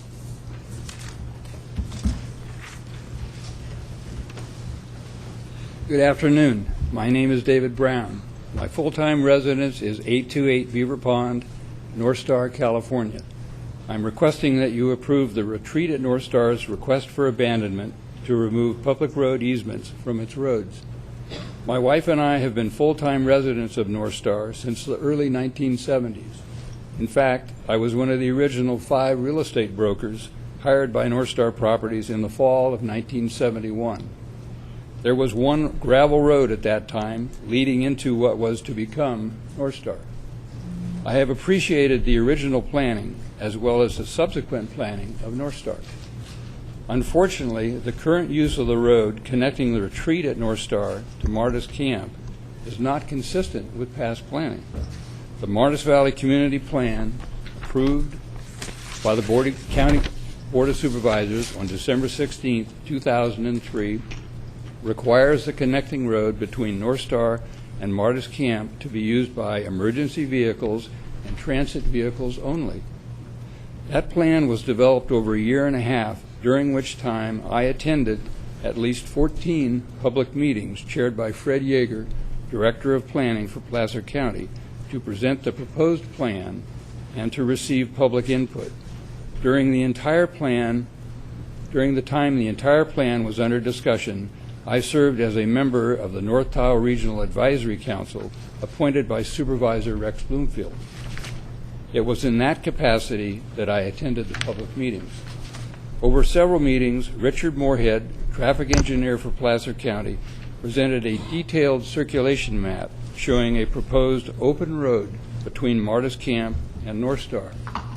After much discussion and concern expressed by members of the public and the landowners, the planning department decided that the road would be restricted for emergency vehicle use and transit only. Please see page 72 of the Martis Valley Community Plan. Consequently, the roads in the retreat were designed to accommodate their neighborhood traffic. The entire circulation system for the proposed new development at North Star by East-West Partners was based on serving North Star's new development with no expectation that 662 new homes from Martis Camp would have access to any of North Star's road system through the emergency vehicle access road at the retreat. Therefore, North Star Drive remained the width that it is today, and the intercept lots and roundabout at the entrance to North Star were designed and built to accommodate North Star traffic. In conclusion, I urge you to approve the abandonment request so that the retreat owners may have that which was originally represented to them, and that the future growth of North Star and use of roads will be consistent with approved planning as adopted by the Martis Valley Community Plan. Thank you for your consideration. Thank you.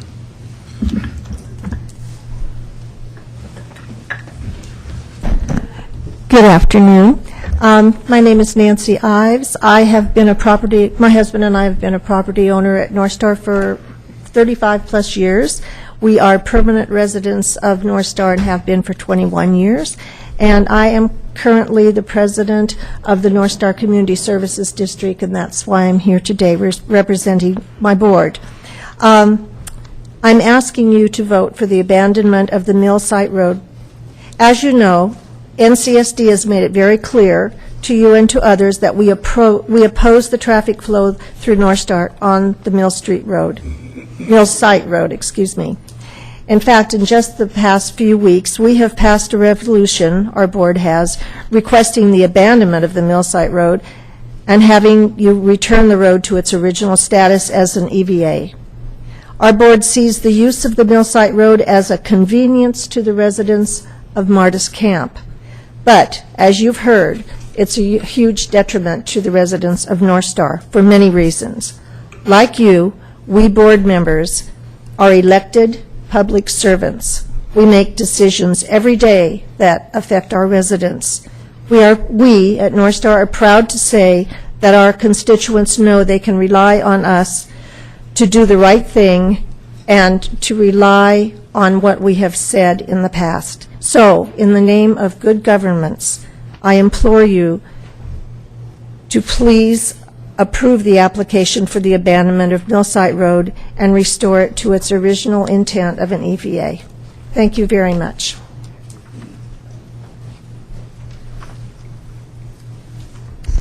Good afternoon, ladies and gentlemen. My name is Mike Staudenmeyer. I'm the General Manager of the North Star Community Services District. I just wanted to represent the district's perspective on this request, in which we are supportive, as President Ives just mentioned. A couple things throughout history have kind of played into this. We were a participant. In fact, we co-authored the engineer's report for the retreat HOA CSA, which in our capacity, we serve as the contractor of the county for both road maintenance and snow removal. At that time, we were under the assumption that it was an 18-lot subdivision. We weren't going to be seeing traffic impacts from 680 lots. So that engineer's report was based on and predicated upon that assumption. And as such, the level of care and effort and monies available to provide both road maintenance and snow removal within that subdivision are based on that. Furthermore, we are, as everybody else, paying a lot of close attention to the county documents that were approved over time, the Martis Valley Community Plan, the various EIRs, and the mitigation measures that were developed based on those documents. Namely, in this specific case, I'm referring to the intersection improvements that East-West Partners was subjected to mitigation measures for their North Star projects. There was over $13 million in invested infrastructure improvements based on a traffic management system that had North Star Drive as the only ingress and egress for the resort. We're talking about Highway 267. We're talking about the roundabout, in which the county reinvested another, I believe, $750,000 this summer to help effectuate that particular investment, as well as the other intersections as we get closer to the village. $13 million of public funds that was sponsored by our district through a community facilities district and is now being paid for by the taxpayers of the east-west properties that were developed. These documents were very clear. The county staff wouldn't have written these mitigation measures based on anything but these very clear documents that spoke to one ingress and one egress. We were talking about other points of access. There would have been different mitigation measures and different improvements put into place, but there were not. Lastly, I'd like to just question, if the board were to decide to approve this application for annexation, the need for any additional environmental studies. I think that was brought up by Director of Public Works Grimm.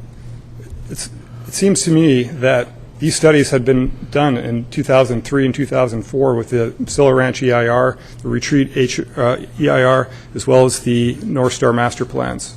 So I'm very curious as to why additional studies, environmental studies, would have to be undertaken to restore what was the original intent. Thank you for your consideration. Thank you.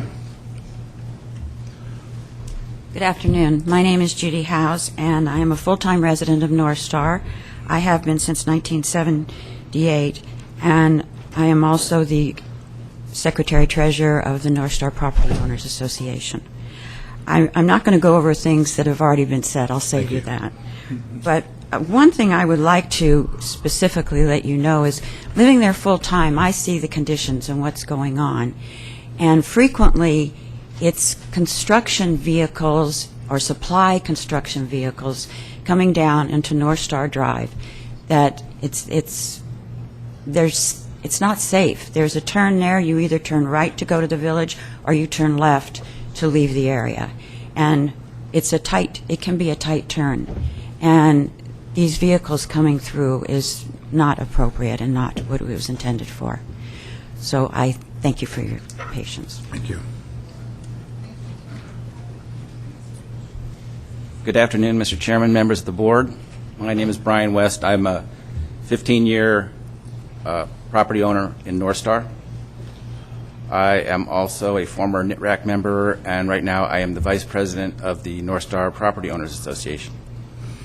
The board of the North Star Property Owners Association has unanimously voted to support the retreat, which is part of our association, their application for abandonment of the Millsite Road public right-of-way. We, as an association, spend a lot of time and effort reviewing projects, developments, and other things that take place in the Martis Valley and around our community, things that affect our membership. We reviewed all the documents that have been described in such detail here today. Overall, the review that we gave these documents over the years, we had our only conclusion was that this was to be, the Millsite Road was to be an emergency vehicle access only. Now, maybe, as the lawyer for Martis Camp says, we're just not smart enough to figure that out. But the people at the North Star Community Service District, who are admittedly smarter than us, came to the same conclusion, reviewing these documents over the years.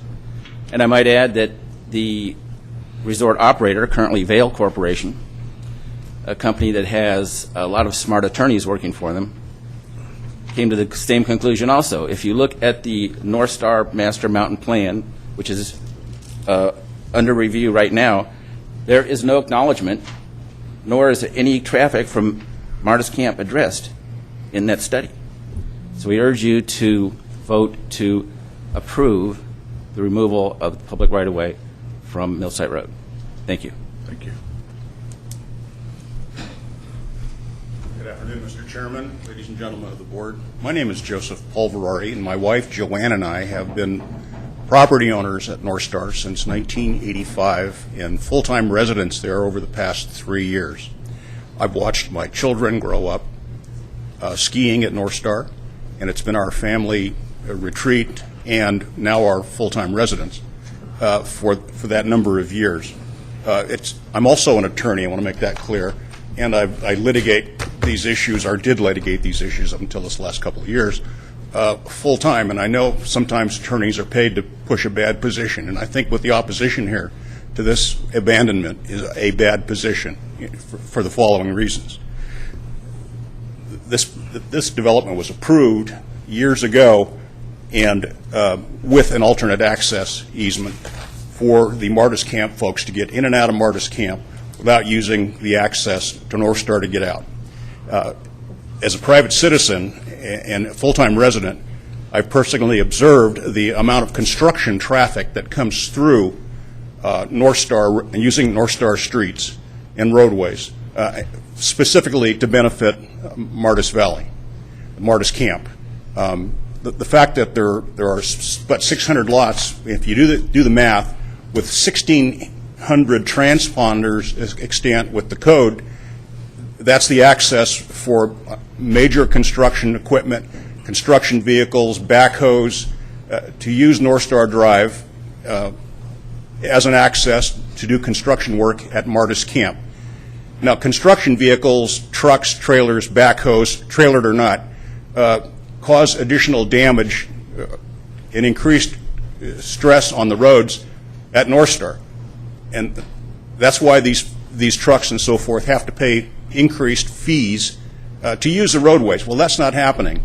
They're coming in like a group of seagulls and doing their job and then leaving us with the fallout from it.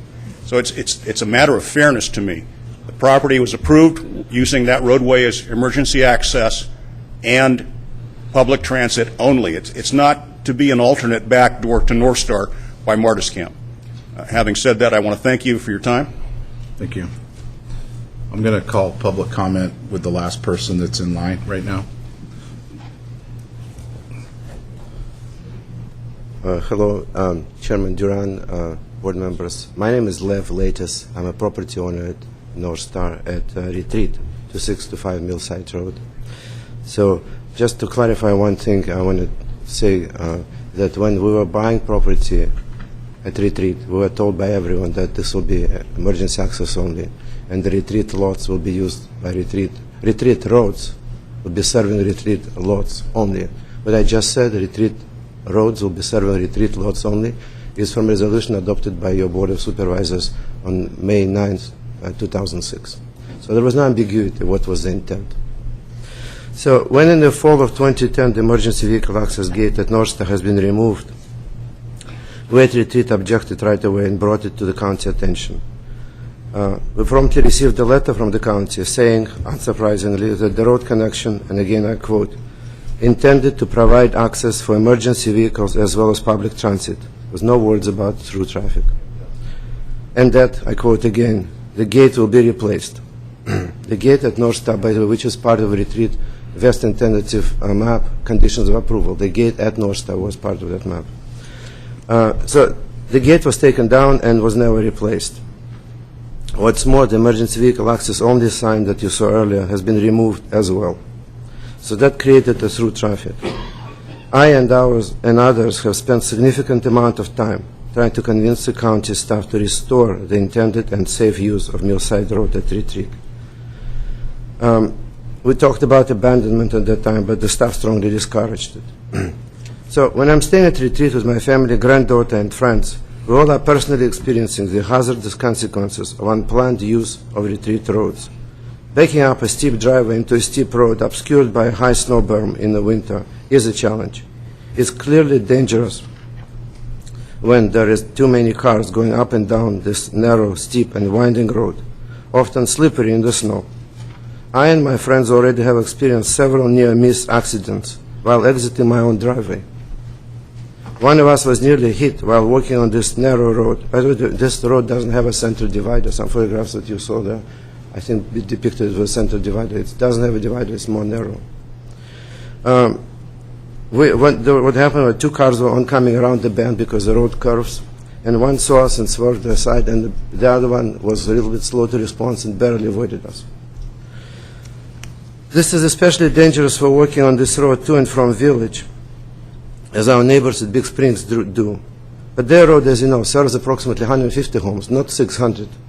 And it has no driveways on it, like our road does.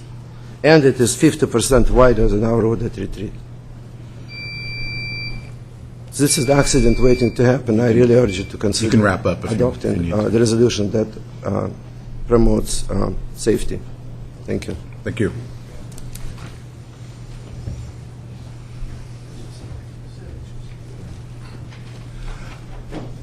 Good afternoon. I'm Jerome Ives, 232 Whistlepunk, North Star.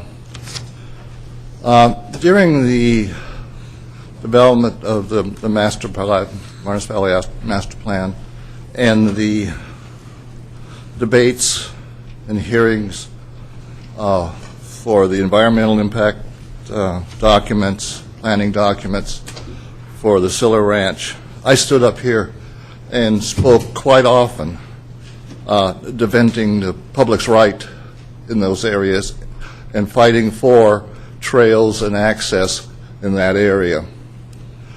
And I listened to the compromises that have worked out between this board and the developers.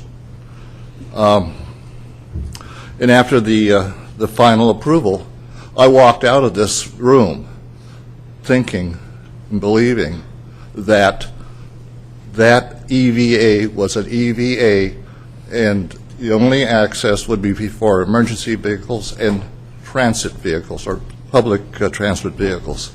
And I'm just extremely disappointed that after, what are we talking about, 10 years now, things have deteriorated. So hopefully you can correct the situation. Thank you very much. Thank you, sir.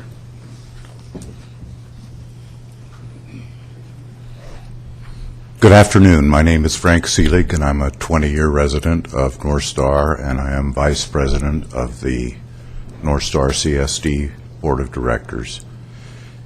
And I would just like to mention, in case you haven't noticed, that 100% of the people who have stood up and made public comments have made them in favor of the abandonment of Millside Road. In fact, of the 107, I believe, letters that were written, there was only one letter written by a Martis Camp proponent who wanted to keep the gate open because he owns properties in North Star and Martis Camp, and so it's very convenient for him. That's really all I have to say. Thank you. Thank you. Hi, my name is Linda Brown. I live at 828 Beaver Pond at North Star, and I've lived at North Star since 1973. My credentials are different from theirs. I'm an old high school English teacher in Placer County, and I've been listening to everything that's been said here today, and I've come away with 4 points that I would like to share with you because I am in favor of the abandonment of this road in question. The first point, the road in question was never intended to be a one-way passageway for leisure or business traffic from Martis Camp to North Star. That wasn't the original intent. Second, after much public input, the county made it very clear on page 72 of the Martis Valley Community Plan that the Board of Supervisors adopted in 2003 that this was to be for emergency vehicle use and transit vehicles only. 3, to the best of my knowledge, there has never been any kind of an environmental study done or any request for public input regarding the change in the use of this road. And 4, it seems to me that the solution to the problem that's been presented to you is that if you approve the request for the abandonment of the road, you will virtually create 2 private roads that will abut, and the argument is over. You'll end up with EVA, transportation only. So it seems to me that if you look at it through the lens of approving this abandonment, you've solved the problem. Thank you. Thank you. My name is Chris Hanratty. I'm a retreat board member and property owner. I'm speaking on behalf of Dean Keller, who is also a fellow property owner, could not be here today. Dear Chairman Duran and fellow supervisors, I cannot attend the December 9th Board of Supervisors meeting because of a prior commitment to a humanitarian charity on whose board I serve. Since I cannot attend in person, I express my views respectfully in this letter and urge you to approve our request to abandon and privatize Millsite Road and Crosscut Court. I've been a property owner in the retreat at North Star and a member of the North Star Property Owners Association since 2006, and a board member of the Retreat Property Owners Association since its founding. Prior to this, and for many years, I was a board member of the Booth Creek Ski Group, which owned the North Star Resort at the time it developed the retreat. I have a clear and unambiguous understanding that the retreat was designed and was approved by Placer County to be a small community on a cul-de-sac. I was involved intimately in the master plan for the redevelopment of North Star. In developing the North Star master plan, including this very carefully planned transportation infrastructure, all involved were well aware that Martis Camp eventually would be built, and when built, would house many hundreds of residents who would visit North Star every day. The fundamental design for North Star's traffic, parking, and drop-off pickup, including North Star Drive and the traffic circle, parking lots, bus depots, etc., all were built around the idea that Martis Camp residents and others coming to North Star from outside the resort would access the resort via North Star Drive. As you know, Martis Camp has turned Millsite Road from the private residential cul-de-sac that Placer County originally approved into a throughway for commercial vehicles, including semi-trailers and construction equipment, and for the cars and trucks associated with Martis Camp, a development of more than 600 homes. This has had 2 effects. Number 1, it has rendered the properties in the retreat virtually worthless. We property owners have seen an enormous erosion in value, and as you surely know, what was intended to be a wonderful subdivision is not being built out. No sane person would build a house on a highway like this, and since the emergency gate was removed, no one has. The effect goes beyond the retreat and extends to the homes on Big Springs Drive and the surrounding streets, all of which suffer to a greater or lesser extent. Number 2, it has created dangerous traffic conditions both on Millsite Road and on Big Springs Drive, and at the Millsite, Big Springs, and Big Springs North Star intersections. I bought my property in the retreat so that I could build a home and retire to Placer County as a full-time resident. I intended to have my house built by now, but I cannot fulfill this dream. Any house I would build would be unsaleable. It is entirely unreasonable for the developers of Martis Camp to turn this to turn this emergency gate into an amenity for 600 homes, but in doing so destroy value for others and create an obvious and severe traffic hazard. If the current situation is permitted to continue, we homeowners will have suffered permanently and irretrievably a grave injustice for no reason. Even worse, when someone becomes seriously injured or killed as a result of this unnecessary traffic hazard. And if you visit Millsite Road, you will see that it is only a matter of time. Everyone involved will regret that they did nothing to prevent it. Thank you. Thank you. Mr. Tarrin, are you prepared to deliver your rebuttal? Yeah. Could I ask a couple of questions of course, before yeah. the respective councils so Go ahead. I give them a chance to fire back at me if they so choose or respond to my questions. So a couple of questions of staff, I think some clarifications. Is there any restriction to the amount of volume of public transit that are identified in the conditions? And is there amount of... There's no restriction to the amount of public transit that can use the road. There was some discussion about what people thought that might be at the maximum, and there is somewhere in here some numbers of what they thought it could be. So that was my follow-up question, and what could you describe what, in essence, you think that is? Well, the numbers that someone had submitted were actually quite large. I thought they were 50 or 60 peak hour trips, which is actually pretty high. If we were to run hourly service or even maximum half-hourly service, that might mean a couple of buses every hour, one going in each direction. That would be beyond what we do today anywhere, but would probably be the maximum of what I would anticipate would be a handful per hour, handful per hour, not per day. A handful per hour would be the maximum. So actually noting the astute observation of my colleague about the change in the road, so the question is that volume of public transit adequately addressed in the scale and scope and size of the roads on all? I believe it is adequate. We asked for the right. We didn't describe how wide that road would be or not. A few cars an hour, obviously people will argue that if it's icy and steep that that's not as safe. But in terms of roadways in Tahoe, we have lots of narrow roads.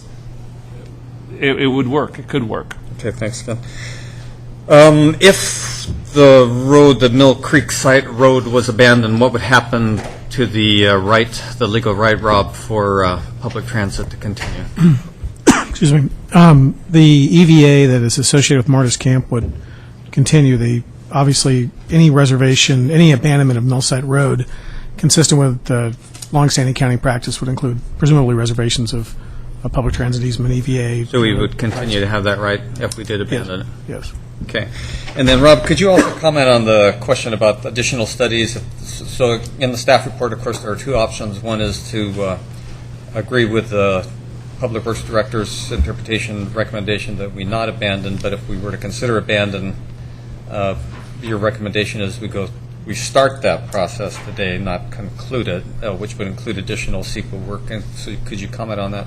Sure. The item, as you know, today is not presented for your board's actual approval of an abandonment. There are a number of technical documents, the preparation of resolutions, that type of thing.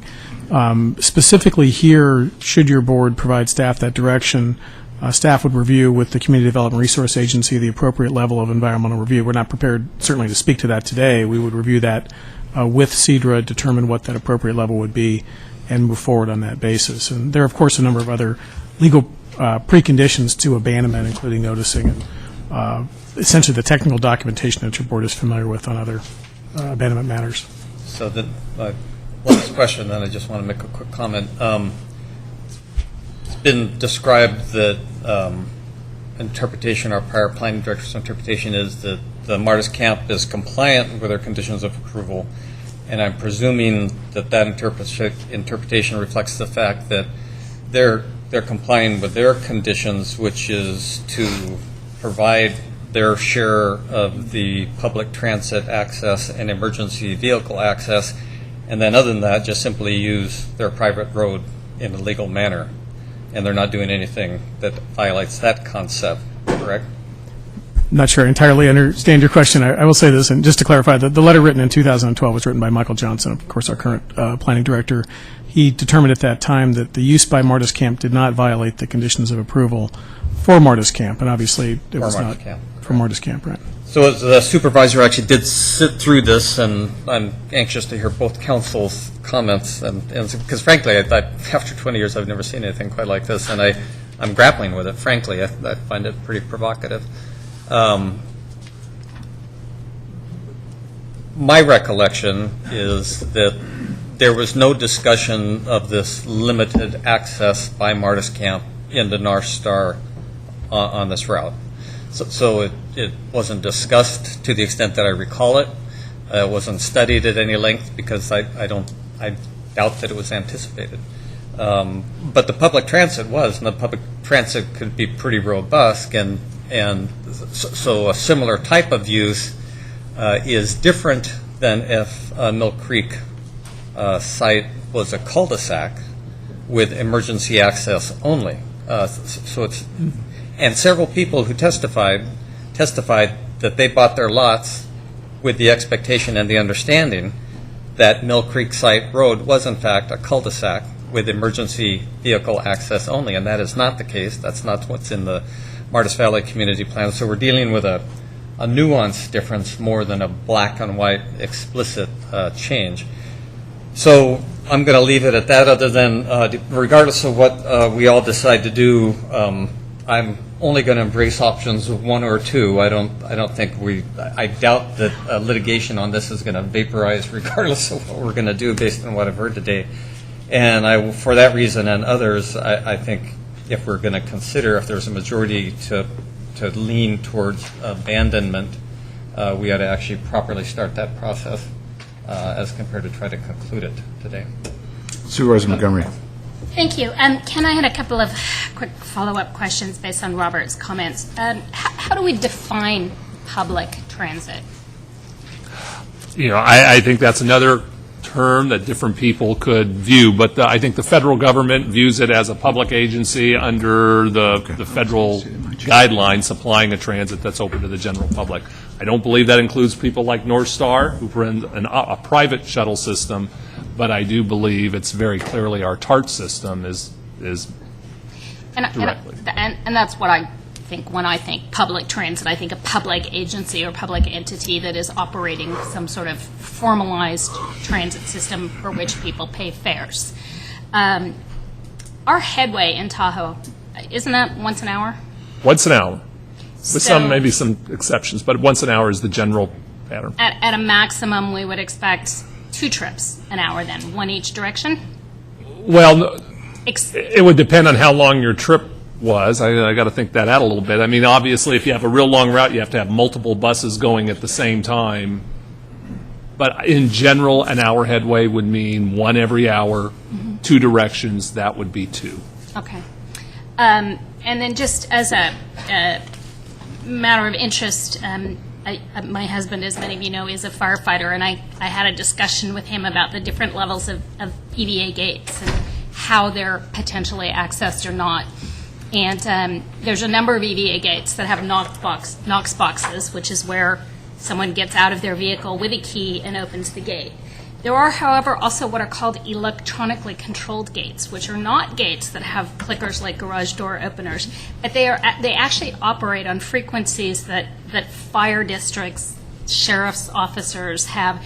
And so just from my own perspective, when I see the language that says electronically controlled gate associated with an emergency vehicle access use, to me it only makes sense that that was not intended for just transponders for anybody garage door style, but specifically for first responders and possibly transit and possibly the folks from the utility company. So I just think it's important. There's a couple different levels of emergency vehicle access and the way things can be accessed. We often think of it just as the Knox box, but there is actually an electronic version. And when I saw that language, it just made sense to me that that's what we were talking about, was something that is actually triggered by a radio frequency from the first responders. Rob, I wanted to also follow up on something you said. It sounded to me like, in response to a question that Supervisor Wygant had, that even though we have a number of environmental documents that have analyzed the access through 267, you would still feel that it would be necessary for some sort of new analysis that would sort of rescope that? We need to evaluate what the appropriate level of environmental review would be. Okay. We're not in a position to do that. Today, we would, if that's where your board so directs, we would return with staff, make a determination whether a new document would be necessary, whether something that exists would be appropriate to rely on. That's a determination we're not prepared to make today. However, I can say we would go back with staff on that point. We have to take into account, obviously, where we are in 2014 at this point. Understood. Thank you. Those are all my clarifying questions. Any further questions of the board? All right. Mr. Tarrin, you've got your 5 minutes. You can either use it, Thank you, Mr. all Chairman. or not. Or I'll use all of it, maybe a little more. All right. Mr. Chair, members of the board, first of all, transit. Supervisor Wygant, we always understood, and it says transit is part of our EVA condition on the retreat. And I don't think anyone, when they say cul-de-sac, I don't think they meant to say no transit, because that's always been a condition. We do not refute that. peak hour trips in the retreat EIR were 4 transit trips at PM peak, so every 15 minutes, and that was considered kind of robust. Okay. Next, Mr. Winbury, who actually lives about 3 blocks from me, made the comment about they could not analyze traffic going through Millsite Road at the time their EIR was done because retreat had not been approved yet. Well, he's a better CEQA lawyer than that. CEQA requires that projects analyze not just your project, but any reasonably foreseeable project. And one that was 30 days later is certainly reasonably foreseeable. So maybe they had to do a worst case, only out to 67, but they also needed to analyze the distribution if Millsite Road were there. And they didn't because, of course, everyone knew no traffic was going to go there because it was only emergency transit maintenance only. Okay? The Labor Day statistics that they cited, I just want to mention, everybody in the whole community knew that the county was taking traffic counts that day. So everyone knew, okay? So I'll just say that. Now, having said that, Ken said only 1 accident has taken place in well, we only have 1 house in the subdivision. We don't have 18. So, the accident rate today is not indicative of what it's likely to be once 18 families live there and they have their kids in on President's Day weekend or whatever. Mr. Winbury talked about closure of a road. Closure is a legal term that's different than vacating or abandoning. Closing a road, you can close a road, but you don't give up title to it. And the courts have said that if you do that, you can't let certain people use it and other people not. But if you vacate or abandon a road, then you give up title to it, and those owners who abut that property continue to have a private right to use that road. And so that's why I said if they have an private abutter's right, that will continue regardless of what you do today. What you are doing and we're asking you to do is to abandon the public abutter's rights, the public right to use the road. Okay? Now, I want to go back to something Supervisor Euler mentioned because Mr. Winbury again said the traffic on Millsite Road was not analyzed in their ER because Millsite Road wasn't there. But in 2007, it was. And again, in that addendum, forget all this discussion about Phase 1 and whatnot. That traffic analysis in that addendum said all the trips are going 267 or up that ski lift. No trips were assigned to Millsite Road in 2007. So that's after any issue, there was any issue whether or not the retreat was going to get built, Millsite Road was going to get built. Okay, so summarizing. Make sure. Oh, I wanted to just mention, there has been a lot of construction traffic on Millsite Road. And Mr. Ladies, I think, handed to the clerk photos that he has a camera that's tripped every time a car goes by. He's got over 1,000 photos of construction.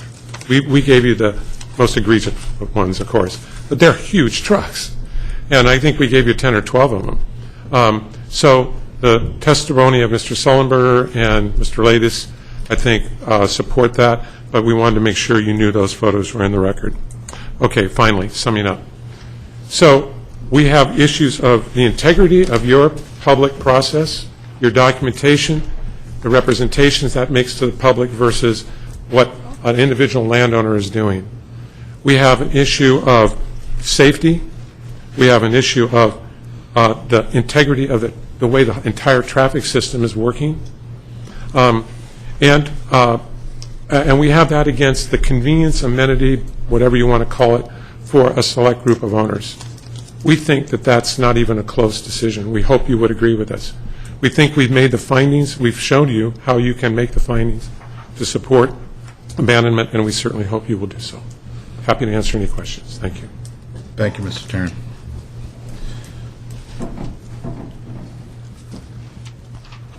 Mr. Chairman, if I may sum up, first I want to address this issue about how 6 pounds of gasoline becomes 20 pounds of pollutants. Do you really want to I do, because I couldn't understand that either, and it's understood that what happens is you've got these long strings of carbon molecules packed into gasoline.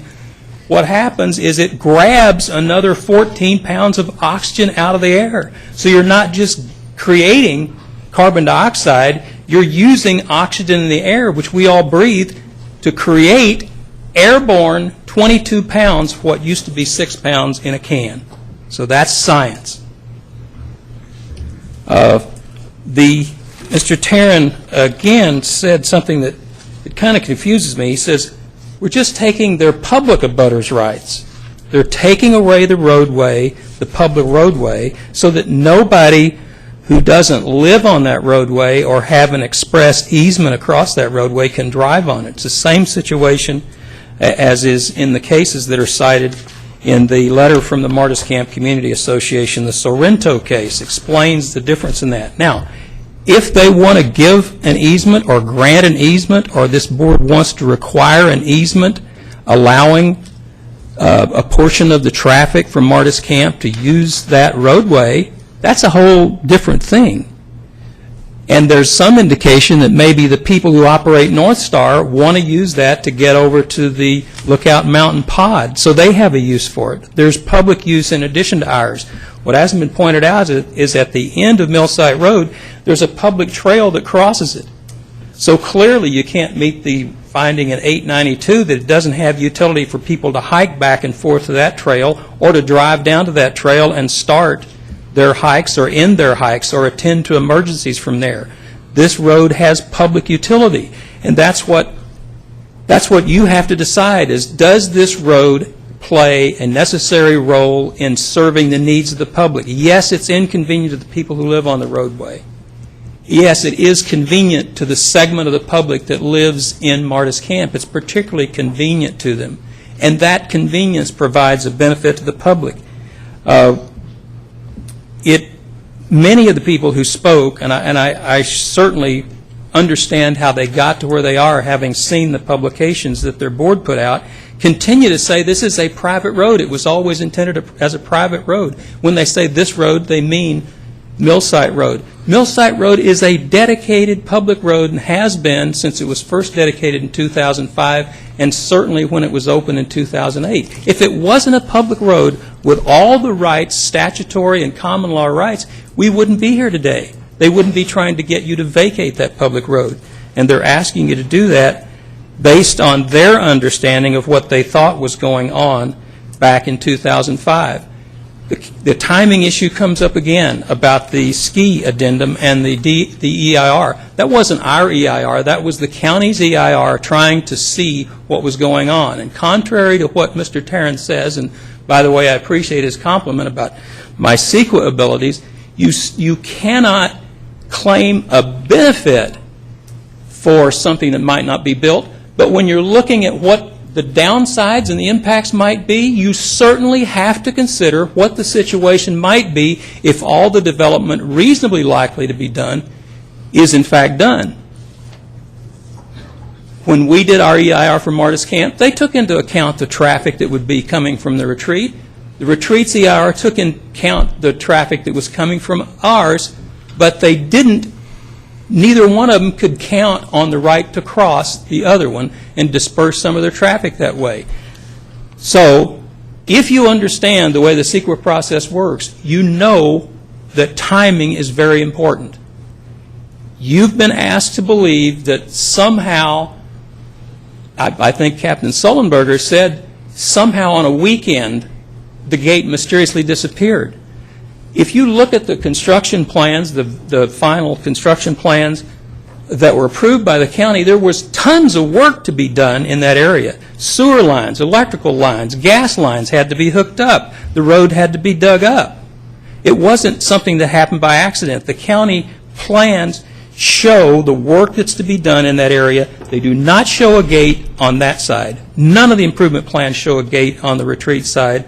And so you're still being asked to conclude that the county has done something wrong here, and in fact, everything that's in the record says that the county knowingly approved a public road butting up against a private road.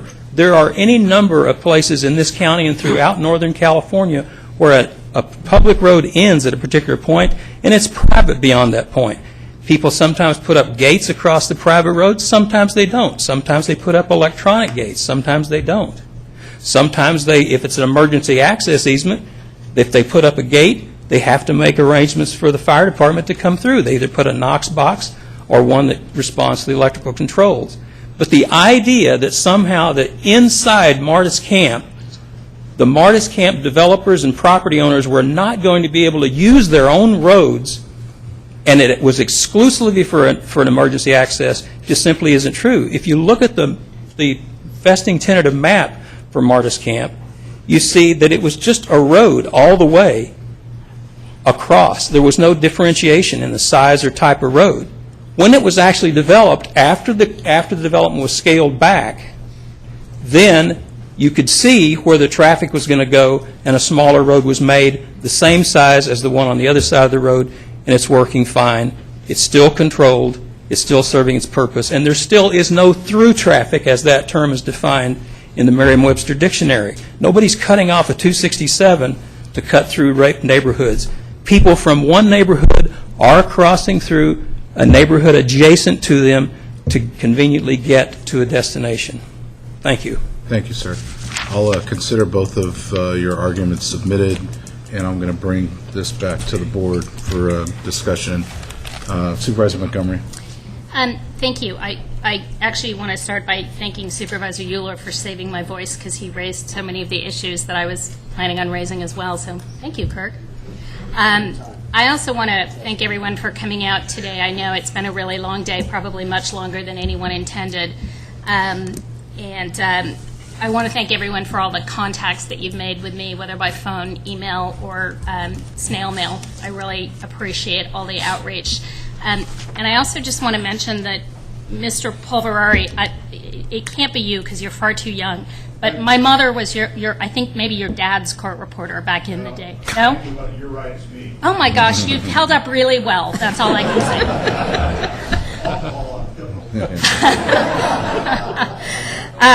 say. So, you know, I wanted to address a couple of issues that have been raised. I think there's some conflation between what are public roads and what are private roads and what people's intentions are.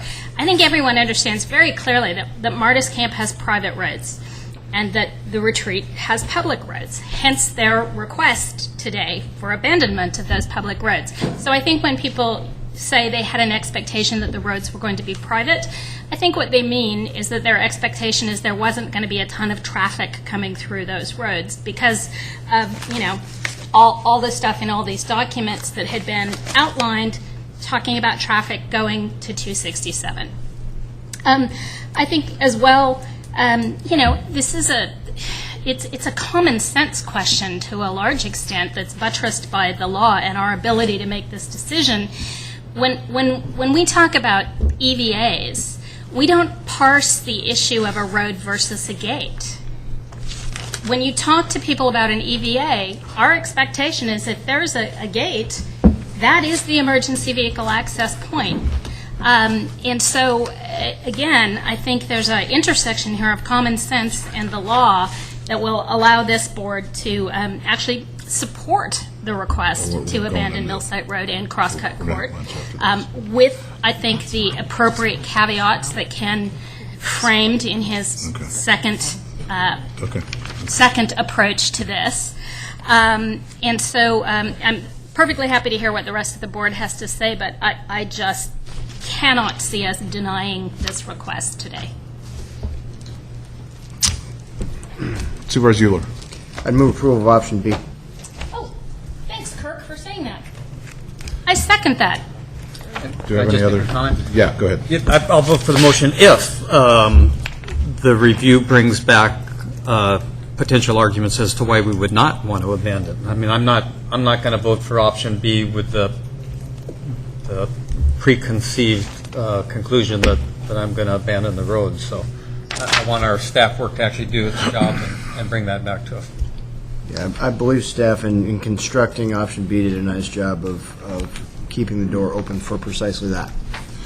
I will also, that's kind of where I was headed. You know, folks, I think there was a time when this could have been easily resolved. Maybe not. But I still think even in moving forward on option B, there may be an opportunity to discuss some things between the Martis folks and the folks that are at the retreat. I don't know. But anytime you submit, and the attorneys know this, to an independent tribunal, you roll the dice and you take your risk. For me, you know, the fact that there wasn't any analysis on those trips, or there doesn't appear to be any solid analysis on those trips, you know, is pretty significant for me. The fact that the road goes from one greater height or width to a more narrower width, that plays in it too. Two EVA signs, that's more evidence. But I think the one thing that really, when you look at the plan and you look at the retreat and you look at, you know, 600 homes, and this is just my, you know, my opinion, that if I was living in the retreat and I knew that with certainty that there was going to be 600 vehicles or perhaps more driving, you know, in front of my house, you know, every day, in addition to construction vehicles and utility vehicles, all these other vehicles that were driving through there, I would have been up in arms, which lends me to believe that there's some credence in what they actually believed what was going to happen with that particular road. And only, I think, you know, you can only go so far with that word. I would have used a different way to say that, but I'm hopeful that, you know, our staff can go back and do the diligence that they need to do, and which will give more time for people to maybe come to their senses and look at the map and maybe figure out a way that doesn't result in, you know, in a dramatic change in the use of that road. If not, then I have to go ahead and support the abandonment of it. I would encourage you to talk, but if you've already talked enough, there's not a whole lot I can do. Yeah, we've had some fairly comprehensive conversations on this issue for at least a couple of years, so hence we're here today. Sure. Okay, so that being said, all those in favor of Plan B, we have a motion and a second, say aye. Aye. Any opposition? Heard no opposition, heard no abstention, then that motion carries. We haven't made a decision to abandon. We're just in the beginning phases of getting further information to make that decision. That being said, I'm going to turn it over to our county council to take us into closed session. We'll be, 40 minutes? Does that sound fair? 30 minutes? Yeah, we'll have some lunch. The board will now adjourn to closed session to discuss two items of existing litigation and also to have a conference with real property negotiators regarding a drainage easement. I hold our room's attention.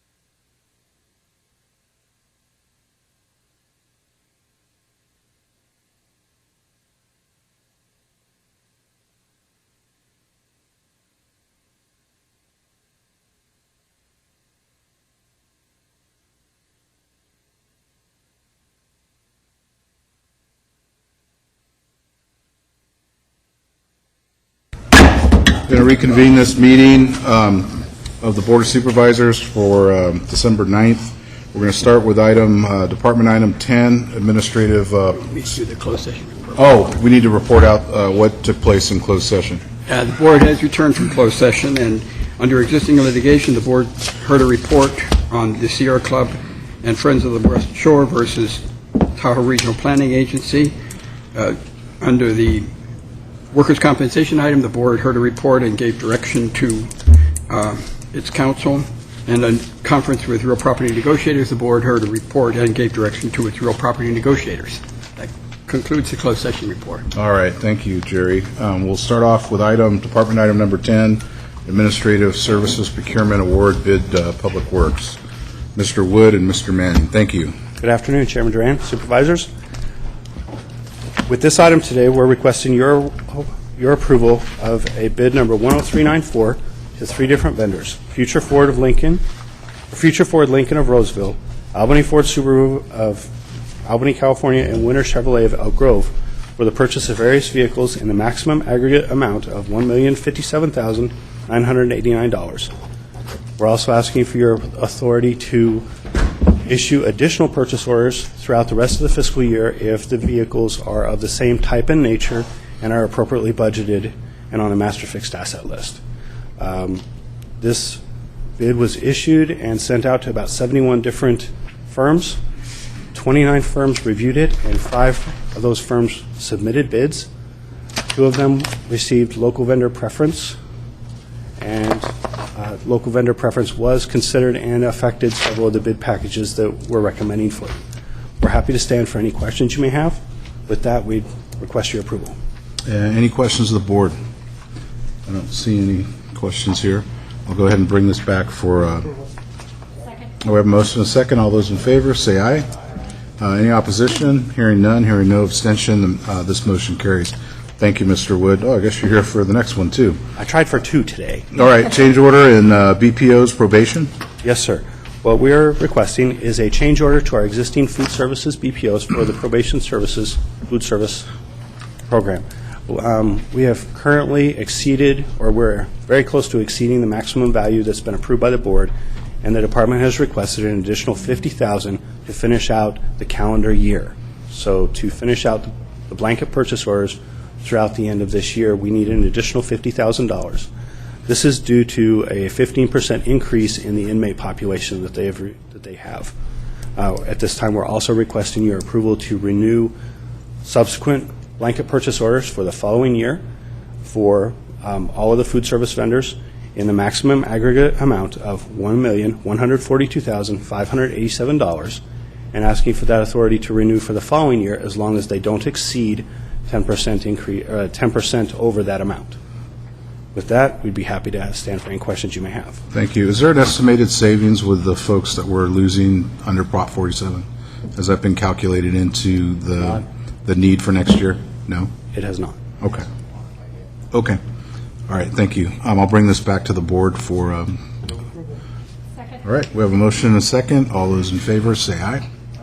Aye. Any opposition? Hearing none, hearing no abstention, the motion carries. Thank you. Thank you. Item 11, Board of Supervisors minutes. Approval of minutes of November 18th, 2014. Move approval. All right, all those in favor, say aye. Doesn't sound like there's any opposition, but I am going to abstain because I wasn't here. So that motion carries. We'll now move to item 12, Public Works, funding agreement for State Route 89 Fanny Bridge Community Revitalization. Mr. Kratz. Good morning, or good afternoon, Chairman, members of the board. Good evening. Almost time. It's almost evening. Yes. With this item, the actions for your consideration today relate to authorizing the Director of Public Works to make payments to the Tahoe Transportation District up to a total of $190,000 for work related to the Fanny Bridge project. As a reminder, this is a long-studied multimodal transportation improvement project at the intersection of State Route 89 and 28 in downtown Tahoe City. And this action asked of you today really starts the process of making payments to the Tahoe Transportation District for environmental work related to this project. We're at the stage of releasing a public environmental document for public review in the next few weeks. And we had previously committed local funding to this project through your board approval back in December 2013, up to $3.29 million. This really just authorizes a small amount of that local funding that matches this federal funding for this project to the tune of $190,000. So that's the basis of our request today. We would return to your board at a later date if and when the environmental document is approved and the project goes out for bidding and construction. We would come back to your board for a request to authorize that bigger chunk of funding to the tune of $3.1 million. So with that, I would ask your board to approve the 3 actions in the department memorandum as written, and I'm happy to address any questions you might have. All right, any questions of the board? All right, I'll bring it back for action. We have a motion and a second. All those in favor say aye. Aye. Any opposition? Hearing none, hearing no abstention. Those 3 items have passed. All right, thank you, Mr. Kratz. We have a item 13, Sheriff Post-Retirement Employee Resolution. Mark. Good afternoon, Chairman Duran, members of the board. Mark Giacometti, Placer County Sheriff's Office. This item is requesting approval of a resolution waiving the 180-day wait period CalPERS mandated to bring back a public safety dispatcher a little bit earlier. If you have any questions, I can expand on that. Any questions of the board? Nope. All right. Board, what would you like to do? All right. We have a motion and a second. All those in favor say aye. Any opposition? Hearing none. Hearing no abstentions. This vote carries. Thank you very much. Thanks. And we'll move now to item 14, Community Development Resource Agency, West Placer and Sunset Sunset Infrastructure Financing Plan.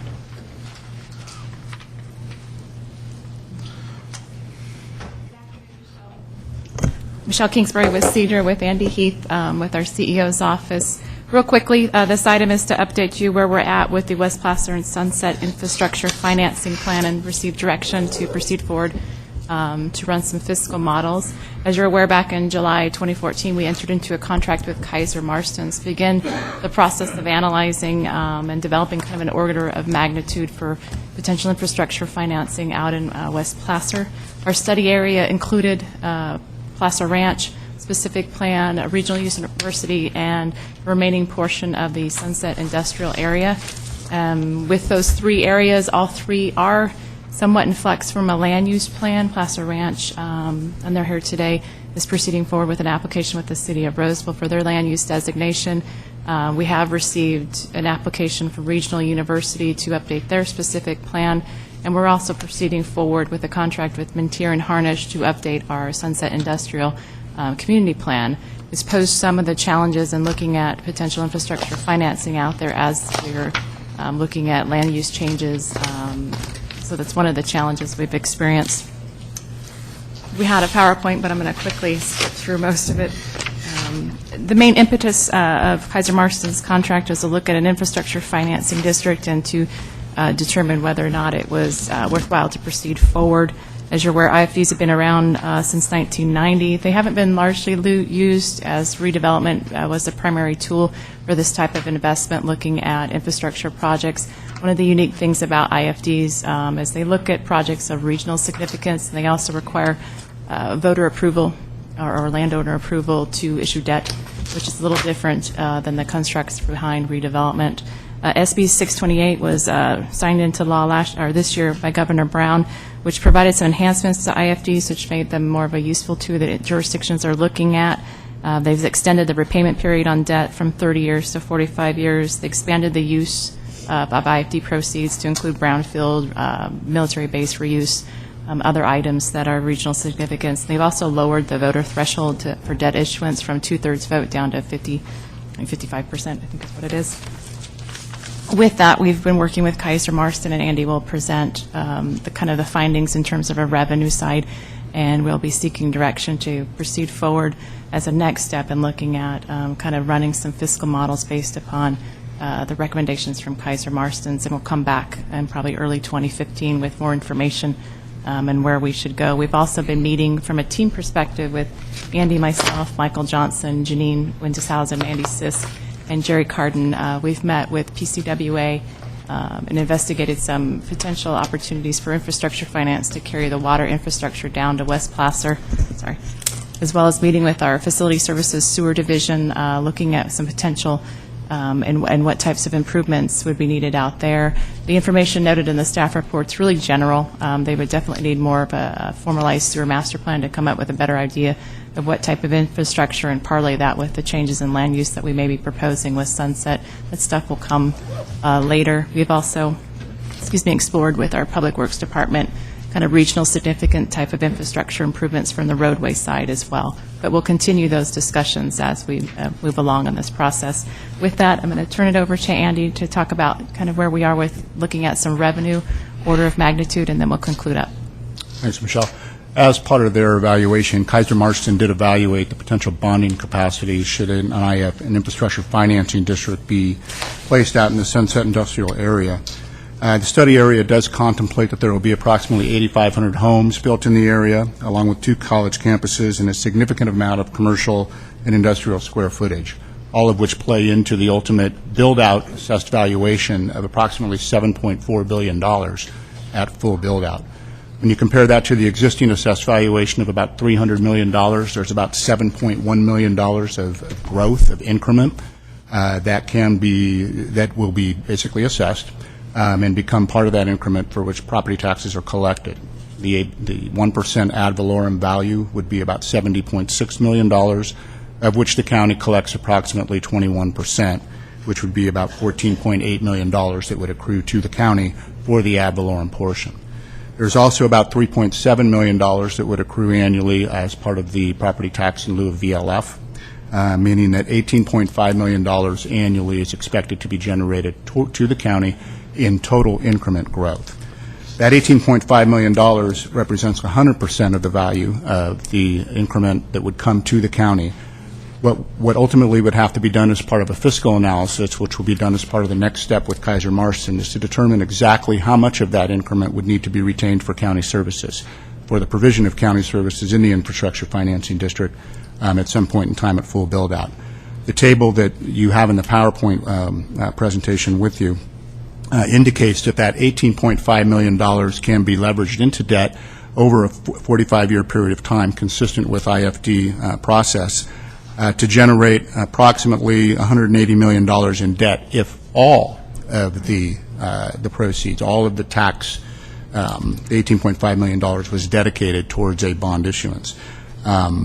If 25% of the increment was actually allocated towards county services, you could debt for about $133.2 million. So you can see that we really have to do this study to give us a gauge on exactly what will be required of county services in the future, consistent with this model prior to actually issuing any debt for infrastructure. And that's just one of the things we'll need to look at. In conjunction with, as Michelle mentioned, some of the changes to the area plans out there and their impacts on what is ultimately going to be built out. I did want to mention that we received 2 letters in support of the process that we're going through. One is from the City of Roseville, just expressing their support with the Kaiser Marston study and a willingness to continue to work with the county as we both, in mutual interest, look at the infrastructure financing out in the West Placer area. In addition to that, we received a similar letter from the West Park representatives who are also here today, indicating their support of our study and a willingness to continue to work with us as we look at what types of financing mechanisms are out there. With that, we can conclude our presentation, open it up for any questions. I think what we're looking for is just direction to continue to proceed forward and develop from some fiscal models, as Andy mentioned, looking at that the share of the tax increment that the county has, running a couple different scenarios and coming back to your board with those results in early 2015. Okay. Other questions of the board? Robert. So, excuse me, when as we go forward, will the potential bonding capacity and the revenue from that be offset against sort of a menu of different infrastructure choices, or recommended against certain ones, and will they take into consideration strategic notions as to how economic development can be most enhanced? And I would say yes to your question. What infrastructure and assessing what type of needs are out there from the development perspective and the regional perspective is kind of that challenge we're at right now, because the plans are all in flux. But that's definitely something that when we look for how much potential bonding capacity and what we would recommend as the types of projects to use that for, and whether water is, if it's something we want to partner with, if there's other financing mechanism that might be more worthwhile to look into. We'll be bringing all that back in a more comprehensive package for you. So we'll be seeing kind of a menu and of what the possibilities could be. Okay, all right. Any other questions on this item? No? Okay, all right. Well, I'll bring it back to the board for, I'm sorry. Public, any comments out in the public world here? I guess not. Okay. All right, we have a motion? We have a motion and a second. All those in favor, say aye. Any opposition? Hearing none. Hearing no abstentions. This motion carries. Thank you. All right, we'll now move. Items 5A and 5B have been pulled off the agenda. And OPEB has been pulled off, Yeah, correct? we'll defer You'll it go to ahead and January defer 6th. OPEB, so I believe that's the end of our board meeting. Any disputes over that? Okay, all right. All right. Get the public to comment. Yeah.